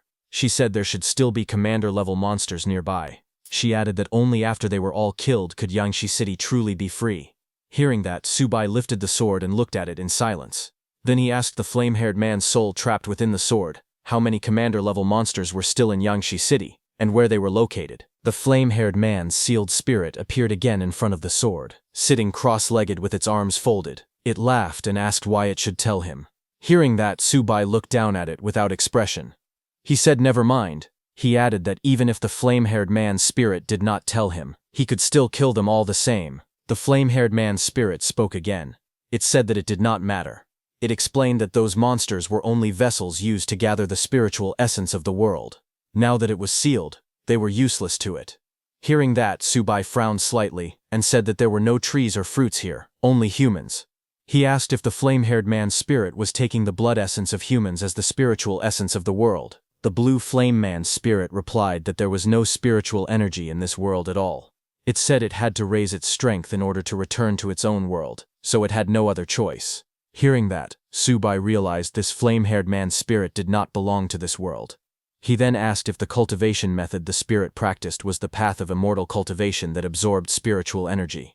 The flame-haired man's spirit responded that even if it was, Subai talked too much. While Subai stood with his companions, from a distance someone was watching him using a periscope that was coming out of the ground. Underneath the ground, many humans gathered and watched in shock. The man who was watching what happened outside said it was unbelievable and incredible. The man holding the periscope spoke loudly and told the others that there was a young man who had cut down a demon with a single saber strike. Someone asked which demon it was. They asked if it was the praying mantis or the monster that had taken human form. The man with the periscope turned and answered that the young man had cut down all of them. His words hit the crowd hard. People stared at one another, stunned. Someone stammered, asking if that meant even the monster in human form was dead. A woman, tears welling in her eyes, struggled to speak and asked if that meant they were finally free. The answer was clear and loud. They were free. The realization swept through the crowd like a wave. People began to cry, laugh, and shout. Some raised their fists into the air, others collapsed in relief, and some embraced each other tightly. Voices rang out again and again, cheering for freedom, shouting that they were finally free, celebrating with unrestrained joy as the long nightmare finally came to an end. The man with the periscope looked again and spoke seriously.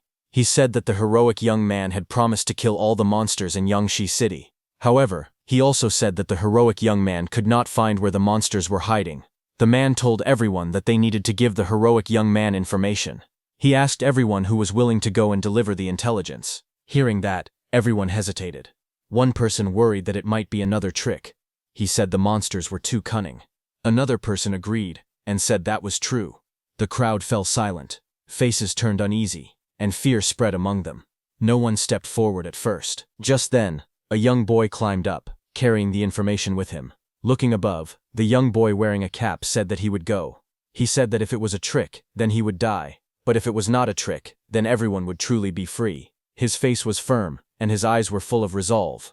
He said that if he succeeded, freedom would finally belong to all of them. The scene shifted outside, where Subai and his companions stood among the ruined streets. A voice called out to him, asking him to wait. The boy approached carefully and bowed slightly. He thanked Subai and his companions for helping them kill the monsters. He said that the people of Yangshi City would forever remember them. The boy then held out a rolled map with both hands. He explained that it contained all the information on the monsters in Yangshi City. He offered it to Subai, saying that he hoped it would help him slay demons and fiends and save the people. As Subai looked at the boy, he noticed something unusual. There was a faint glow on the child's forehead. In that moment, Subai realized that this boy carried the sign of a chosen one. Subai reached out and accepted the map. Then he gently placed his hand on the boy's head. The boy looked up in surprise, his eyes wide, as light reflected softly around them. Subai stood calmly, as golden flames curled around his arm and shoulder. Looking down at the boy, he said that he could see the boy was fated, and that he would give him a fated opportunity. The golden light continued to swirl as his hand rested gently on the boy's head. At that moment, the flame-haired guy's soul suddenly appeared, clinging to Subai's shoulder. Its form flickered with energy as it stared closely. It let out a low sound, sensing something strange. It reacted in shock, feeling something familiar. It said that the sensation reminded it of the past, just like when its benefactor had taught it before. The boy looked up with wide eyes, surprised by the glowing energy close to him. Subai turned his head slightly and asked the flame-haired soul what it was being restless about, saying that the people around were no longer containers. Subai then gave the blueprint to Iron Arms and ordered him to give the blueprints to everyone. Iron Arms stepped forward and received the rolled document. Nearby, the boy who had awakened stared in amazement and whispered in awe, saying that it was magical. Iron Arms then went to the group gathered together and gave them the blueprint. Subai told Birdman, Bone Lord, Iron Arms, and Mosquito, that the four of them would split up and head in different directions: east, south, west, and north. Their task was to round up and eliminate the remaining commander-level monsters, still hiding in Yangshi City. Su Bai stood quietly as his companions checked the blueprints. He then spoke calmly, telling them that they could absorb the souls of the defeated monsters themselves. Hearing that, all four companions reacted at once. Birdman, Bone Lord, Iron Arms, and the Mosquito Creature all spoke with confidence. They declared that the Sovereign could rest assured, and promised that the mission would be completed without fail. Moments later, the Birdman and the Mosquito took to the sky. As they flew off in opposite directions, one of them laughed, saying that he had been thirsty for this opportunity for a long time. Another shouted, telling Su Bai to wait for his good news. Below them, Bone Lord and Iron Arms turned away as well, preparing to depart. Su Bai remained standing, watching them go. The young boy looked up with bright, determined eyes and called out softly, addressing Su Bai as hero. He said that he would remember the hero's face. Su Bai turned his head slightly, gazing into the distance. His expression remained calm and steady. In response, the boy clenched his fists and spoke with resolve, declaring that one day he would become just as mighty as the hero. Meanwhile, in a distant location, Yunbin, dressed in long robes, sat alone at a stone table beneath a dark, swirling sky filled with strange markings and shadows. He paused in his movements and let out a low hum, as if he had sensed something unusual happening far away. A bead of sweat slid down his face as he sensed the change in the battlefield. He realized that a calamity-level beast had fallen. However, he could still sense that its physical body had not been completely annihilated.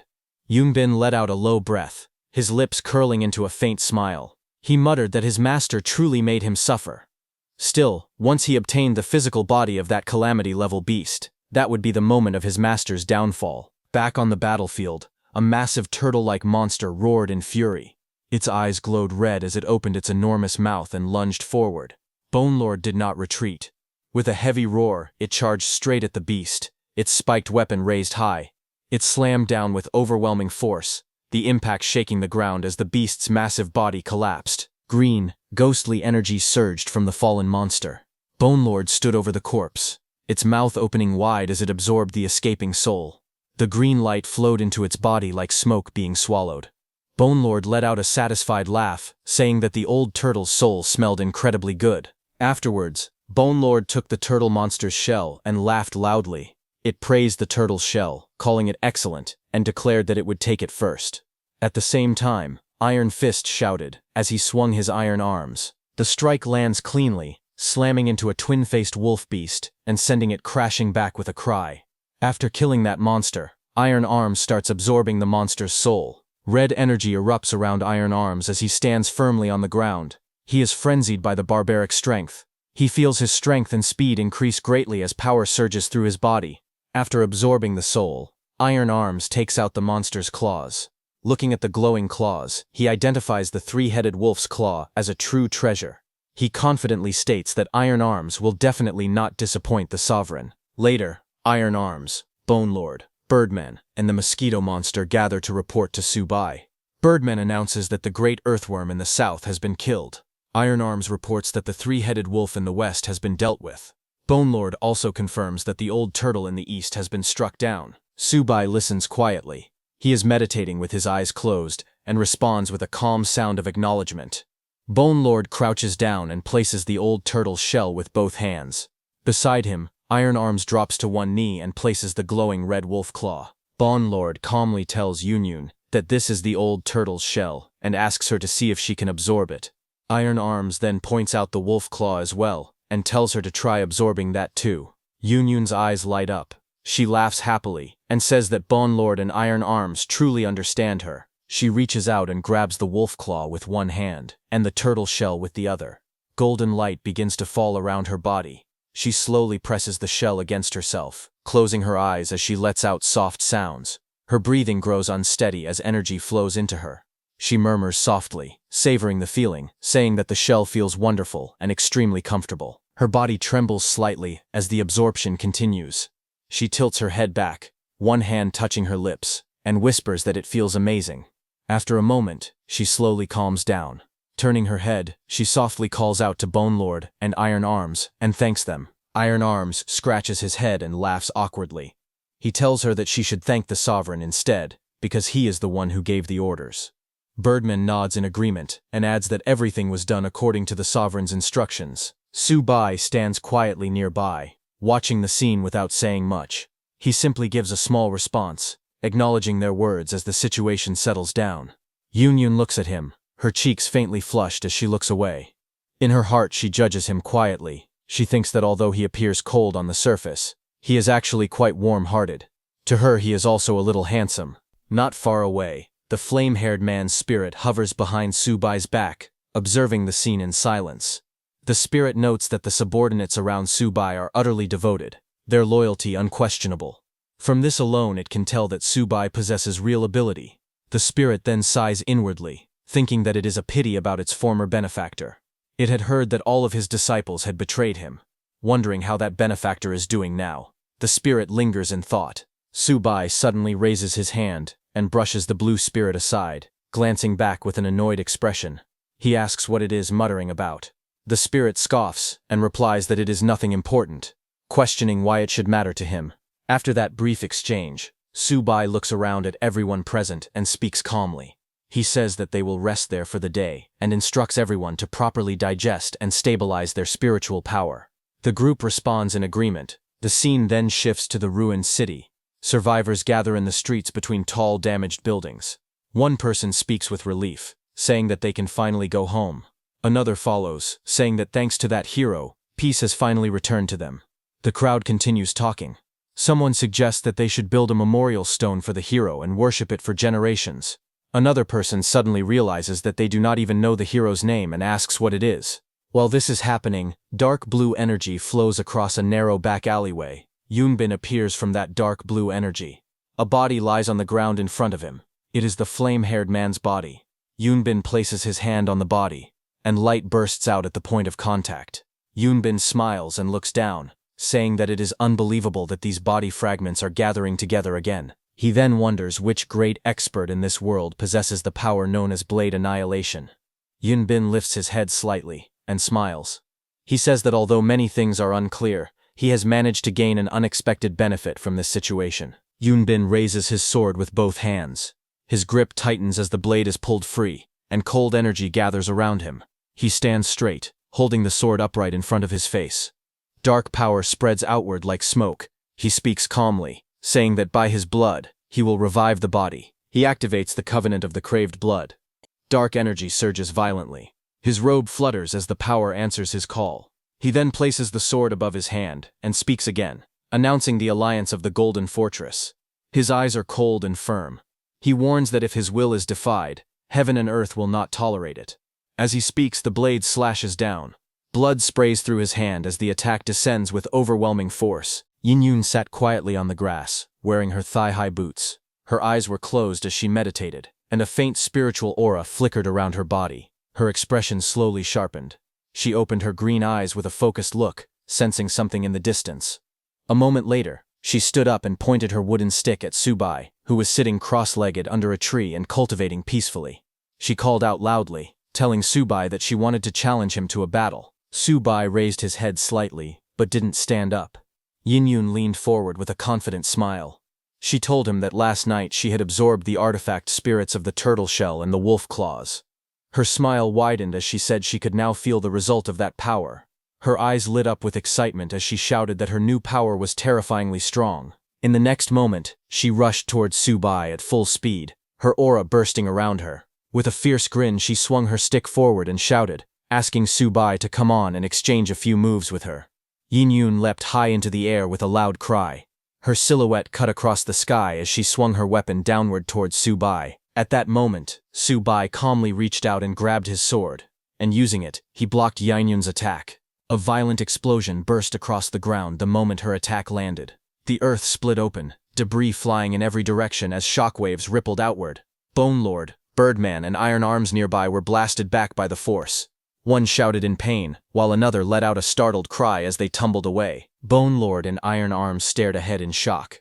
Iron Arms exclaimed that the strike was incredibly powerful, while Bone Lord wondered anxiously whether their sovereign was still all right. Standing among the settling dust, Yin froze. Her eyes widened, and a look of disbelief spread across her face as she stared ahead, stunned by what she saw. Frozen in shock, she looked down at Subai, who sat calmly with his sword raised, blocking her wooden stick. Yin shouted, "What?" in disbelief. Seeing her reaction, Subai smiled slightly, letting out a quiet, confident, "Heh."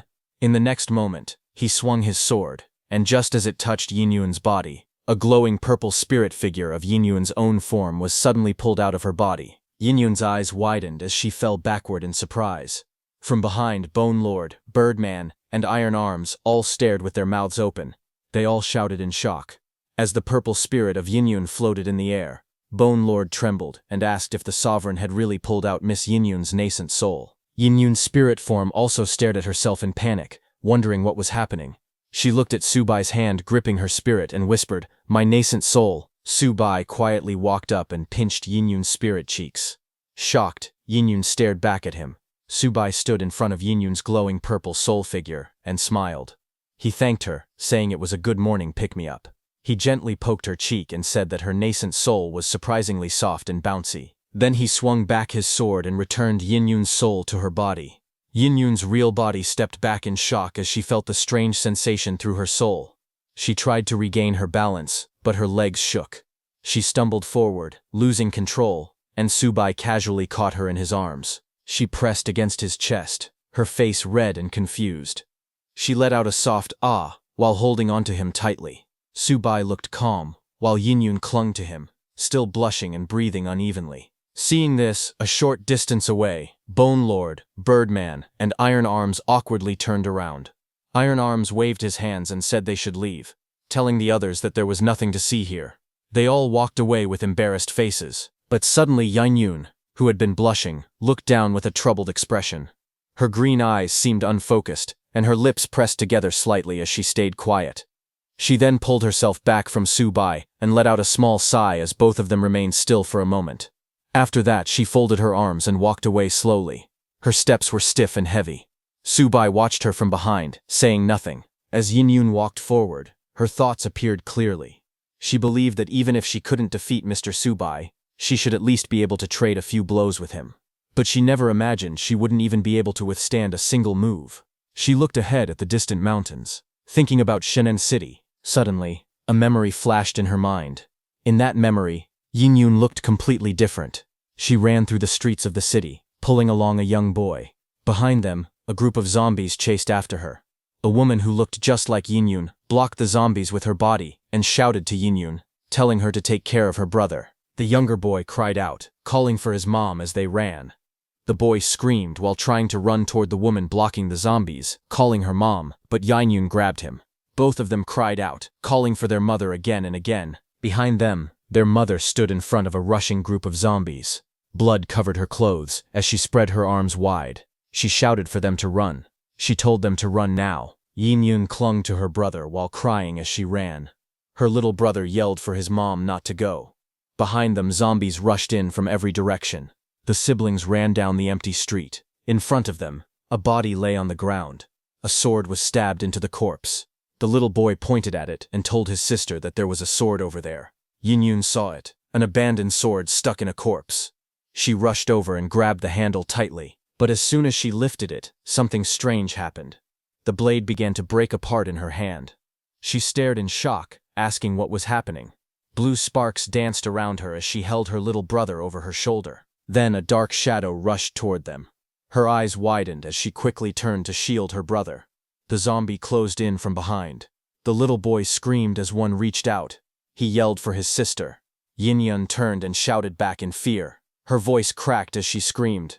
The next second, Yin's personality flicked completely. She swung her arm with full force, smashing her fist into the zombie's face. Blood burst out as the zombie's head snapped backward. Just as she killed that zombie, more zombies rushed toward her from every direction. They jumped to attack the little boy on her back. But just as they came close, Yin struck again, slicing down another zombie into two with just her hand.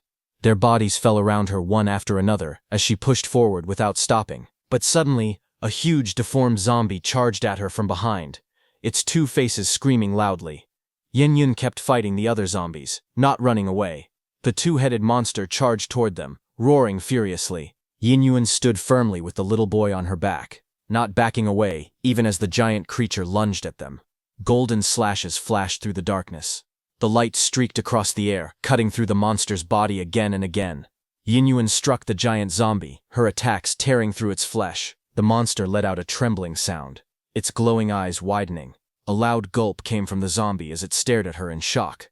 The next second, the creature's massive body shattered, breaking into pieces as blood scattered everywhere. Yinyun rushed forward through the falling debris, with the little boy still clinging to her back. Yinyun stood still amid the drifting body parts of the zombie, her posture steady as dark fragments fell around her. Her brother clung tightly to her back, his arms wrapped around her neck. Her face was calm, but her eyes were fixed forward. Her brother weakly called out to her, but Yinyun slowly raised her hand and looked at it. At that moment she realized something important. She had gained an ability, the power to absorb weaponry. However, when she lifted her head and stared at the colossal face looming in the sky, her heart sank. The massive presence filled the heavens, its eyes glowing with overwhelming pressure. She understood instantly that she was nowhere near strong enough to stand against it, and so, she made a decision. Carrying her brother on her back, she turned away from the ruined streets and fled Xinging City. The city faded behind them as smoke and destruction lingered in the air. Later, the two of them stood outside a fortified city surrounded by walls and mountains. Yinyun held her brother's hand as they looked ahead together. She settled him in Fenzhou, with the National Army garrison there. His safety was guaranteed. After that, she wandered alone through desolate lands. She searched the earth, scouring every place she passed for weapons she could absorb. Battle after battle followed. Each fight made her power surge. People who knew of her ability to consume armaments began to fear her. They gave her a title, the Artifact King. She stood as the undisputed apex among the rogue wanderers. Fallen enemies lay scattered behind her as she walked forward with a weapon in her hand. Yet even then, she knew the truth. Compared to the colossal face that once hovered over Zhenning City, an unbridgeable chasm of power still separated them. In the present, she crossed her arms tightly as unease filled her expression.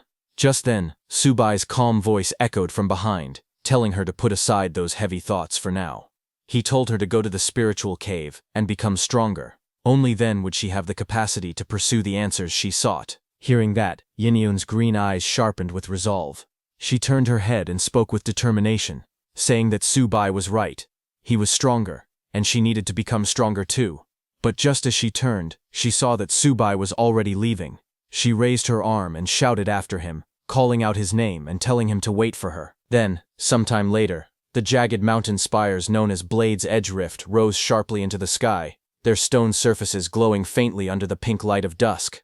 Along the narrow cliff path, Subai and Yinyun walked carefully, their footsteps echoing against the steep walls. The air around them trembled with faint ringing sounds as loose stones shifted beneath their feet. From the Soul Banner, Iron Arms and Birdman observed the towering formation. Iron Arms raised a hand to his forehead, shading his eyes as he stared upward. He said that north of Yangshi, the enormous Blade's Edge Rift truly lived up to its reputation. Beside him, Bone Lord responded. He explained that in his own world, a place like this would be perfect for secluded meditation. But Birdman disagreed, muttering that the land looked completely barren, with not a single spiritual artifact anywhere. He scoffed at the idea of meditation. Back on the cliff path, Subai tapped the ground lightly with his soul banner. The moment the tip struck the stone, a sharp sound rang out. Instantly, light surged across the entire rift as Subai opened his spiritual mind. The world around them shifted into a glowing blue outline. Countless crystal-like peaks rose in perfect rings, surrounding a circular basin. At the center of that illuminated formation, Subai stood alone, bathed in blue light as ripples of energy expanded outward from beneath his feet. Subai studied the glowing map in his mind. According to the markings, the spiritual cave was somewhere within a 5-kilometer radius. His eyes narrowed with slight frustration. His cultivation realm was still too low. He couldn't sense the cave's exact position. Beside him, memories of Lin Wanchu surfaced. Without her guidance, finding the cave had become extremely difficult. He admitted silently that he had no way of knowing whether she was still alive or already dead. Then, a cold thought crossed his mind. For a disciple who had betrayed him, perhaps an early death was only what she deserved. Just then, a sudden cry echoed through the towering cliffs of the Blade's Edge Rift. Both Subai and Yinyun lifted their heads. High above, a massive bird streaked past the sharp stone pillars, Birdman reacted first. He shouted that the creature was a golden-winged eagle. He explained that the bird's golden feathers shone with a metallic glow as it stretched its enormous wings. It was a raptor over a meter long, strong enough to tear a mountain tiger apart, but iron arms standing behind them corrected that assumption. He told them that a normal eagle would never have such a deafening cry. This one was clearly a mutated golden-winged eagle. Judging by the aura washing over the cliffside, its strength was comparable to the Golden Core stage. The eagle released another powerful cry, the sound ripping through the air. The next second, the eagle charged at them. The golden-winged eagle shot downward from the sky like a falling spear. Its sharp beak cut through the air as streaks of green light followed behind it. The eagle crashed onto the ground with tremendous force. Rocks exploded under its claws as Subai and Yinyun jumped and dodged its attack. Yinyun then leapt high into the air and raised her wooden stick to attack the eagle. She countered with a powerful strike. A flash of yellow energy erupted beneath her as she struck down, landing directly on top of the eagle. Her attack sent feathers and fragments scattering everywhere. When the eagle pulled back and fled upward, Yinyun stood on the cliff, watching it rise. She smirked and lifted her chin slightly. She said that she might not be able to beat Subai, but a small bird like this was nothing to her. Below, Subai raised his soul banner and shouted for the Mosquito King to chase after the fleeing eagle. He explained that the eagle carried the scent of spiritual energy and the scent of humans. The giant mosquito spread its wings wide and shot forward at high speed, following the creature through the air. A fiery shockwave tore across the towering stone cliffs as the mutated golden-winged eagle darted through the narrow rift. High above, the Mosquito King rushed after it. The Mosquito King spoke to itself proudly, saying that after absorbing the mantis's power, its stealth ability had grown stronger again. One day, it believed, it would earn recognition as a full member. The eagle continued circling through the rising peaks. The Mosquito King pursued from behind, weaving between the tall rocks. Soon, the eagle descended toward the ground. Before a dark cave entrance, a lone figure stood waiting with a crimson flaming spear in hand. The man looked up calmly as the eagle landed before him. He greeted the eagle by name, Ah Deo, and commented that it had led an enemy straight to their doorstep. His voice remained steady as he added that he could not blame Ah Deo, since the intruder's realm was far stronger than its own. The fiery red spear glowed in the young man's hand as he stepped forward with determination. He lifted the spear over his shoulder, readying himself for battle. A sharp throw followed. The blazing spear shot across the rocky cavern like a streak of fire, rushing toward the approaching Mosquito King. The Mosquito King darted aside with incredible speed, narrowly escaping the incoming strike. It boasted loudly, claiming it had survived countless battles. It said that under its sovereign, its power had only grown stronger. It mocked the attack, asking if the man truly believed such a simple throw could harm it. But before the Mosquito King could finish, the spear suddenly erupted in a violent explosion. Flames burst outward with a deafening blast. The Mosquito King jerked back in shock, letting out a startled cry. The explosion sent it crashing into the rocky ground. Its body tumbled through debris as it groaned in pain, barely able to move. Then the young man stepped forward again, with the eagle perched proudly at his side. He learned from the eagle that every one of the newcomers was above the level 3 mutant realm. Finding the situation amusing, he smirked slightly. He then turned to the eagle and said it was time for them to make their introduction, but the young man suddenly stopped and narrowed his eyes. He sensed something and turned his head. In the distance, he saw Subai and Yinyun standing on top of Birdman. The young man frowned slightly, watching them from afar. His red-eyed eagle stood beside him, also staring towards Subai's group. Behind them, spiritual energy was flowing out of the cave. Seeing that, Yinyun leaned closer to Subai and pointed forward. She asked if the place ahead was the spiritual cave. Subai smiled calmly.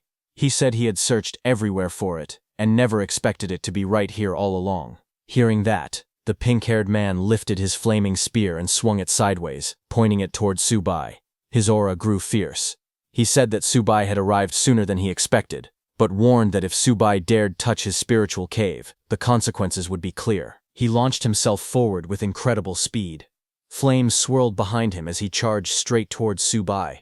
He shouted that Subai had chosen death. Seeing him coming, Subai didn't flinch. He calmly reached for the sword strapped to his back, gripping the handle as the young man's attack closed in. The next moment, the two weapons collided. A burst of white and red energy exploded between them. The pink-haired boy's attack was extremely powerful. but Subai blocked it with his sword. The pink-haired boy's body flipped through the air as fiery aura trails twisted around him. Subai raised his sword just in time, blocking the flaming spear that was aimed directly at him. But suddenly, his expression changed to shock as the spear sparked on impact. The next second, a huge explosion erupted right in front of Subai as the young man's attack hit. Flames burst across the rocky valley, sending Subai, Birdman, and the others flying. It was terrifying as the shockwave rippled through the air. Subai and his undead, along with Yenyun, were blasted backward and slammed into the rocks behind them. The impact was so strong that they tore through the cliffside. Rocks shattered around them as Yenyun clung to Subai, her body lifted by the force of the attack. Birdman couldn't fly in time and hit the ground with a solid impact, rocks and debris scattering around it. Subai somehow stopped himself from falling and grabbed Yenyun in his arms. His movements were quick and steady as he put distance between himself and the young man. That young man jumped and landed lightly on a rock, looking down at them with a smirk. He raised 2 fingers and spoke proudly, saying that Subai wasn't bad and actually had some skill. Subai looked at the young man with raised suspicion. His voice echoed through the cliffs as he asked who he was. Iron Arms, standing behind, spoke calmly, saying he recognized the man. He told Subai that the newcomer was the leader of the Western region's rogue wanderers, the Spear King. He explained that the man was known as a martial fanatic and that his spear techniques were extremely strong. Hearing that, Yenyun turned slightly towards Subai, surprised that the rumors were true. She told Subai that it was said the Spear King had once slain a commander-level beast with a single thrust, becoming famous instantly. She added that after that achievement, the man had mysteriously disappeared. She also commented that the Spear King was known to have a foul temper. Across the cliff, the Spear King remained standing confidently on the tall stone pillar. He pointed his weapon at the group, studying them one by one. His eyes shifted first to Yenyun, and he stated that a woman holding a staff must be the Artifact King. He then looked at Iron Arms and noted the cords wrapped around his arms, identifying him as Iron Arms even though his body now appeared faint and incomplete. The Spear King remarked that only Iron Arms' nascent soul seemed to remain. His gaze finally moved to Subai, and he referred to him as the one in the middle. The Spear King bluntly announced that Subai looked like a demon who had taken on a human form. Hearing that, Yenyun's anger rose immediately. She stepped closer to Subai and shouted back at the Spear King, demanding to know if he was blind for accusing Subai of being a demon. She added that the Spear King himself looked more like one. Iron Arms stepped beside them, also displeased. He snapped at the Spear King, saying his mouth smelled worse than his temper. Hearing that, the Spear King standing on the high peak glared down at the shadowed figure. He pointed his weapon forward and shouted that Subai before him was a demon. He claimed that demon Subai wielded a banner that collected nothing but souls. In his eyes, anyone carrying such a vile artifact could only be a demon. He continued speaking proudly. He said it seemed the others had been deceived, unable to distinguish right from wrong. He added that it was not surprising since their cultivation realms were far too low to see the truth.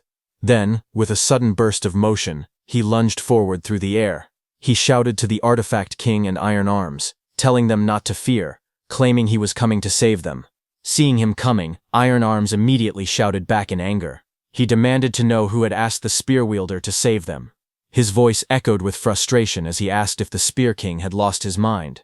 As the Spear King descended, Iron Arms leaped upward to clash with him. Their weapons and power collided mid-air, sending a burst of energy through the sky. Iron Arms blocked the flaming spear with crossed arms. The impact pushed him back, but he gritted his teeth and glared at the Spear King. The Spear King was shocked to see this. Iron Arms told the Spear King coldly that his own cultivation was more than enough to block the strike. Just then, Yenyun lifted her staff and shouted angrily. She told the Spear King that she would knock some sense into him. She jumped toward him with force. The Spear King quickly raised his spear to block her attack. Her staff slammed down as he braced himself, while Iron Arms stood behind them, ready to move. Subai, Iron Arms, and Yenyun all watched the Spear King's speed in shock. Yenyun whispered that he was so fast. Subai quietly stared, noticing the power in the blow. Iron Arms muttered that the strength was incredible. Then Yenyun and Iron Arms rushed forward together. They swung their weapons again and again, clashing with the Spear King in a blur of fast movements. Sparks and shockwaves burst with every strike. Iron Arms used his 1,000 punches skill to attack him, but the Spear King swung his spear at incredible speed and blocked their attacks. The fight grew even faster. The Spear King kept blocking their attacks. Then both Weinyuan and Iron Arms charged at him together from two directions, trying to overwhelm him. Both of their bodies blurred as they pushed toward him with all their strength. Seeing them coming from two directions, the Spear King smirked, showing his confidence. A strong blue energy burst out around him as he moved with lightning speed. He attacked Weinyuan in front and Iron Arms in the back at the same time, and both of their bodies were pushed back by the force of the impact. Both Iron Arms and Yun crashed to the ground. Iron Arms cried out in pain, while Yun gasped as she tried to get up. Before Yun could stand up again, she was shocked when she saw the Spear King's glowing spear tip pointed right at her face. Fear appeared in her green eyes. The Spear King pointed his burning spear at her and shouted loudly. He said he was trying to save the Artifact King, yet they kept fighting him. He warned that if they tried to stop him again, he would show no mercy. Hearing that, Yun shouted back, calling him crazy. She said that Subai used a banner, yes, but that didn't make him a demon. Iron Arms agreed. He told the Spear King that he was the one unable to tell right from wrong. Hearing this, the Spear King's eyes widened with anger. He shouted, "Nonsense," and claimed that even if Subai wasn't a demon, he was still an evil cultivator. He added that since ancient times, good and evil could never live together. While the Spear King was saying that, Bone Lord rushed toward him from behind. He shouted angrily, telling the Spear King not to harm the Artifact King. Bone Lord swung his huge mace at the Spear King's back. The blow landed with a loud impact, but the Spear King remained standing without moving. Bone Lord looked at his broken mace in shock. He shouted, asking what had happened to it. Nearby, Subai watched the scene. He thought to himself that he had believed the Spear King was only good at attacking, but now he realized that the Spear King's defense was also extremely strong. On the other hand, after getting hit by Bone Lord, the Spear King lowered his head slightly, his eyes glowing with a sharp light. He called Bone Lord sneaky for using a surprise attack. He then rushed forward with incredible force and attacked Bone Lord, shouting that Bone Lord still dared to claim Subai wasn't walking an evil path. Bone Lord screamed as the powerful strike hit him. Bone Lord was sent flying as one of his hands was cut off. His body shook as he fell backward, shouting in pain. Subai watched calmly. In his thoughts, he admired the Spear King. He noted that if Bone Lord didn't have his strong armor protecting him, that single strike would have killed him. He also noticed the explosion that came with the attack and understood that it came from spiritual power. Subai thought it was rare to see a young man with such talent. He believed that with just a little guidance, the Spear King could grow even stronger. While Subai was thinking this, the Spear King dashed forward, shouting at Bone Lord to surrender his life. Seeing that, Birdman yelled, warning Ming to watch out. Birdman swooped down from above with great speed to save Bone Lord. He used his screaming skill and was about to scream loudly to stop the Spear King, but suddenly something grabbed Birdman's neck with its sharp claws, stopping him from screaming. Birdman let out a weak sound as he was thrown to the ground. The one who attacked him was the Spear King's mutant, which suddenly flew down from above, heading straight toward Birdman. Birdman looked up in shock as the mutant eagle attacked. On the other hand, the Spear King rushed forward with his spear. Just then, Subai appeared right in front of Bone Lord. Bone Lord behind him was surprised to see that his sovereign had come to save him. Subai called out to the Spear King, saying they weren't villains, and asked why he couldn't turn this fight into friendship. But the Spear King didn't believe him, and swung his weapon down, yelling and asking who would believe his lies. Seeing that, Subai also raised his soul banner, and blocked the Spear King's spear mid-air. Seeing this, the Spear King gritted his teeth and shouted, "Taste my spear!" He charged forward, and a powerful explosion burst between them. Yin covered her face as a powerful shockwave was released from the explosion, making the ground shake. Iron Arms beside her covered his eyes and shouted that the Spear King was using that move again. But as the dust settled, the Spear King saw energy surging around his arm. He gasped, shocked by what was happening. Subai lifted the soul banner high with one hand. Blue energy wrapped around him as the soul banner released powerful waves. He calmly told the Spear King that he was circulating his chi too wildly. He warned that if he didn't control his breathing soon, he would suffer chi deviation. Hearing that, Spear King smirked in the shadows. A sharp light flashed in his eyes as he said it was ridiculous of Subai to claim that he would suffer chi deviation. In the next moment, he shouted angrily and rushed forward. He yelled that he would show everyone who the real demon was. He swung his spear with full force. He attacked from the left side. Flames and light burst from the strike as his attack exploded forward. But Subai blocked it with his soul banner. He attacked again from the right side, but it was once more blocked by Subai's soul banner. Spear King continued attacking again and again, pushing forward without stopping. The ground lit up with bright red and purple energy as the battle grew more intense. He jumped high, twisting his body, and swung down with another powerful strike. His voice echoed as he shouted for Subai to die while attacking. Spear King's attack landed on the ground with tremendous force. Purple energy burst around him, and broken rocks flew across the area. A massive explosion erupted from the ground, creating a fire mushroom. Bone Lord, Iron Arms, and Yunyun were thrown away by the blast as flames spread everywhere. Birdman screamed loudly as it tried to escape the shockwave. The explosion grew even bigger, rising like a giant fireball in the sky. Birdman caught Yunyun and Iron Arms falling from the sky just in time. One of them grunted in pain as they landed on its back. It also grabbed Bone Lord with its claws. Yunyun and Iron Arms, seated on Birdman, called out to Subai. Bone Lord also yelled for his sovereign. They looked toward the battlefield in worry as Birdman flew forward. Smoke drifted slowly through the pink sky. Just then, from inside the thick cloud, Subai's face appeared. He smiled calmly from within the smoke. Spear King, who had attacked with full power and even destroyed the nearby ground, was shocked. He stared at Subai in disbelief and shouted, asking how that was possible. Then he suddenly looked down and noticed something wrong. His eyes widened as he realized that his spear was stuck. Before he could free it, sudden pain rushed through his body. His face turned red, and he clenched his teeth. Before he could recover, the pain increased 100 times. The spear fell from Spear King's hand as he felt like millions of needles were piercing his body. His mutant eagle came to his rescue. Spear King lost his balance and stumbled back, coughing again and again. He stared at Subai in disbelief and muttered that he was sure he had hit him earlier, so how could he be injured? Subai walked forward calmly, while the others also came down to the ground. Spear King had dropped to one knee, breathing heavily. Subai looked at him and spoke slowly. He said that Spear King's anger and desire for revenge were indeed giving him strength, but at the same time, that same hatred was blocking his growth. Seeing Subai approaching, Spear King stepped back while holding his broken spear. His face was tense and angry as he shouted for Subai to stay away. He warned Subai not to come closer or try to take his soul. His mutant eagle also raised its wings, ready to attack. Seeing this, Yintran yelled in anger, telling Spear King that Subai was only trying to help him. She said he shouldn't attack the person who was saving him. Iron Arms called him unreasonable. Spear King slowly stood up, but he was still trembling. Subai stood silently in front of him, his expression calm and serious. Yinyun looked at him from behind. Spear King slowly looked up at the mutant eagle and whispered its name, Golden Eagle. His voice was weak. He placed one hand on the bird's wing and told it to go. He said that from today onward it was free. Shocked, the Golden Eagle turned back toward him.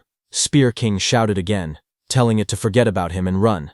His voice shook as he explained that his meridians were severely damaged and in complete chaos. He said he could no longer escape and wanted the Golden Eagle to save itself. Spear King coughed and spoke with difficulty. He said he had spent a whole year in bitter cultivation and finally gained an understanding of the spiritual chi method. He said he managed to comprehend the spiritual chi shield and even create the spiritual spear. He explained that he believed these powers would allow him to liberate Yangshi City. Hearing that Spear King wanted to liberate Yangshi City, Birdman reacted in surprise. It laughed and was about to say something, but before it could finish, Spear King snapped in anger. He threw a rock at Birdman and called him a bastard. He demanded to know if freeing Yangshi City was a joke to them. He screamed that everything was the fault of undead monsters like them. He said his family and friends were suffering in dark cellars because of them. Spear King then turned to the large golden eagle beside him and shouted for it to escape. He coughed heavily but still told the eagle to run away as fast as possible. He clenched his fist as red energy rose around him. He groaned and said that even if he had to burn his own life force today, he would still fight. He shouted with rage. His face twisted as he yelled that he would slaughter every single one of them. Hearing him, Subai stepped forward calmly. He explained that a restless heart and unstable emotions were the worst mistakes when using spiritual chi. He warned Spear King to calm down immediately, or his meridians would burst and he would die. Subai then asked the Golden Eagle to talk sense into him. The injured Spear King coughed again and again. Behind him, the Golden Eagle looked worried and tried to support him with its wing. Subai observed quietly. He felt that awakened people in this world had an extreme obsession with spiritual chi, but they lacked the knowledge to control it. This made them dangerously unstable. Spear King leaned weakly against the eagle. The Golden Eagle trembled. its eyes full of tears. Seeing that, Spear King let out a tired sigh and lowered his head. He whispered that he understood. He finally accepted it. He slowly sat down on the ground. The golden eagle stayed close beside him, spreading its wing to shield him as he slumped forward, exhausted. Spear King sat on the ground, trembling with anger. He clenched his fists tightly. Subai looked at him and thought to himself that Spear King was extremely competitive and valued his pride more than anything. Forcing him to admit defeat was a fate even worse than death for him. Then Subai tore a ribbon from his soul banner and wrote some glowing words on it. He offered it to Spear King.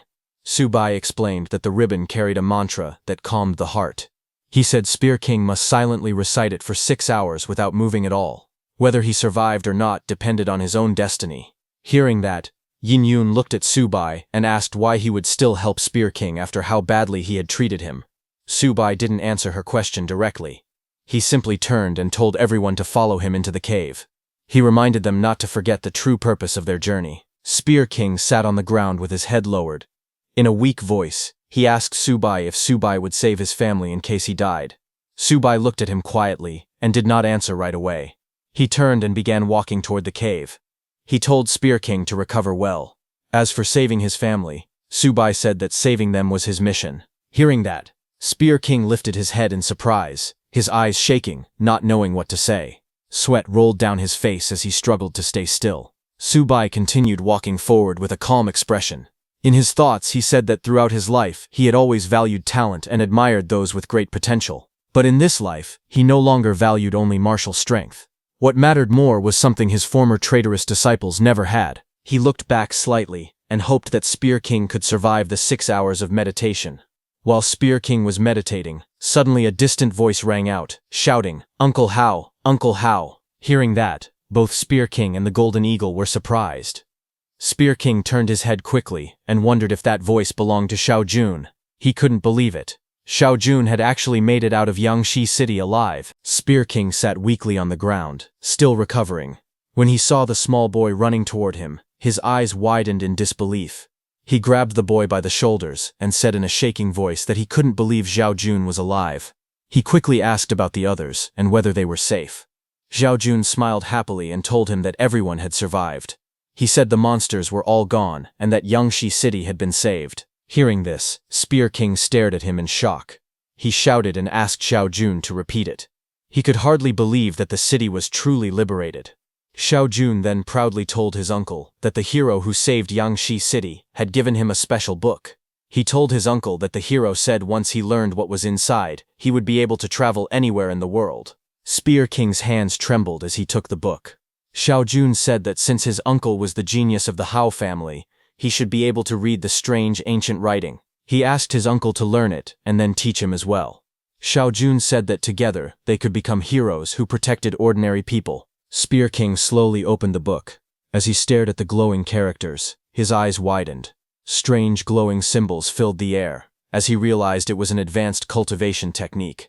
The method absorbed the essence of the sun and moon and turned it into powerful spiritual energy. It was so strong that it could suppress or even steal the spiritual chi of people using weaker techniques. As Spear King read this part of the book, he suddenly remembered something. During his fight with Subai earlier, he had felt his own spiritual power weakening, as if it were being pulled away from him. He wondered if Subai had mastered this technique as well. Spear King then looked at Xiao Jun and asked if the hero who saved Yangshi City was the one who had given him this cultivation method. Xiao Jun nodded and said yes. Spear King then asked if he remembered the hero's face. Xiao Jun happily said that he did, and immediately started drawing on the ground. As he drew, Spear King watched quietly. When he saw the finished sketch, his eyes widened in shock, his heart jumped, and sweat ran down his face. He stared at the drawing and shouted that it was him. It was Subai. Spear King was shocked as he slowly understood the truth. He realized that the Subai he had suspected was actually the one who liberated Yangshi City. That hero had even saved Xiao Jun and given him a cultivation method. He lowered his head, blaming himself and thinking that he had wrongly accused the hero of being an evil cultivator. He then held Xiao Jun's shoulders and asked for a moment to recover. After that, he wanted Xiao Jun to take him to meet the hero. Xiao Jun looked confused. But before he could say anything, Spear King suddenly sensed danger and turned sharply.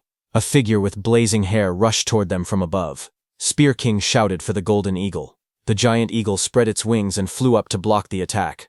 The golden eagle and the enemy clashed violently in midair. As Spear King watched, he asked in fear why that enemy had appeared again. He recognized the attacker, the calamity-level lord of Yangshi City, the Burial Ape King. He stared at him in shock, realizing the monster was still alive. On the other hand, a team finally reached the edge of the ruined city. Broken buildings stood in the distance, and the sky was clear. One of the men looked ahead and said they had arrived. Another man stared at the entrance sign and explained that this place was known as Yangshi City, a true hell on earth. It was Subai's disciple Lin Wanchu's new team. The man who read the city entrance sign added that if Sister Wanchu hadn't mentioned a spiritual cave deeper inside the city, he wouldn't have agreed to come so easily. But now that they were here, he believed they could help liberate Yangshi City. As they walked in, the group looked around carefully. The man with the shield said the place was full of danger. He warned everyone to stay alert and be ready to fight at any moment. Soon the people of Yangshi City appeared in front of them. One of the survivors stepped forward and asked if they were a rescue team from the outside world. He welcomed them to Yangshi City. Lin Wanchu looked around in confusion. You asked if this place wasn't supposed to be hell on earth, wondering if she was imagining things. Another person wondered if it might be a monster's illusion. But Lin Wanchu focused for a moment, and then told the others that she could sense everything clearly. All the people around them were ordinary humans. She also added that she couldn't feel any monster stronger than commander level inside Yangshi City anymore. Hearing this, another teammate told their team captain that Wanchu's ability was perception, so if she said it, it had to be true. Their leader, a masked man, said that whether it was true or not, he would find out by asking. He stepped forward and politely asked a man from the city if this really was the hell on earth called Yangshi City. The man nodded. He explained that it used to be like that. But a few days ago, a hero killed the 4 great demon kings and the demon god who ruled this place. Now Yangshi City had been freed, and had become a peaceful land. Hearing this, the armed man was shocked and asked which powerful person had done all of that. Their leader also wondered how the calamity-level lord of Yangshi City had died so easily. The local man proudly said that they had even built a monument to honor the hero, and that the hero would always be remembered. Then he invited the group to follow him so he could show them the hero and offer them warm hospitality. Workers continued building a huge stone statue. The figure stood tall, holding a staff, while people worked on the scaffolding around it. It was Subai's statue. Wanchu looked up at the statue in shock. She stepped closer and whispered to herself, asking if the person it represented was really her master. She couldn't believe he was the one who liberated Yangshi City. Beside her, you stared at the statue as well. She asked Lin Wanchu if they had met this person before. She said she had a strange feeling as if this man was someone who had committed all kinds of evil. Hearing this, the local man nearby quickly stepped in and told her to be careful with her words. He said the person in the statue was their hero. Without him, everyone would still be trapped in the darkness of the catacombs. Hearing this, you suddenly felt a sharp pain in her head. She grabbed her head and groaned. She told Wanchu that her head hurt badly, bending forward as the pain grew stronger. But Lin Wanchu stood quietly, deep in thought. She remembered everything she had seen and learned so far. She thought about Subai. People said he had committed every kind of evil, yet he was the one who saved Yangshi City. Now everyone treated him like a hero. Then she thought about her eldest senior brother. People called him kind and moral, yet he had harmed her again and again. Her heart felt confused. She wondered who was truly righteous and who was truly evil. Beside her, Yu pressed her hands against her head, still shaken by the strange pain she had felt earlier. Lin Wanchu looked at her anxiously and said that maybe they had misunderstood their master. Yu turned to her, surprised, and asked what she meant. But Lin Wanchu had already made up her mind. She turned and said she had to find her master and ask him the truth about what really happened in the past. She quickly walked away. Yu reached out, calling for her not to go. Another person nearby also asked where she was heading, but she kept moving forward without stopping. Lin Wanchu repeated in her heart that her master had liberated Yangshi City. She was sure he must have gone to the spiritual cave. She had to find him. On the other hand, far away, inside the glowing cave of burning red stones, Subai walked beside Yinyun. The air around them was hot, flames rising from the crystal-like rocks. Yinyun complained softly that it was very hot. Subai looked around calmly. The heat didn't surprise him. He said that the place was filled with the aura of fire. Inside the fiery cave, Subai and Yinyun continued walking forward. The path was filled with spirit stones. Yunyun looked around and said that every spirit stone on the walls looked like it was burning. Subai calmly explained that the stones were not actually on fire. They were fire attribute spirit stones. Watching from inside Subai's soul banner, Iron Arms said it made sense why the Spear King's attacks had always exploded, because the Spear King had been absorbing the power of these fire stones. Bone Lord then told Subai that if they absorbed the entire wall of fire attribute spirit stones, their strength would grow quickly. Hearing this, the Ape King's spirit on Subai's sword became excited. He said it was unbelievable that such a powerful spiritual cave existed so close to Yangshi City. He added that the high quality of the stones meant there must be a fire essence bead hidden deeper inside. The Ape King's spirit grew greedier. He said that if he could absorb that fire essence bead, this sword would no longer be able to contain him. However, he also warned that if he went any deeper right now, his soul might burn away, so he would quietly absorb energy from where he was. The Ape King's spirit laughed and thanked Subai for bringing him to a place with so much fire energy. Meanwhile, Subai and Yunyun continued walking. Yunyun asked if there was a spiritual spring ahead. She complained that the temperature felt extremely high, maybe 70 or 80 degrees. Suddenly Subai raised his hand and stopped her. Yunyun was startled, but before she could understand anything, a huge fire creature formed ahead of them, made entirely of flames and shaped like a beast. It roared wildly as flames burst around it, filling the entire tunnel with blazing heat. The giant fire serpent roared loudly. It shouted that all outsiders must burn to death. A huge wave of flames rushed towards Subai and Yunyun. Subai grabbed her quickly and jumped back as the fire swallowed everything. Yunyun screamed that she was burning. She said the flames were all over her. Subai looked calm, but he noted in his mind that training in a place like this explained why the Spear King's spiritual energy was so unstable. Just then, Iron Arms and Bone Lord rushed in. Iron Arms shouted at the fire serpent, telling it not to harm his sovereign. Bone Lord charged in too, yelling for the monster to taste his hammer. But as Iron Arms hit that python, his fist passed through it. Iron Arms was shocked seeing that. Bone Lord tried the same thing, but his hammer also passed through the fire python's body. He was also shocked. They looked up at the creature and realized something terrifying. The fire serpent didn't have a real body. It was made entirely of flames, and that made it even more dangerous. Just then, Birdman jumped onto that fire python. He looked at the fire python and spoke proudly. He said that the monster was a spirit without a real body, and its sonar ability was made to suppress spiritual chi. Birdman then flapped his wings and screamed, using its sonar attack. A blast of energy waves shot toward the fire python. This attack angered the fire python, and it roared in anger. It said the noise was annoying and released even stronger flames, shaking the whole cave. Just as Birdman's sonar attacks got disturbed, the fire python attacked Birdman with its tail. It also hit Bone Lord and Iron Arms, sending them flying away. Subai watched from afar and realized something. He thought that this demon was not a normal spirit.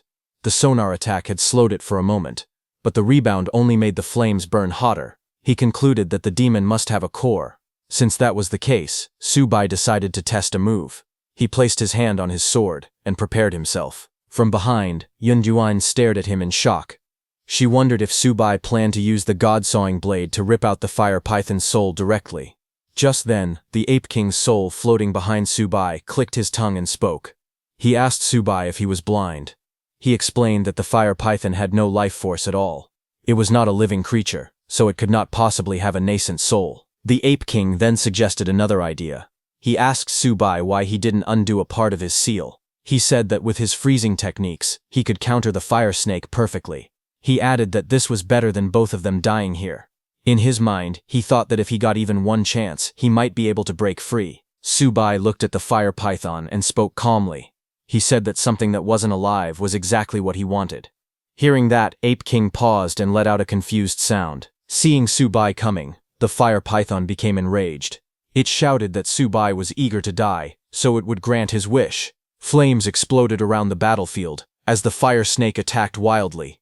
The ground shook as multiple flaming heads lunged towards Subai from all directions. Subai jumped back, but the fire python kept firing flames again and again, filling the entire area with burning heat. The attacks grew stronger and faster as the beast tried to overwhelm him completely. Then Subai rushed forward with his sword, cutting through the flames. The fire python roared as he closed in. A huge blast of fire exploded. Iron Arms, Bone Lord, Birdman, and Yan Yun behind him shouted in panic, calling out to Su Bai. The fire python rose from the flames again, its body glowing brighter as it covered the whole cave with fire. But suddenly the fire python was shocked as it looked ahead. It was Su Bai, who was completely unharmed. He then swung his blade with full force. The sword lit up with a bright red aura as he attacked. The fire python tried to swallow the attack, but Su Bai's sword pushed straight toward its fiery mouth. The fire snake spirit thrashed wildly and screamed that this was impossible. Flames wrapped around its body as it lost control. Down below, Su Bai held his sword high. A bright spiral of fiery energy wrapped around him. Ape King was shocked as he looked at Su Bai's attack. He said he knew this power. This was the same heavenly spirit cultivation method he practiced. Ape King watched with shock. He finally understood. The fire python had no real body because it was born from pure elemental energy and turned into a spirit. The heavenly spirit cultivation method, which absorbed the spiritual chi of heaven and earth, was the perfect counter to such a creature. But Ape King was confused and wondered how Su Bai even had this technique, since it was something his own benefactor had once given to him. Suddenly, the fire python's body shattered into flames. A red bead dropped to the ground. Ape King looked down as it rolled to a stop. It was a fire essence orb. Ape King stared in disbelief. He realized the fire python originally came from this orb, and because the orb was so close to him, he thought the heavens were helping him. But before he could take that orb, Su Bai bent down and picked it up. Ape King panicked and shouted in his heart, realizing he was about to lose his chance at freedom. Su Bai held the bead in his hand and asked the spirit if he wanted it too. The spirit forced a laugh and said it was worthless and not rare at all, but inside he cursed, frustrated that he had been so close to escaping. Su Bai held the glowing fire orb in his hand. Purple energy swirled around him, while golden flames wrapped around his sword. Ape King beside him watched nervously. A moment later, the fire orb floated above his blade. The sword absorbed the orb completely, and flames burst out, spreading across the weapon. Su Bai stood still as the fiery power flowed through him. He let out a calm breath. After absorbing the fire essence orb, his strength instantly rose to the peak of the golden core stage. He smiled slightly, pleased with the result. It was a great harvest for him. Then he looked ahead at his undead companions, the Bone Lord, Iron Arms, Birdman, and Yin Yun. He said softly that they were next. He took out his soul banner, which floated behind him, wrapped in green and orange spiritual flames. The skull on the soul banner glowed as a notice appeared, saying, "Enhancement mode, activated." Su Bai told them that he would help refine their powers. He explained that the fire attribute spiritual energy inside the spirit stones was too hot and dangerous. They couldn't absorb it in that state. Only after he cooled and neutralized it with the banner could they safely use it. The green flames moved in circles around the group as the enhancement began. After absorbing the energy, Bone Lord laughed loudly, saying he was fully healed and felt like he was back in his prime. Beside him, Birdman flapped its new wings, shouting that it had grown brand new feathers. Iron Arms clenched his fists excitedly, saying he felt endless strength rushing through his whole body. All three of them knelt in front of Su Bai and thanked him. Not far away, the mosquito creature became emotional. It cried softly that the sovereign favored it so much, and that it would work twice as hard to become a full member soon. Then Yin Yun walked up to Su Bai and looked at him. She asked quietly if there was a share for her too. Su Bai turned to her and explained calmly. He said that she was not his servant, so he could not use the 10,000 souls banner to send spiritual chi directly into her body. Then he added that her share was right here, and he touched her side with one glowing finger. Yin Yun's face turned red as his finger slid across her skin, and she gasped, calling out his name in surprise. Su Bai sent her some spiritual energy through his fingers, directly into her body. Immediately, Yin Yun knelt on the ground, breathing heavily. She said it was intense. Su Bai looked around and said that everything here was done, and they should move on to the next spiritual cave. Suddenly, a young boy's voice rang out from outside, calling for the Spear King. Then the Spear King's voice came, telling that boy not to worry about him and to run quickly. Hearing that, Su Bai and Yin Yun turned toward the sound. She suggested they should check what happened. They both ran down the rocky path while Yin Yun asked what was going on, but suddenly she stopped in shock as something appeared ahead. The Spear King's golden eagle fell with a loud crash. Seeing that, Yin Yun shouted in disbelief, asking how this was possible. Then Ape King covered in flames appeared. Its eyes glowed red. Seeing that, Yin Yun and the others grew confused, asking how the buried Ape King had resurrected. Su Bai and Yin Yun walked out of the rocky cave. In the distance, Spear King and his golden eagle faced the flaming Ape King in confusion. Spear King called out, asking what was happening.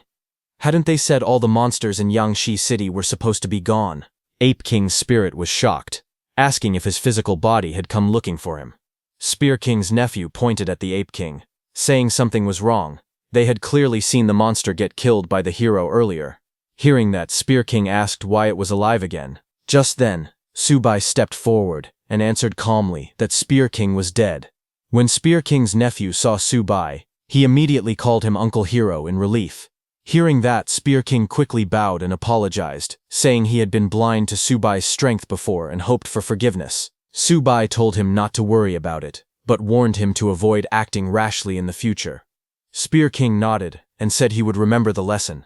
His nephew then asked Subai why the monster was still attacking them if it was already dead. Subai explained that the creature was now only an empty body without a spirit. Someone else was controlling it from behind the scenes. Hearing that, Ape King's spirit reacted in shock, asking who the controller could be. Subai looked ahead with a serious expression.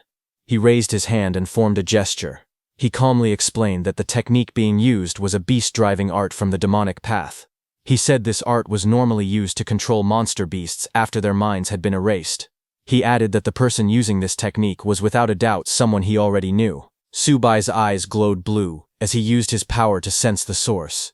A powerful ripple of energy spread out across the rocky area, and Subai's presence seemed to be everywhere in view.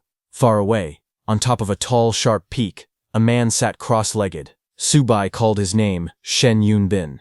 Subai's voice rang out as he said that it really was his good disciple. Hearing that voice, Yunbin leapt down from the peak. Purple demonic energy rose behind him like a shadow.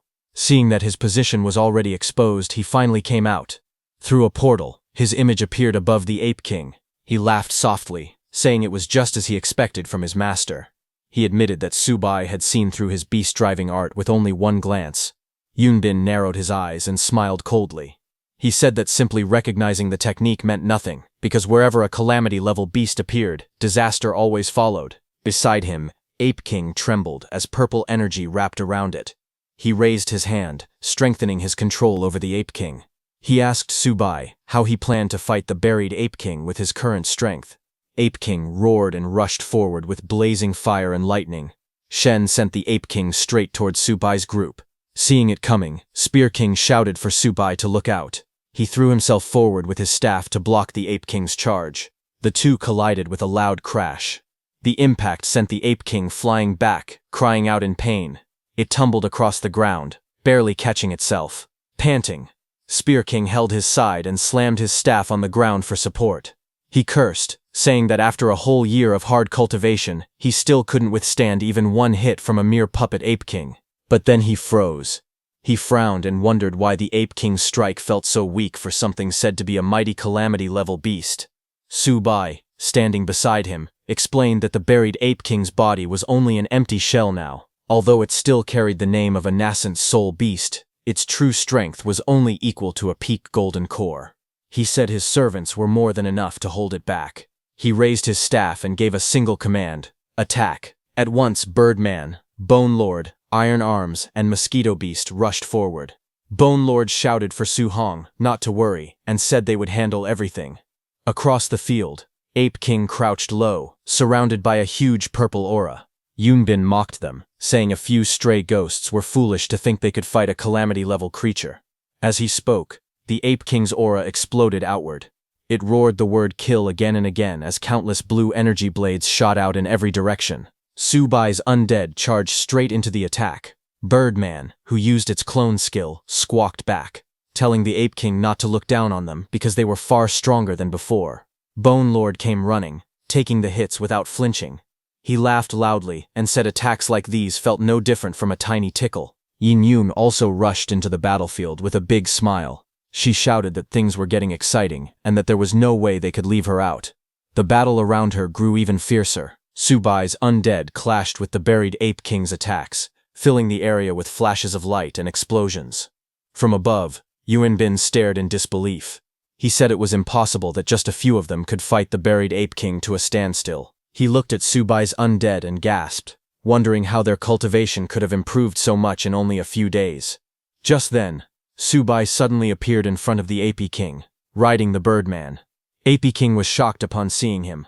Subai then grabbed his sword and smiled calmly. He asked his disciple Yun Bin why he was so surprised. He told him that if his master could kill this monster once, then doing it a second time was natural. Hearing that it was Subai's second time, Yun Bin trembled. He asked if the expert who killed the buried Ape King, who wiped out the commander-level monsters, and who saved Yangshi City, was actually his master. He was shocked, and before he could react, Subai's blade flashed down from above. He shouted that Yun Bin was correct. The one who had killed the buried Ape King before truly was his master. His strike cut through the Ape King's body, sending flames and spiritual energy scattering. Behind him, the Ape King's spirit floated at his back and spoke softly. When it heard Yun Bin calling Subai master and attacking him, it remembered that his benefactor in the past had also been betrayed by his own disciple.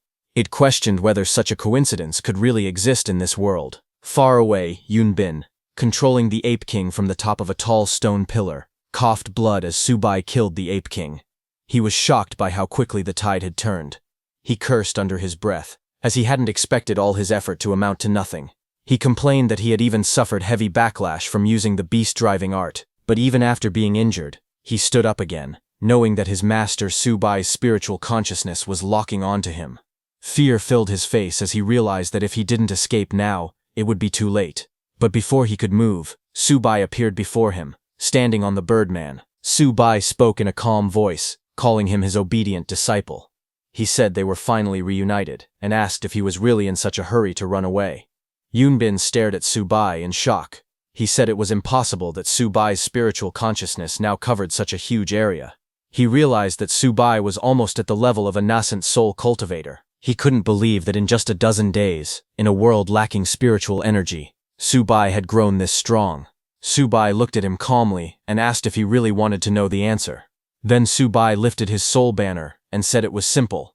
He explained that his 10,000 souls banner still had one empty spot. He raised his glowing red blade and suggested that Yun Bin move in. Subai said that after that, he would slowly explain everything to him. Saying that, he launched a powerful attack from the sky, aiming the huge red strike down at Yun Bin. Yun Bin tried to block it with his sword, but the force was overwhelming. The impact exploded against him, knocking him back hard. Yun Bin screamed as a deep slash tore across his chest. His body shook from the shock, and the attack sent him stumbling back. But the next second, his body exploded with a huge blast on top of the rocky pillar. Birdman, carrying Subai, circled as flames and debris scattered through the air. Yun Bin reappeared on the cliff behind, breathing hard. He cursed, saying Subai had forced him to use spirit manifestation again. He said he no longer had any choice. Dark energy covered his arms as he gripped his sword and slashed his palm. Blood dripped down his hand and soaked into the ground. He knelt and spoke solemnly. "With my blood, restore your body." The blood on the cliff spread like cracks of red lightning. He declared the covenant of the craved blood and the alliance of the Golden Fortress. He warned that if anyone defied his will, heaven and earth would not tolerate it. As he said that, the sky tore open with thunder and large spirit guardians appeared behind him. Yun Bin laughed loudly and looked at Subai. He mocked Subai, asking if he really thought the buried Ape King was the only corpse he had prepared. Below, Subai remained calm, standing on the Birdman with his weapon in hand, staring down at him. Subai watched from above as his disciple summoned 3 commander-level monsters. He asked calmly if Yun Bin really thought 3 monsters were enough to stop his own master. Yun Bin only smirked and said they would find out soon. He then shouted an order for Little White to strike. Subai looked up in surprise. Little White leaped into the air and answered, saying she would handle it. She spun as bright energy gathered around her body. Purple light burst from her as she prepared her attack.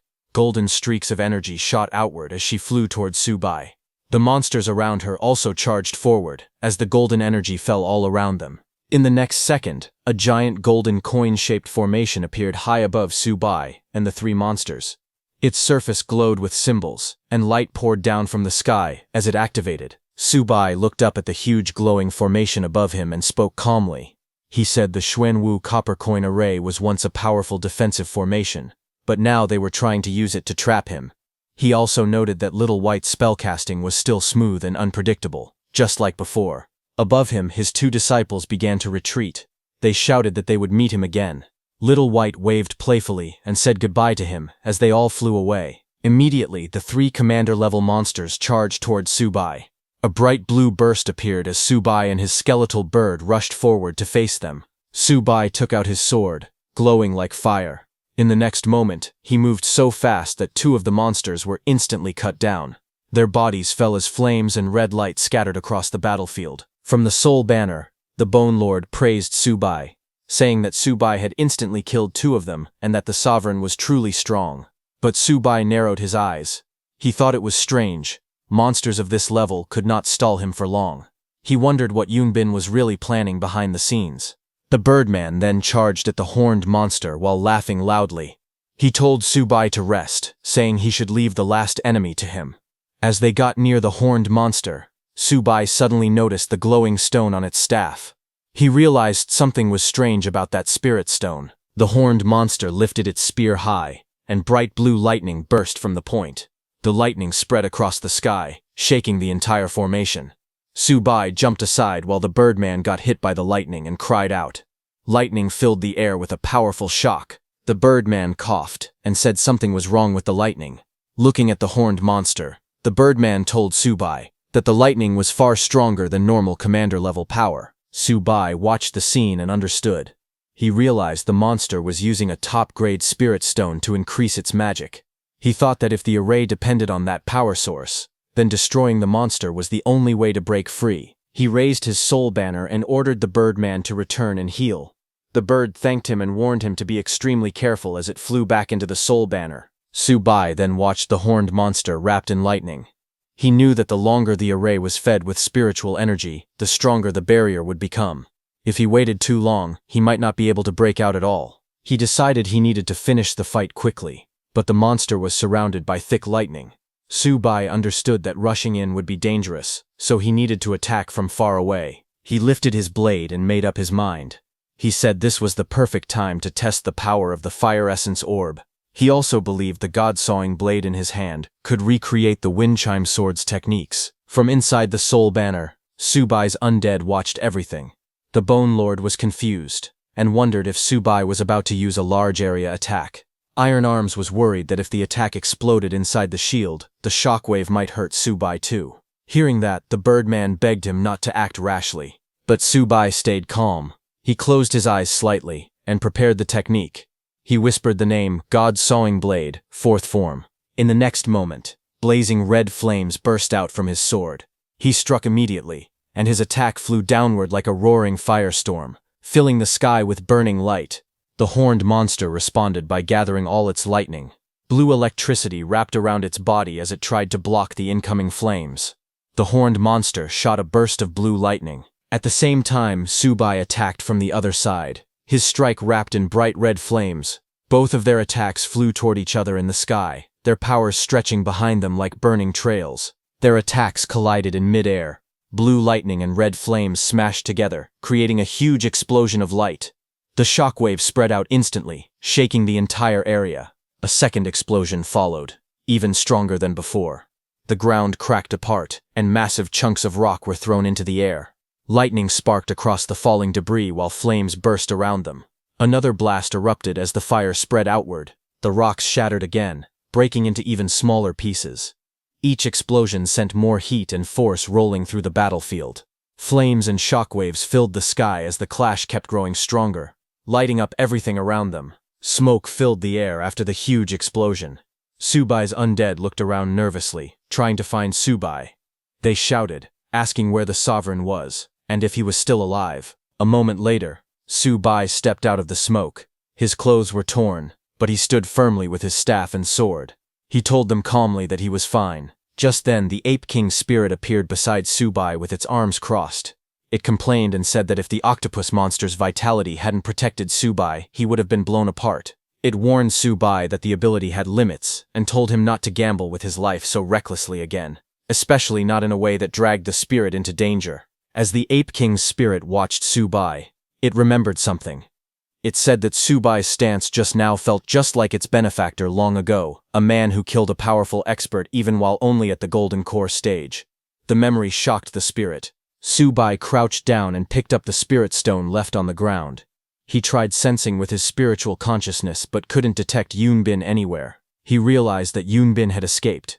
Subai looked at the stone and thought that for Yunbin to abandon a spirit stone of such high quality, he must have paid a heavy price to run away. Then blue energy rose around Subai's soul banner, which glowed as streams of power moved toward it. Subai stood calmly, watching the soul banner absorb the remaining energy. A blue system screen appeared in front of Subai. It showed that the 10,000 souls banner had leveled up to level 8. A new ability was unlocked, allowing the host to borrow one skill from a servant for 5 minutes, once per day. The screen also showed his current realm, nascent soul, early stage, and how many undead he could control. Subai looked at the glowing screen and smiled. He said that the spirit stone really was top grade. It helped him break through his cultivation realm, and even unlocked a new system function, but his smile slowly faded. He told himself that this still wasn't enough. He needed to grow stronger, faster. He said that the next time he met that traitorous disciple, he would kill him himself. Later, Subai walked back through a rocky passage. Yinyun and the Spear King's nephew ran toward him, happily shouting his name. Subai held out the staff and told Yinyun it was for her. Yinyun lit up with excitement and said he was the best, happy that he brought her a present. Subai turned away and said it was just some junk he found on the way. She got angry and yelled at him, asking why he couldn't say something nice for once. But just as she grabbed the staff, it suddenly lit up with a bright blue glow, surprising her. Yinyun held the staff as a bright purple light surrounded her. Her body trembled, and she let out a loud sound. She said the staff's flavor was pure and intoxicating. Her face turned red as she gasped. She said she couldn't believe she managed to absorb so much energy. While she was still panting beside them, the Spear King asked Subai about the scoundrel from earlier. Subai answered that the man had escaped. The Spear King nodded and said he understood. Subai noticed the Spear King's expression and asked why he was so concerned. He asked if the Spear King recognized the scoundrel. The Spear King replied that he didn't, not exactly. He explained that a few days ago, an injured mutant passed through the area. He said he noticed a faint black aura around her wounds, similar to the power used by the scoundrel. Subai asked if the mutant could be connected to Yunbin. He then asked what the woman's name was and what she looked like. The Spear King said he didn't know her full name, only that her surname was Ye. He described her as a tall woman with purplish hair, wearing a tight bodysuit and carrying a long blade at her waist. Hearing that, Subai's eyes widened. He said the description matched his fifth disciple, Ye Qingxuan. A scene flashed in Subai's eyes. It was in the northern divine region, in White Emperor City, on the eve of the Ascension ceremony. Under the night sky, Subai stood facing Qingxuan. He told her that tomorrow would be the day of his grand ascension. He said he had already arranged for her senior sisters to guard the ritual. He continued, saying that Qingxuan had always been careful and thoughtful in her actions. Because of that, he decided to entrust her with the security of White Emperor City. Qingxuan lowered her head respectfully. She assured him that she would not fail her mission. Subai told her to go back and rest, as there were still many preparations to be made for tomorrow. She quietly replied that she understood. As he turned to leave, Qingxuan stood still, looking troubled. Subai noticed and asked if something else was on her mind. Qingxuan hesitated. Then she softly called out to him. She asked him if, after his ascension, he would ever return. Hearing that, Subai turned his head slightly and smiled. He suddenly laughed, realizing what his disciple had been worried about all this time. He told Qingxuan to put her heart at ease. He said that those rules were only the laws of heaven and earth. As long as he wished, there was no force in existence that could stop him from returning. Hearing this, Qingxuan relaxed. A soft smile appeared on her face as she agreed with him. In her heart, she believed that her master was the strongest. Now back to reality. Subai thought back to his earlier arrangements. He remembered that Ye Qingxuan had been stationed inside the city on the day of the Grand Ascension ceremony. However, things did not go as expected. Not only did she fail to appear during the assassination, but it seemed she was even wounded by Shen Yunbin. Thinking about it carefully, he began to doubt his earlier conclusion. It now seemed possible that she had never betrayed him at all. If that was true, then she should be able to explain exactly what happened that night. He then looked at Spear King in front of him and asked if he knew where she had gone. Spear King explained what had happened. He told Subai that after seeing the fire attribute spirit stones, Ye Qingxuan said that fire spiritual power did not suit her cultivation method. After that, she left and headed toward Fengzhou City. He told Subai that it seemed she had gone there to search for a spiritual cave. Hearing this, Su Bai looked at the map. He quietly repeated the name Fengzhou City while thinking. After studying the map, he realized something strange. That direction only led to deep mountains, and there should not be any known spiritual caves there. He then asked his undead if anyone knew about a spiritual cave in that direction. From the Soul Banner, Iron Arms replied that every known spiritual cave was already marked on the map. If it was not on the map, then it had to be an undiscovered one. At that moment, Yin Yun suddenly spoke up with a smile. She suggested that Su Bai should ask her instead. Su Bai turned slightly and asked if she knew something. Yin Yun confidently explained that in the past, when she had gone to Fengzhou City, she had passed through that mountain forest. Back then she had sensed a place filled with strong spiritual energy. Because of that, she believed that the spiritual cave must be somewhere around that area. Hearing her explanation, Su Bai told her that he would have to trouble her to lead the way. Yin Yun smiled proudly and agreed immediately. She told everyone to relax and leave everything to her. Hearing their conversation, Spear King's nephew turned to Su Bai and asked if he was leaving already. Su Bai calmly replied that it was time to set off. The boy then hesitated and asked what they should do about the monster. Su Bai paused, asking what monster. The boy quickly pointed behind and explained that the monkey monster had returned to its original state. Everyone turned to look. The Ape King lay on the ground unmoving, but something felt strange. Spear King shouted worriedly, asking if it was coming back to life. Su Bai stepped closer and observed the body carefully.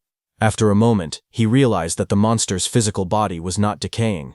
It seemed almost indestructible. He said that it was interesting because the monster had cultivated a powerful heavenly spirit method to a very high level. Because of that, it was no ordinary creature. It was actually a rare and promising existence. At that moment, the Ape King's spirit appeared. The spirit laughed and mocked him, asking if he was scared. It then declared that no matter how long it took, once it broke the seal, it would return to its physical body, and when that day came, it would kill him. Hearing this, Su Bai remained calm. He said that if that was the case, he would seal the monster's physical body inside his own consciousness for now. This way, no one else, including Shen Yunbin, would be able to take it or use it. Hearing this, the Ape King's spirit cried out in pain, begging Su Bai to stop. Ignoring it, Su Bai pressed his hand down, and a blue energy surged forward. The power wrapped around the Ape King's body, sealing it completely. Su Bai then stood up calmly and said that it was done. He then asked Spear King what his plans were next, and whether he would continue cultivating. Spear King replied that he would return to Yangshi City with his nephew Xiao Jun. He said he would clear the monsters in the suburbs, save more people, and become a true hero. He smiled slightly, and said that he had not been home in a long time either. Su Bai remained silent for a moment, his expression calm and thoughtful. After that he turned around and said they would part ways here. Spear King told him goodbye and said they would meet again. Spear King's nephew waved his hand and said goodbye to his uncle, the hero. On the other hand, Yun Bin, who was running away, suddenly fell on the ground. Little Fox quickly asked her senior brother if he was all right. Yun Bin knelt on the ground, holding his chest, but he calmly said he was fine. He explained that it was only a side effect of the beast-driving art, and that he would recover after some time. Little Fox sighed and said it was a pity. They had gone through so much trouble to find a top-grade spirit stone, only for it to fall into their master's hands. Hearing this, Yunbin replied calmly that as long as they stayed alive, nothing else mattered. He said that as long as the green hills remained, there would always be firewood, so losing one spirit stone was nothing. Just then, some footsteps echoed in the distance. A woman's voice called out, asking Lin Wanqin, Sister Wanqin, why she was walking so fast. Hearing that, Little Fox paused. Yunbin looked ahead and said that someone was coming. He wondered if it could be their master. Both of them hid behind a rock to observe. However, it was not their master, Su Bai, but Lin Wanqin's new team. Walking ahead, she told you that if they were not fast, their master might leave. Hearing that, Yu asked who this master really was. Yunbin was surprised to see that it was actually junior sister Lin and junior sister Yu. Standing behind Little Fox, he said that it seemed senior sister Lin had already recovered her memories. They immediately walked out from behind the rock and called Lin Wanqin, junior sister. Lin Wanqin responded in surprise upon seeing her senior brother there. Hearing that this man was the senior brother that Sister Wanqin had mentioned, Yu became a little scared and hid behind Lin Wanqin. She felt confused, because even though she had never met them before, she strangely felt a sense of familiarity. Yunbin stepped forward with a smile and said it was great. He was happy that she had remembered everything and asked if she was going to find their master. Lin Wanqin answered calmly that he was correct. Yunbin then spoke seriously. He admitted that they had just fought with their master. He warned her that with her current strength, she could not defeat him. He then suggested that she should return with him. He said they could train together, improve their cultivation, and make a proper plan for the future. But hearing this, Lin Wanqin's expression turned cold. She reminded him that the last time they met, he had tried to kill her using a mental attack. She questioned how she could trust him now. Hearing that, you realized that the one who had ruthlessly attacked Sister Wanqin mentally was him. She could not process all this information at once. At that moment, Yu suddenly held her head in pain. She felt confused, saying that the more she thought about these things, the more her head hurt. All of her teammates standing beside her became worried and asked what was wrong. Lin Wanqin tightened her grip on her sword and spoke firmly. She said she could not understand him. She reminded him that while he had been killing fellow disciples and plotting against their master had been out there saving people. She questioned whether such a master, who saved people, could really be an evil person capable of doing terrible things. Little Fox then came forward and tried to convince her again. She asked if Lin Wanqin had not seen with her own eyes what the master had done. She questioned her if she still planned to stand on the master's side even after knowing everything. Lin Wanqin immediately answered firmly, saying no, and declared that she did not stand on anyone's side. She stood on the side of the truth. She continued speaking calmly but seriously. She said it felt strange that the master would do such terrible things that caused suffering to the world. Because of that, she believed they had a duty to find the master and uncover the truth. Hearing this, Yunbin silently observed her. He realized that junior sister Lin had changed. He thought that if he kept arguing, it would be hard to gain her trust. At the same time, he noticed something important. His junior sister Yusu had not yet been influenced by the master since her crossing. He began to think that if she recovered her memories, things might become troublesome. In the next moment, he moved forward at great speed. Lin Wanqin's group was startled as he suddenly appeared in front of them. Before anyone could react, he reached out toward his junior sister Yu. With a faint smile, he called her name, saying he would help her remember everything. Seeing him approach, Yu became very scared. Suddenly, a sharp voice echoed in the air as Yu cried out, shouting that she did not want this.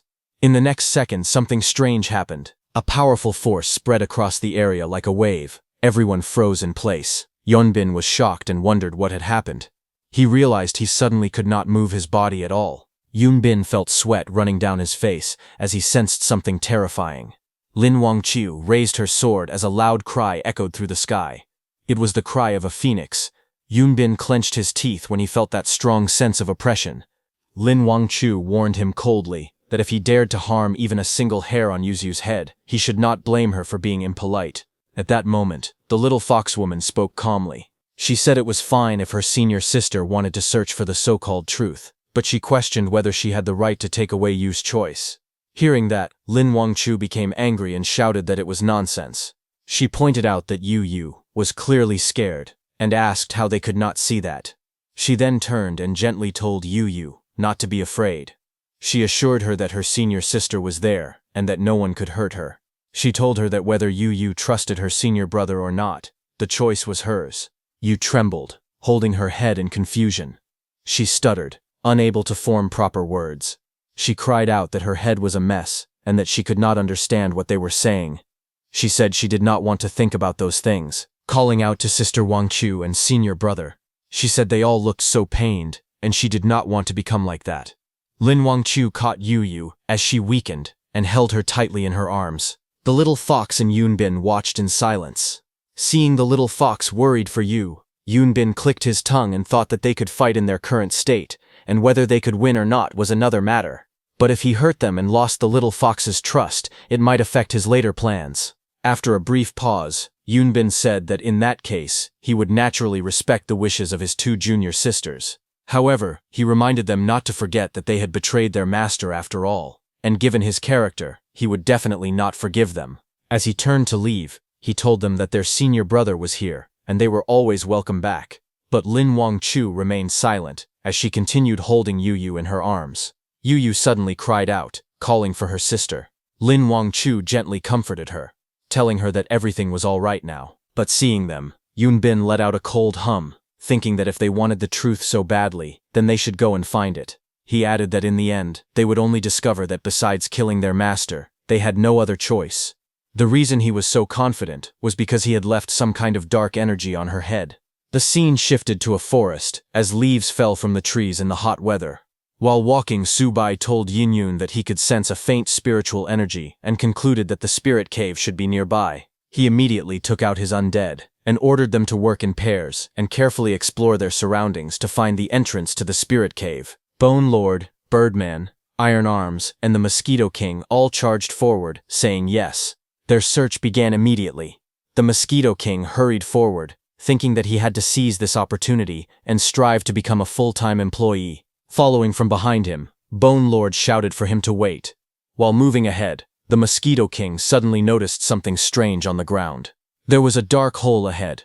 He stared at it in confusion, wondering what it was. He called Bone Lord excitedly, telling him to come quickly because it looked like a cave entrance. Looking inside, Bone Lord calmly said that it did seem like the entrance to a spirit cave. However, he added that it was best to confirm first. He then ordered the Mosquito King to go inside and check so that the Lord would not make a wasted trip. The Mosquito King hesitated, asking if he should go. He turned to Bone Lord and complained, wondering why he was the only one going inside. He asked Bone Lord if he was afraid of eerie environments. Shocked, Bone Lord immediately replied that such a thing was impossible. He laughed and told the Mosquito King that he was only giving him more opportunities to shine. He added that working harder was a blessing. He continued proudly, saying that in the past he had fought against birdmen and slain blood zombies for his lord. Only after enduring hardship had he achieved what he had today. He advised the Mosquito King that if he wanted to be promoted, he needed to broaden his horizons and have a spirit of dedication. Hearing this, the Mosquito King immediately agreed, declaring that everything Bone Lord said was absolutely right. He confidently added that as long as they kept working hard, better days were yet to come. Filled with determination, the Mosquito King announced that he would explore the area ahead. He told Bone Lord to wait for his triumphant return. As he entered, Bone Lord called out for him to be careful. Inside the cave, the Mosquito King flew deeper into the darkness. He muttered that it was very dark inside. Although he did not see any spirit stones, he noticed that the spiritual energy there was indeed denser than outside. Suddenly, he heard something. He wondered what that sound was, feeling that something seemed to be nearby. In the next moment, several pairs of glowing red eyes appeared in the darkness, surrounding him from all sides. While Bone Lord was waiting outside, suddenly the Mosquito King ran out in panic. It screamed in fear, crying out for Bone Lord to save him. From inside the cave, several giant mice with glowing red eyes came out, attacking the Mosquito King. Seeing that, Bone Lord stepped forward, saying they were just a few mice, and telling the Mosquito King to leave them to him. He raised his weapon and attacked without hesitation, but one of the mice bit his hammer with its sharp teeth. Bone Lord was shocked. Before he could react, another giant mouse lunged forward and slammed Bone Lord into the ground. Bone Lord groaned in pain as the heavy mouse crashed into him. Just then, Yinyun, Birdman, and Iron Arms came flying over, telling Bone Lord and the Mosquito King not to be afraid because they had come to help. In the next instant, the battlefield exploded into chaos. Iron Arms punched one giant rat, sending it flying. Yinjun and Birdman were not far behind. They struck the other rats, sending them flying in different directions as the fight intensified. But those three giant rats stood up again with glowing red eyes, completely unharmed. Bone Lord asked in shock what had happened. He pointed out that those monsters were at most commander level, yet they had not been injured at all after being attacked. Subai also appeared there. He asked about the origins of the monsters. Iron Arms respectfully explained that the creature was called a zombie rat. It was a rat that had mutated after being infected by the zombie virus. He added that their skeletons were extremely hard, and their claws and teeth were incredibly sharp. Because of this, they were rare materials often used for forging weapons. Hearing this, Yinyun remarked that it was no wonder the creatures were so durable. Bone Lord said that although they were at a higher level, they could not deliver a fatal blow, relying only on physical attacks. Hearing that the rats had zombie attributes, Birdman realized that his sonar attacks were not very effective either. At that moment, Subai raised his sword and calmly told them not to be discouraged. He said their skills were simply not suitable for dealing with these monsters, which did not mean anything. He declared that he would handle it himself. Subai started gathering energy in his sword, thinking that since these demonic rats had lived inside the spirit cave for a long time, they must be very familiar with the terrain. If he could subdue them, it would be a great help in exploring the spirit cave further. While he was thinking, suddenly those 3 giant zombie rats leapt into the air, their red eyes glowing fiercely as they charged at Subai. But Subai stood firm and raised his sword. Blue energy burst from the blade, spreading outward in a sharp wave, and cut down one rat from the middle. After killing it, Subai took out his binding robe and threw it at the other 2 rats. His binding robe caught those 2 rats and bound them together. Both of the rats were shocked. Before they could understand anything, Subai's sword strike came, taking out the souls of all 3 rats from their bodies. Subai immediately took out his soul banner and raised it high. He activated his soul banner and shouted, "Capture souls." Immediately, the rats' souls began getting sucked into the soul banner, but suddenly, a loud voice shouted, telling him to stop. Subai looked back and saw that on a nearby tree branch, several cloaked figures were seated. One of them angrily demanded to know who Subai was, daring to steal his prey. He warned that anyone who knew what was good for them should get lost. His face twisted with fury. With anger in his eyes, he threatened them to leave, otherwise he would wipe them all out too. Hearing that, Iron Arms shouted angrily, telling the other side to watch their mouth and clean up the way they talked. He accused them of being filthy punks and questioned which band of thugs they belonged to, daring to rob and kill in broad daylight like that. Yin Yun observed their clothing carefully and wondered if they might be from the Azure God sect.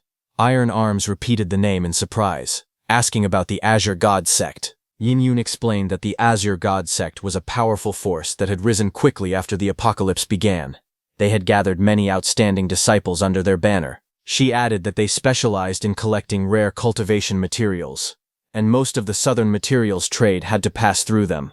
It could be said that they were the leading force in the southern materials market. Hearing this, one of the Azure God sect members smirked and told Yin Yun that at least she had good eyesight. Since she recognized them, she should understand how powerful their sect was.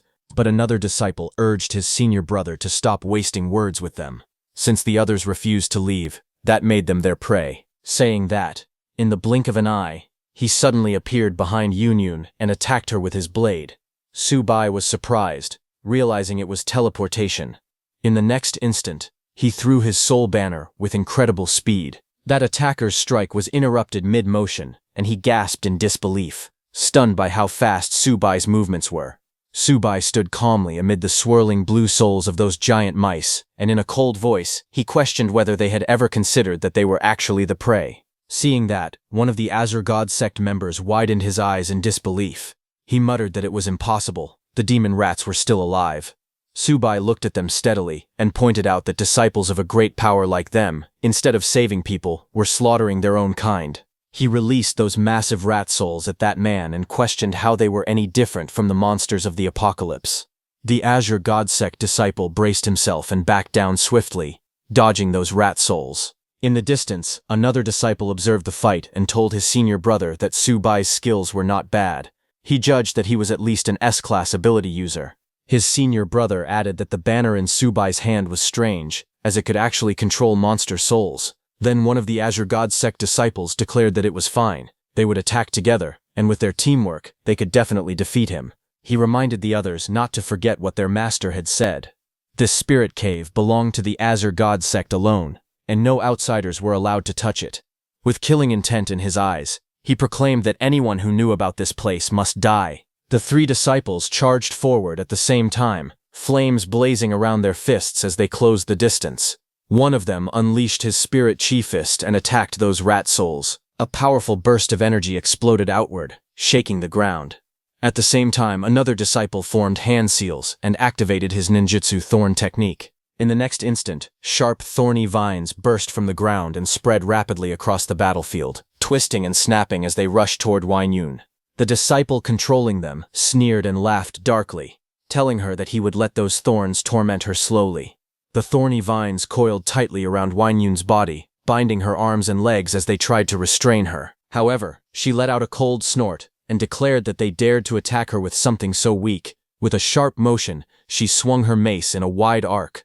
The thorns shattered apart, splintering into fragments as she cut through them effortlessly. Suddenly, another Azure God sect disciple appeared behind her. Yin Yun sensed danger from behind, realizing someone was attempting a sneak attack. But before that disciple could strike, Bone Lord emerged, its hollow eyes glowing as it lunged toward him. Its strike crashed down from above, hitting the ground with tremendous force. The impact shook the area and disrupted that disciple's assault. With a mocking voice, Bone Lord laughed, saying that he also knew how to sneak attack. Yin Yun steadied herself and thanked Bone Lord, but suddenly that Azure God Sect disciple attacked again with thorny vines. Yin Yun swung a thick wooden log with force, trying to break those thorny vines, but this time when she struck them again, her log broke apart. Her eyes widened in shock. She couldn't understand how it could be happening. In the next moment, the vines exploded outward with a loud impact. Bone Lord and Yinan were struck and screamed in pain as the attack connected. Nearby, the Azure God Sect disciple who was attacking with the thorny vines called out to his senior brother, who was fighting Su Bai, saying that the two opponents there could no longer fight and that he would lend a hand. His senior brother asked whether he was not going to finish them off. His junior brother replied that he wanted to keep Yin alive to have some fun. Hearing this, that senior brother said he would leave her to his junior brother. Meanwhile, Su Bai watched carefully. He found it strange that Yun's attacks had been breaking the thorns earlier, yet they had suddenly stopped working. He also noted that Bone Lord clearly possessed the turtle shell ability, and his defense should not have been broken so easily. Remembering the one who had tried to attack Yun from behind, he concluded that the Azure God Sect disciple's skill seemed strange, and that something about it was unusual. The fire user Azure God Sect disciple noticed Su Bai's distraction and shouted angrily, asking how he dared to look around while fighting. He declared that if Su Bai was so eager to die, he would gladly fulfill that wish. He rushed forward, launching a powerful strike towards Su Bai. However, Su Bai backed away and attacked that fire user with soul flames. That fire user Azure God Sect disciple broke through Su Bai's soul flames and asked if that was all he had. But the next second, those soul flames struck the Thorny Vines user disciple. That fire user disciple shouted in alarm, calling out to his junior brother, but it was already too late. A loud scream echoed across the battlefield as the blue flames engulfed the Thorny Vines user, burning fiercely and consuming him whole. Seeing this, the fire user disciple pointed angrily at Su Bai and shouted, calling him a little punk and saying he had been aiming for his junior brother from the very beginning. He accused him of playing tricks. Su Bai remained calm and replied that it was simply called using strategy in battle. On the other hand, at Iron Arms and Birdman's side, Birdman cursed in frustration. He complained that one of their enemies could teleport while the other specialized in grappling. Because of that, they could not land a single hit. Watching the situation unfold, Iron Arms grew tense and thought that if this continued, their lord would have to clean up the mess again. He forced himself to calm down and reminded himself that as a servant, he had to share the lord's burden. He then realized something important. He questioned why the opponent had not used teleportation earlier when he was attacked by the demon rats. He wondered if the skill had a cooldown and could not be used repeatedly. Judging from the earlier clash with their lord, he concluded that speed was not the opponent's strong point. If that was true, they might actually have a chance. With renewed determination, he shouted for Birdman to back him up with sonar support. One Azure God Sect disciple laughed in a mocking voice and said that their struggle was useless. If they kept this up, their spiritual power would soon be drained. But the next second, Birdman screamed loudly and told those Azure God Sect disciples to bring it on. His scream echoed in the arena, and suddenly one of the Azure God Sect disciples realized something was wrong. In shock, she shouted that her spiritual power was being suppressed.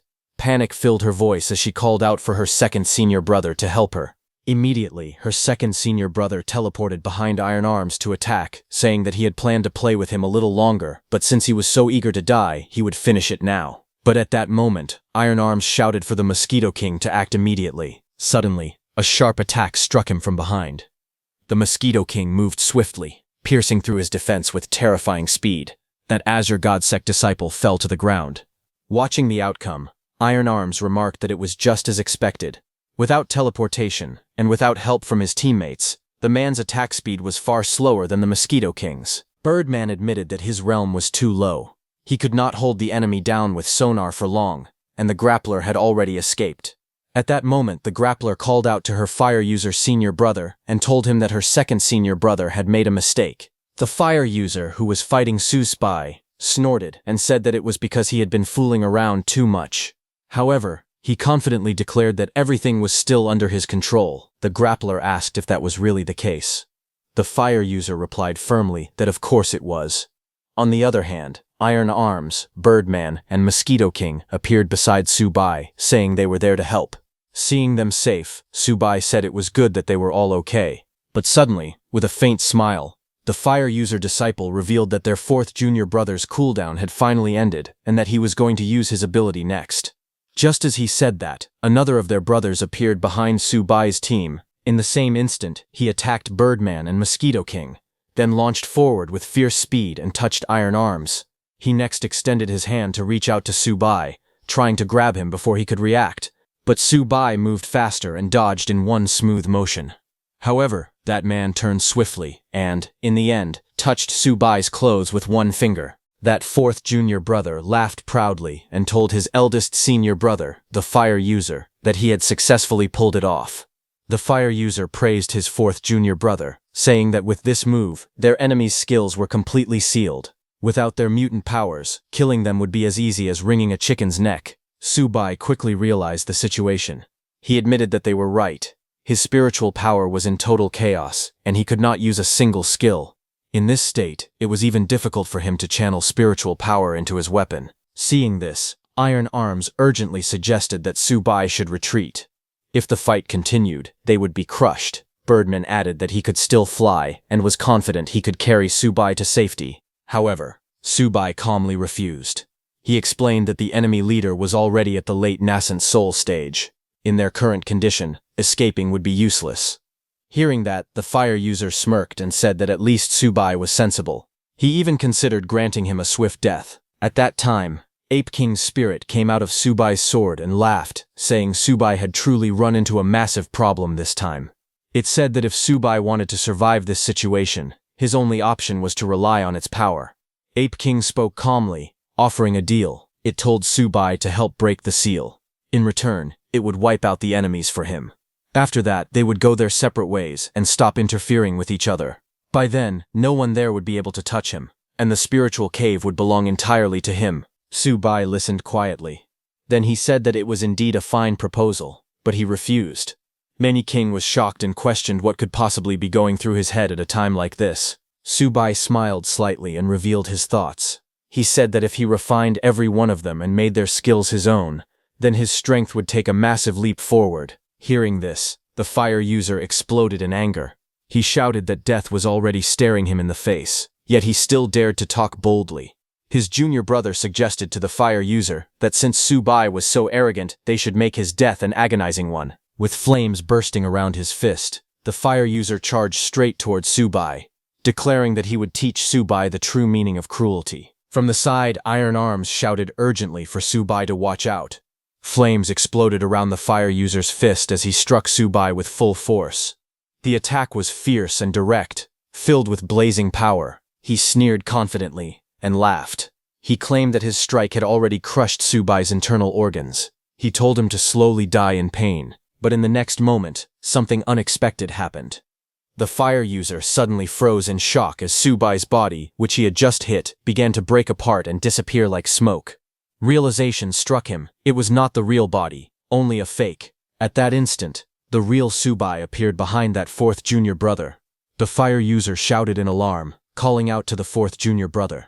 That fourth junior brother's eyes widened in disbelief as he felt danger behind him. Before he could react, Subai swung his glowing sword downward with overwhelming force, cutting off that fourth junior brother's head. Seeing this, the fire user's junior sister screamed in panic, unable to understand how this was possible. She could not believe Subai was still alive. She said that the skill seal had already struck him and demanded to know how he could still control the spiritual power in his weapon. Subai looked down at her and said that, unfortunately, the only thing they had sealed was his clone.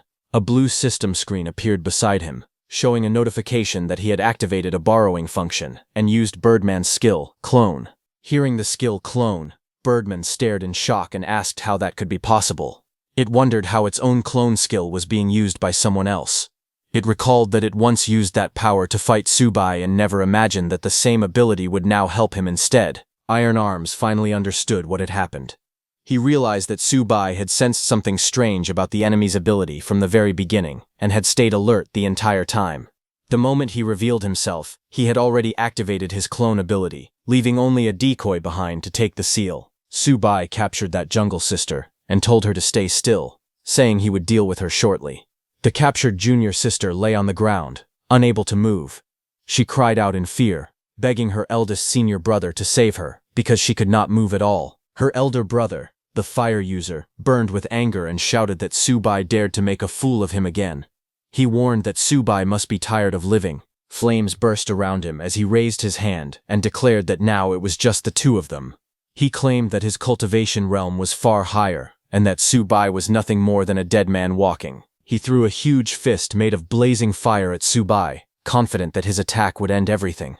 But Subai stood calmly with his blade in hand and said that he would not count on that outcome. Seeing the incoming fire-attributed spiritual chi fist, he decided to counter it with his own move. Blue energy gathered around him as he charged forward. A sharp wind slash shot out at incredible speed, tearing through the air and colliding with the sea of flames.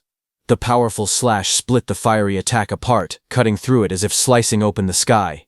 That fire user's eyes widened in shock. He could not believe what he was seeing, and shouted in disbelief.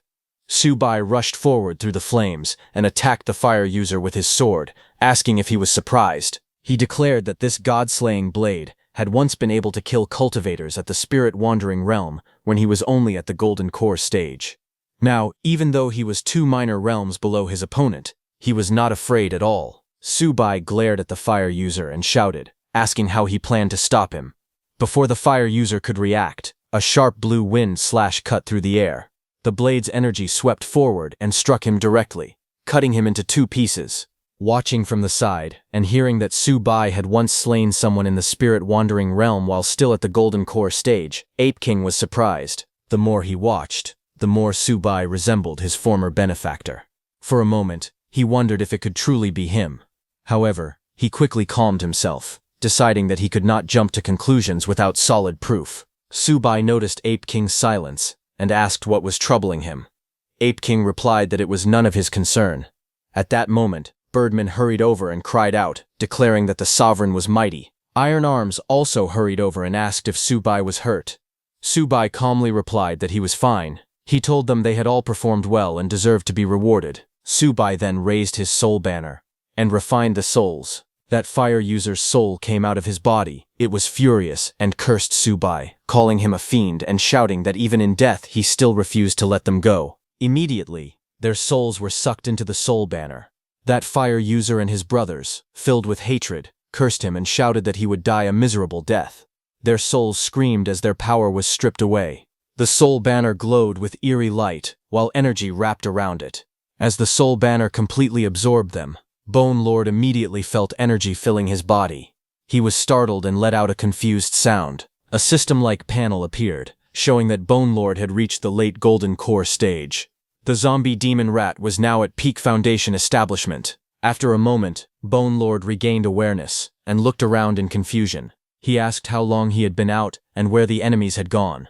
Birdman replied that the Sovereign had dealt with them long ago. Then more panels appeared, showing that Birdman had reached peak Golden Core stage and obtained the skill Stealth. Iron Arms had reached the late Golden Core stage and gained Spiritual Chi Fist. The Mosquito King had reached mid-Golden Core stage and obtained the skill Seal. Iron Arms gratefully thanked Subai, saying he could feel himself growing stronger again. The Mosquito King excitedly exclaimed that he had gained a new skill and was deeply moved. Subai calmly explained that he had distributed the refined skills according to each of their individual traits and expected them to make good use of them. Everyone bowed with determination and declared that they would not fail their sovereign's expectations. Meanwhile, Yin Yun was still unconscious. Subai placed one hand on her stomach and told her to wake up, asking if she had slept enough. Yin Yun slowly woke up. She got startled and reacted in confusion. When she noticed his hand on her, she asked what he thought he was doing by touching her. Subai replied calmly that he was transferring spiritual chi to her and asked if that was a problem. Flustered and blushing, she muttered that it was not like she was saying he could not do it. She shyly added that next time he should at least give her a little warning. Subai then turned to his subordinates and ordered them to continue carving up the zombie demon rat's corpse while he went to have a chat with that junior disciple he had captured. They immediately responded with respect and agreed. Nearby, that junior disciple trembled in fear. Seeing Subai approach, She begged him not to kill her. She shouted that she would do anything, calling him boss and pleading for her life. She desperately asked to be spared and warned him not to come any closer. Su-bai stood over that junior disciple, his eyes glowing with a cold red light. He told her that whether she lived or died would depend entirely on her performance. Terrified, the junior disciple quickly nodded and said she understood. She swore that she would turn over a new leaf, redeem herself, and atone for her crimes. Su-bai calmly ordered her to start talking and asked what she knew about the spiritual cave. That junior disciple forced a shaky smile and asked if even a boss like him had his eyes on the spiritual cave as well. Then her fear deepened. She warned him to think twice, explaining that the spiritual cave was dangerous. According to her, it devoured people alive. Su-bai frowned slightly as he looked at the bound girl and questioned what it meant for the spirit cave to eat people. The bound girl, trembling, quickly explained that her master and his group had entered the cave 10 days ago, yet none of them had come out. She added that all of them were stronger than their senior brother, yet they had vanished without a trace, leading her to believe they had been devoured by the spirit cave. Hearing this, Su-bai fell into thought. A group that powerful had failed to return for 10 days, which meant the cave was far from ordinary. He then asked what had been happening outside the cave during those days and where the demonic rats had come from. The bound girl told him that after their master entered the cave, the 5 of them stayed outside as instructed. However, on the 7th day, the demonic rats suddenly appeared. The scene shifted to earlier, where several disciples stood at the cave's entrance. One of them expressed concern, saying it had already been a week and their master still had not returned, wondering if something had gone wrong. But another dismissed the worry, confidently stating that their group was full of strong fighters and that nothing could possibly happen to them. The group suddenly halted as one of them sensed something unusual emerging from within the cave. He warned the others that something strange was coming from inside, and they all grew uneasy, realizing that there was definitely something wrong with the spirit cave. Before they could react further, a massive demonic rat burst out from the darkness with a terrifying roar. The sudden appearance shocked them, and one of the disciples screamed as he was knocked violently to the ground. Seeing the creature, another disciple quickly tried to calm himself, dismissing it as just a rat, and scolding his companion for panicking. Embarrassed, the shaken disciple apologized, admitting that he had lost his composure. However, their senior remained cautious. He explained that these demon rats were resistant to physical attacks and declared that he would handle them himself, warning the others to stay back. The giant rat stood its ground, glaring at the group as they spread out around it. The senior then analyzed the situation and concluded that the creature was merely guarding its territory. As long as they did not approach the cave entrance, it would not attack them. One of the disciples asked his senior brother what his earlier words meant. The senior calmly explained that the bones of the demon rat were top-grade forging materials, and since they had finally encountered such valuable prey, there was no way they would simply let it go. However, he added that, given the creature's current level, killing it now would not fetch a good price. If it were allowed to remain in the cave for a few more days and absorb more spiritual energy, its value would increase significantly. Moreover, by letting it guard the entrance for them, they would no longer need to personally stand watch. Hearing this, the others immediately understood and praised his insight, suggesting that they could take advantage of the time to search for opportunities in the surrounding area. One of them even remarked with excitement that his dagger had long been itching for action and that he could finally hunt a few lone wolves. Back in the present, the bound girl explained that this was the entire story of how they had encountered the demon rat. She told Su-bai that over the next few days, they had been killing monsters nearby and searching for opportunities, and when they returned, they had come across Su-bai's group fighting the demon rats. After hearing everything, Su-bai pondered aloud whether the demon rats had originally lived inside the cave. However, Yin-yun found the situation strange. She said that such powerful individuals had stayed inside the cave for an entire week, so it made little sense that any demonic rats would still be alive. The bound girl nervously insisted that she found the situation strange as well, but everything she had said was the truth, and that she had not lied at all. Su-bai remained calm and told her that whether it was true or not, he would know once he examined her memories. With that, he activated a soul-searching technique, allowing him to directly access and verify the bound girl's recollections, saving time by selectively viewing the important parts. As he observed the memories, he confirmed that the events had indeed unfolded exactly as described. He then decided to look further into what had happened after that group entered the cave. Suddenly, something caught his attention. His expression changed slightly as he recognized a familiar figure. Ye Qingxuan. It became clear to him that she had truly come to this spiritual cave. Satisfied that the bound girl had not lied, he acknowledged it before questioning her further, asking what she knew about Yi Qingxuan and why she was also part of the cave exploration team. Hearing the name Yi Qingxuan, the bound girl realized that he was referring to Miss Ye. She quickly explained that she did not know her personally, only that she had suddenly appeared at that place. It had been his master's decision to allow her into the cave, and as an outer disciple, she had no knowledge of the reasons behind it. Hearing this, Su Bai concluded that there was no other choice but to enter the cave himself to find her. At the same time, Yan Yun grew curious about Miss Ye, wondering why someone like Su Bai would be so interested in her. Without wasting any more time, Su Bai gave orders for everyone to return to the banner, rest, and prepare for battle at any moment once they entered the cave. The group immediately acknowledged his command. With that, he led the team forward toward the cave entrance. As they approached, Su Bai summoned a flame in his hand to illuminate the darkness. Looking into the pitch-black opening, Yin Yun couldn't help but question why the cave was so dark. Su Bai told her that it was because the outer rock layer lacked spirit stones. There was no natural illumination, making the darkness inevitable. As they moved deeper into the cave, Yin Yun carefully examined the walls, and soon confirmed that there wasn't a single spirit stone embedded in them. This realization puzzled her, and she wondered aloud if it meant the cave contained very few spirit stones. However, Su Bai dismissed that idea. He explained that they had already sensed faint spiritual energy in the surrounding jungle, which proved that the cave was actually rich in spirit stones. In his view, this cave extended much deeper than ordinary spirit caves, and there was likely a spirit stone vein hidden far underground. Not long after, the group encountered a fork in the path. Unsure of which direction to take, they hesitated. Su Bai let the demon rats go ahead and analyze their behavior.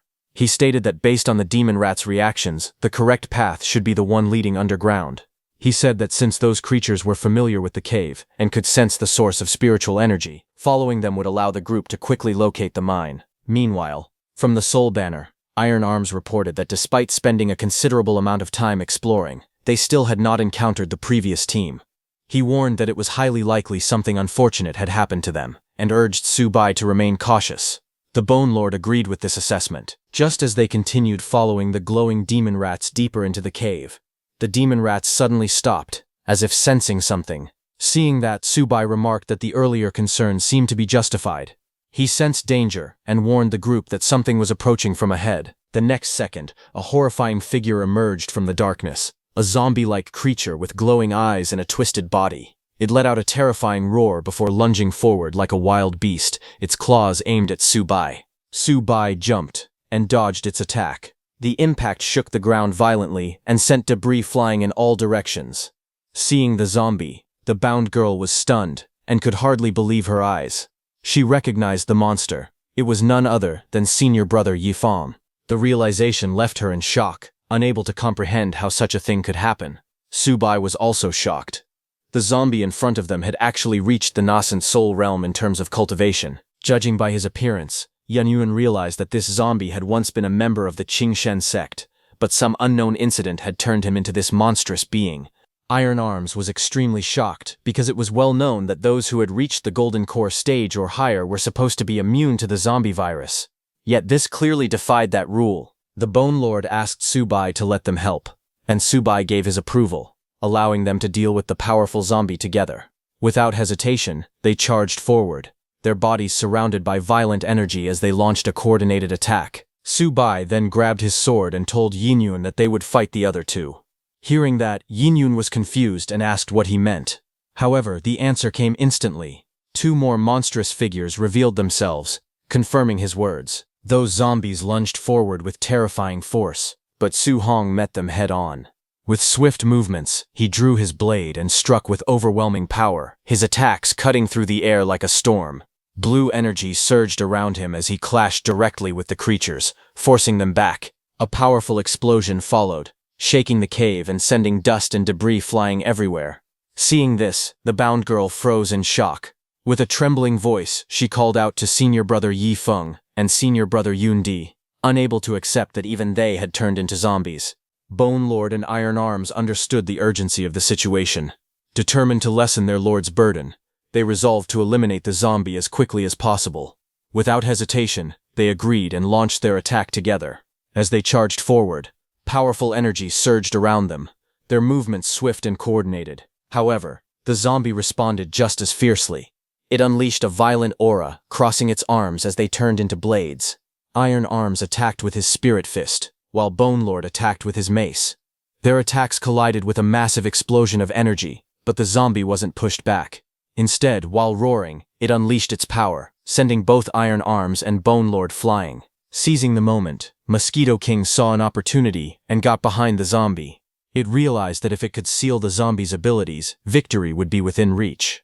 But just as it got closer, the zombie let out a furious cry and shot hundreds of its sharp bones from its back, hitting Mosquito King. Seeing that, Iron Arms clicked his tongue in irritation as he realized that the zombie possessed a strange ability, allowing it to freely deform its bones at will. But what puzzled Birdman even more was how the zombie had sensed Mosquito King behind it and accurately launched its bone needles without hesitation. Pushing aside these doubts, Bone Lord chose to focus on the fight. He refused to believe that the zombie's bones could be tougher than the demon rats. With that confidence, he gave the order, commanding the ratmen to charge forward. Seeing this, the zombie roared again and attacked with bone needles. But when the bone needles hit the demon rats, they bounced back without dealing any damage. Watching the exchange, Iron Arms was surprised that the demon rat's physical resistance worked. Even so, Bone Lord recognized that the gap between the demon rats and the zombies' cultivation levels was still significant. The demon rats would not be able to endure for long on their own. He suggested that if they coordinated their attacks and struck together, there was a real chance they could bring the zombie down. Meanwhile, Subai, who was fighting the other zombie, acknowledged that they were using their abilities wisely.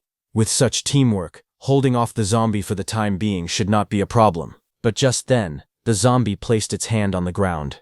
Seeing that, the captured girl shouted for Subai to watch out. She told Subai that her senior brother Yoon-di was about to unleash his unique secret technique. Immediately, the whole battlefield trembled as waves of energy spread outward from the zombie's hand in expanding circles. As the power built up, Subai backed away, realizing that the zombie was manipulating sound waves. As the invisible force rippled through the air, Yin-Yun suddenly felt a sharp discomfort in her stomach, as if something inside her was being shaken violently. The captured girl quickly explained that her senior brother Yoon-di was adjusting the frequency of his sonic attack, attempting to resonate with the internal organs of his targets. If they remained within the area, the consequences would be devastating.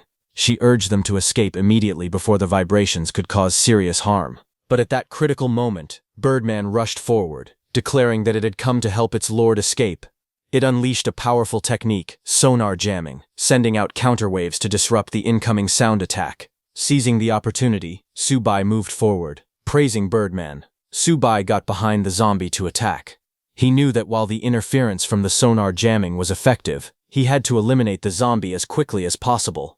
Seizing the moment, Subai moved in, raising his weapon and striking down toward the zombie with full force. However, just as the attack was about to land, something unexpected happened. The blow was abruptly stopped, as if it had collided with an invisible wall. Yin-Yun was shocked, realizing that a barrier formed by sound waves had blocked the strike. Birdman immediately recognized the phenomenon, recalling how it resembled the earlier encounter with Mosquito King. For some reason, these zombies were capable of accurately defending against attacks even from their blind spots. Seeing that, Subai raised his soul banner and created a barrier that blocked the air, saying that without air as a medium, even the strongest sound barrier would become useless. The zombie's barrier was destroyed by Subai's attack, and it became furious. As Subai fell back, the zombie struck the wall beside him in anger. But then, as Subai tried to attack the zombie again from behind, a rock suddenly came out of the wall and smashed into him.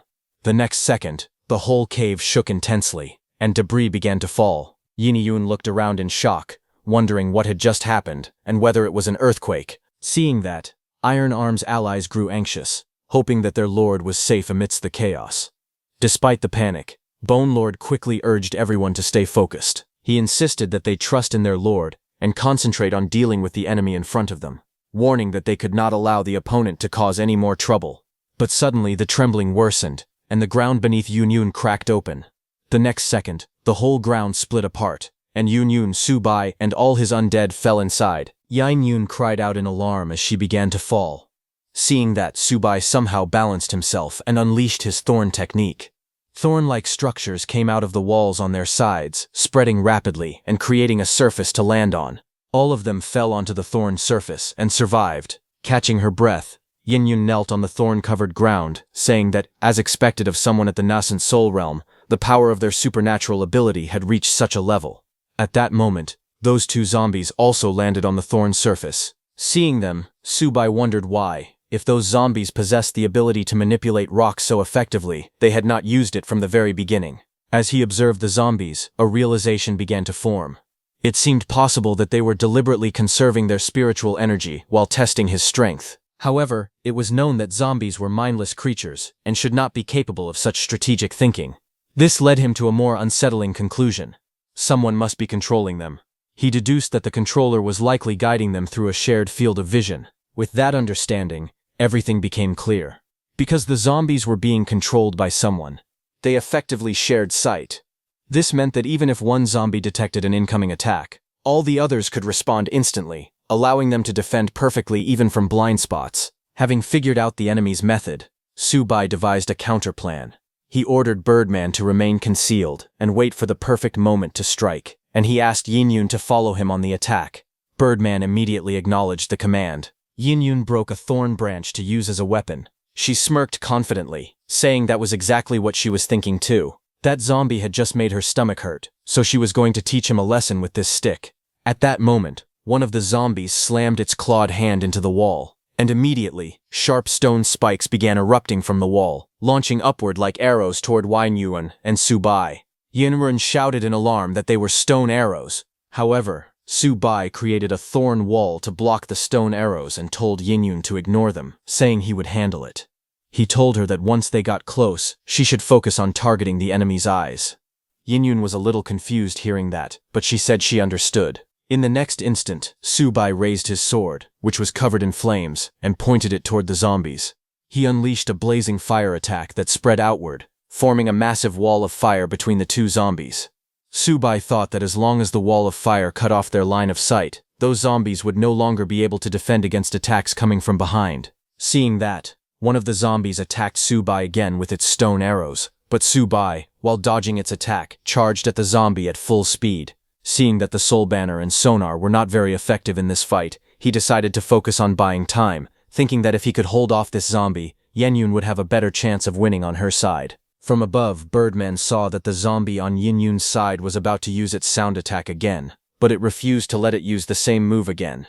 Immediately, Birdman flew behind that zombie on the ground, and before the zombie could even react, Birdman unleashed a powerful sonar attack, making the zombie scream in pain. Seizing the opportunity, Yin-Yun moved swiftly. With precision and strength, she struck directly at the zombie's eyes, landing a clean and decisive blow. Yin-Yun smiled confidently, thinking she got it. However, in the next moment, her expression shifted as she sensed something unusual. The next second, a yellow beam passed by her and scratched her hand. Yin-Yun was surprised seeing that, and looked at the zombie. The yellow beam was coming out of the zombie's eyes that she had struck. Seeing that, Yin-Yun was shocked and asked what it was. The zombie let out a furious roar as it was struck, its body convulsing under the impact of the attack.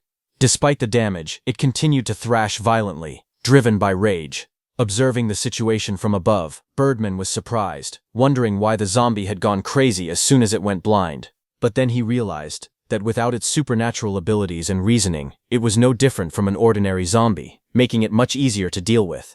Seizing the opportunity, Birdman launched a powerful attack, sending blades like feathers raining down toward the zombie. The blades struck it repeatedly, forcing it into a defensive struggle as it roared in pain. After dealing with the zombie, Birdman turned his attention to Yin-Yun and asked about her condition. She knelt on the ground, clutching herself weakly. She told Birdman that it was bad. She had been infected by the zombie virus. Seeing her condition, Birdman urged her to hold on, saying he would help suck the toxins out of her body. However, Yin-Yun, growing weaker by the moment, said that she might not survive. Even so, Birdman refused to give up, encouraging her to endure and trust that their lord would find a way to save her, urging her to hold on until he arrived. On the other hand, while Subai was charging at the second zombie, he noticed that it had not created another massive ground fissure. From this, he concluded that the previous attack had consumed a huge amount of the zombie's spiritual energy. Knowing the enemy was exhausted, Subai decided not to give it any time to recover. He understood that the battle had to be finished as quickly as possible. Without hesitation, Subai activated the Art of Thorns. Countless thorny vines burst from the ground and rushed toward the zombie from every direction. Before the zombie could react, the vines wrapped tightly around its body, completely restricting its movements. Taking advantage of the opening, Subai instantly appeared behind the trapped zombie and swung his sword with full force. But again, the zombie created a wall and blocked his attack. Seeing that, Subai wondered if the zombie had specifically devised a way to cover its visual blind spots. This meant the same strategy would not work a second time. Even while restrained by the thorny vines, the zombie immediately launched another counterattack, firing stone spears at Subai. Subai saw that the zombie had started its counterattack, but he only smiled and thought it was a pity for the zombie.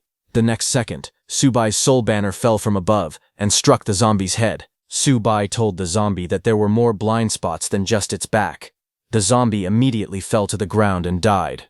Subai then pulled out his soul banner, jumped over the firewall, and rushed toward Yenyun and Birdman, quickly asking what had happened. Birdman quickly explained that the zombie had shot a poison needle from its eye socket that hit Yenyun. Birdman said he had already tried his best to absorb the poison, but the virus was spreading too fast. He could only slow it down for a while, not cure it completely. Subai thanked Birdman for his hard work and calmly stepped forward. He placed his hand on Yenyun's back and said that he would force the virus out himself. Subai began forcing his spiritual energy into Yenyun's body. She let out a soft cry as the energy flowed through her. As he examined the virus, Subai realized how strange it was. It could even erode a person's spiritual veins, which explained why even nascent soul realm experts could be turned into zombies. To stop the virus from spreading, he first sealed the acupoints connected to her spiritual veins. After that, he slowly forced the poison out of her body. Subai asked Yenyun how she was feeling. Although she was still weak, she told him she was starting to feel better and asked him to continue. Subai warned her that the next step would be painful and told her to endure it. Yenyun nodded in agreement. As Subai increased his spiritual energy, she cried out in pain while the poisonous energy was finally forced out of her body. Yenyun then noticed that there was a lot of blood on the ground. Subai explained that it was normal because her acupoints had been opened for the first time. He told her that from now on, it would be much easier to expel toxins from her body. Just then, Birdman returned with the captured woman. He reported that the thorn web below had already been burned, and he had brought the woman back. Subai said the timing was perfect, and ordered Birdman to stay behind and protect Yenyun while he went to help Iron Fist and the others. Meanwhile, Iron Arms and Bone Lord were suddenly blasted back by the transformed zombie. Subai asked what had happened, since the two of them had seemed evenly matched with the zombie before. Iron Arms explained that the zombie had been hiding its strength earlier. After transforming, it had become far stronger than expected. Subai looked at the zombie and saw that its body had transformed, with bones emerging from it. Subai found the situation interesting. Subai told Iron Arms and Bone Lord not to be disappointed, saying that just because they had failed to defeat it earlier did not mean they could not defeat it once they had grown stronger. Subai raised his soul banner and sucked out the souls of the two zombies they had killed. He used the soul banner and began refining those souls. After refining the spiritual energy, Bone Lord and Iron Arms felt a huge increase in their strength. Iron Arms thanked Subai, saying he felt like he could do it again. Bone Lord also excitedly thanked Subai, saying he had reached the peak of the Golden Core realm and was finally ready to kill the zombie and break through to the next realm. Subai then ordered everyone to stay back and provide support while he tested the zombie's true strength. Iron Arms and Bone Lord immediately agreed. As Subai charged forward, the zombies shot bone needles at them. Iron Arms quickly warned Subai to be careful, saying that the zombies' skeletal missiles were extremely powerful and had blown them away earlier. However, Subai raised his soul banner and blocked the attack. He quickly realized that the zombie had compressed spiritual energy inside the skeletal missile, causing it to explode the moment it struck. Even with the banners and shields protecting them, the explosions were barely manageable. Subai knew they could not allow the battle to continue like this. At that moment, the zombie suddenly raised its hand and changed the shape of its arm, preparing an even more dangerous attack. It started gathering an even larger amount of spiritual energy in its hand. Seeing that, Iron Arms realized that it was about to unleash an even stronger attack. Bone Lord sighed helplessly, saying he had never expected to face such a terrifying enemy so soon after becoming stronger. Just then, Subai noticed something unusual about the zombies' attack. Before anyone could lose hope, he calmly encouraged everyone, telling them not to give up because they still had a chance to win. Hearing Subai's confidence, Bone Lord and Iron Arms immediately regained their fighting spirit. Iron Arms rushed forward and unleashed his powerful Fire Spirit Fist.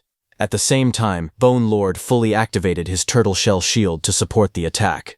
The zombie fired its terrifying blast, shooting a huge skeleton rocket at them. A massive explosion erupted across the battlefield, shaking the entire area and filling the surroundings with fire, smoke, and flying debris. Seizing the opportunity, Subai rushed toward the transformed zombie from above at full speed with his sword in hand.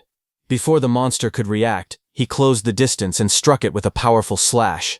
But the zombie transformed its other hand into bone blades and blocked Subai's sword. Now that Subai was very close, it pointed its transformed gun hand at Subai's face. Watching from a distance, Bone Lord and Iron Arms were terrified. They believed Subai had moved too close and would never be able to escape if the zombie fired another attack at such a short distance.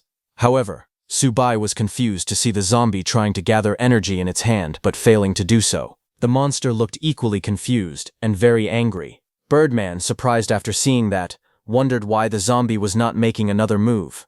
Yinaning asked if it was a dud.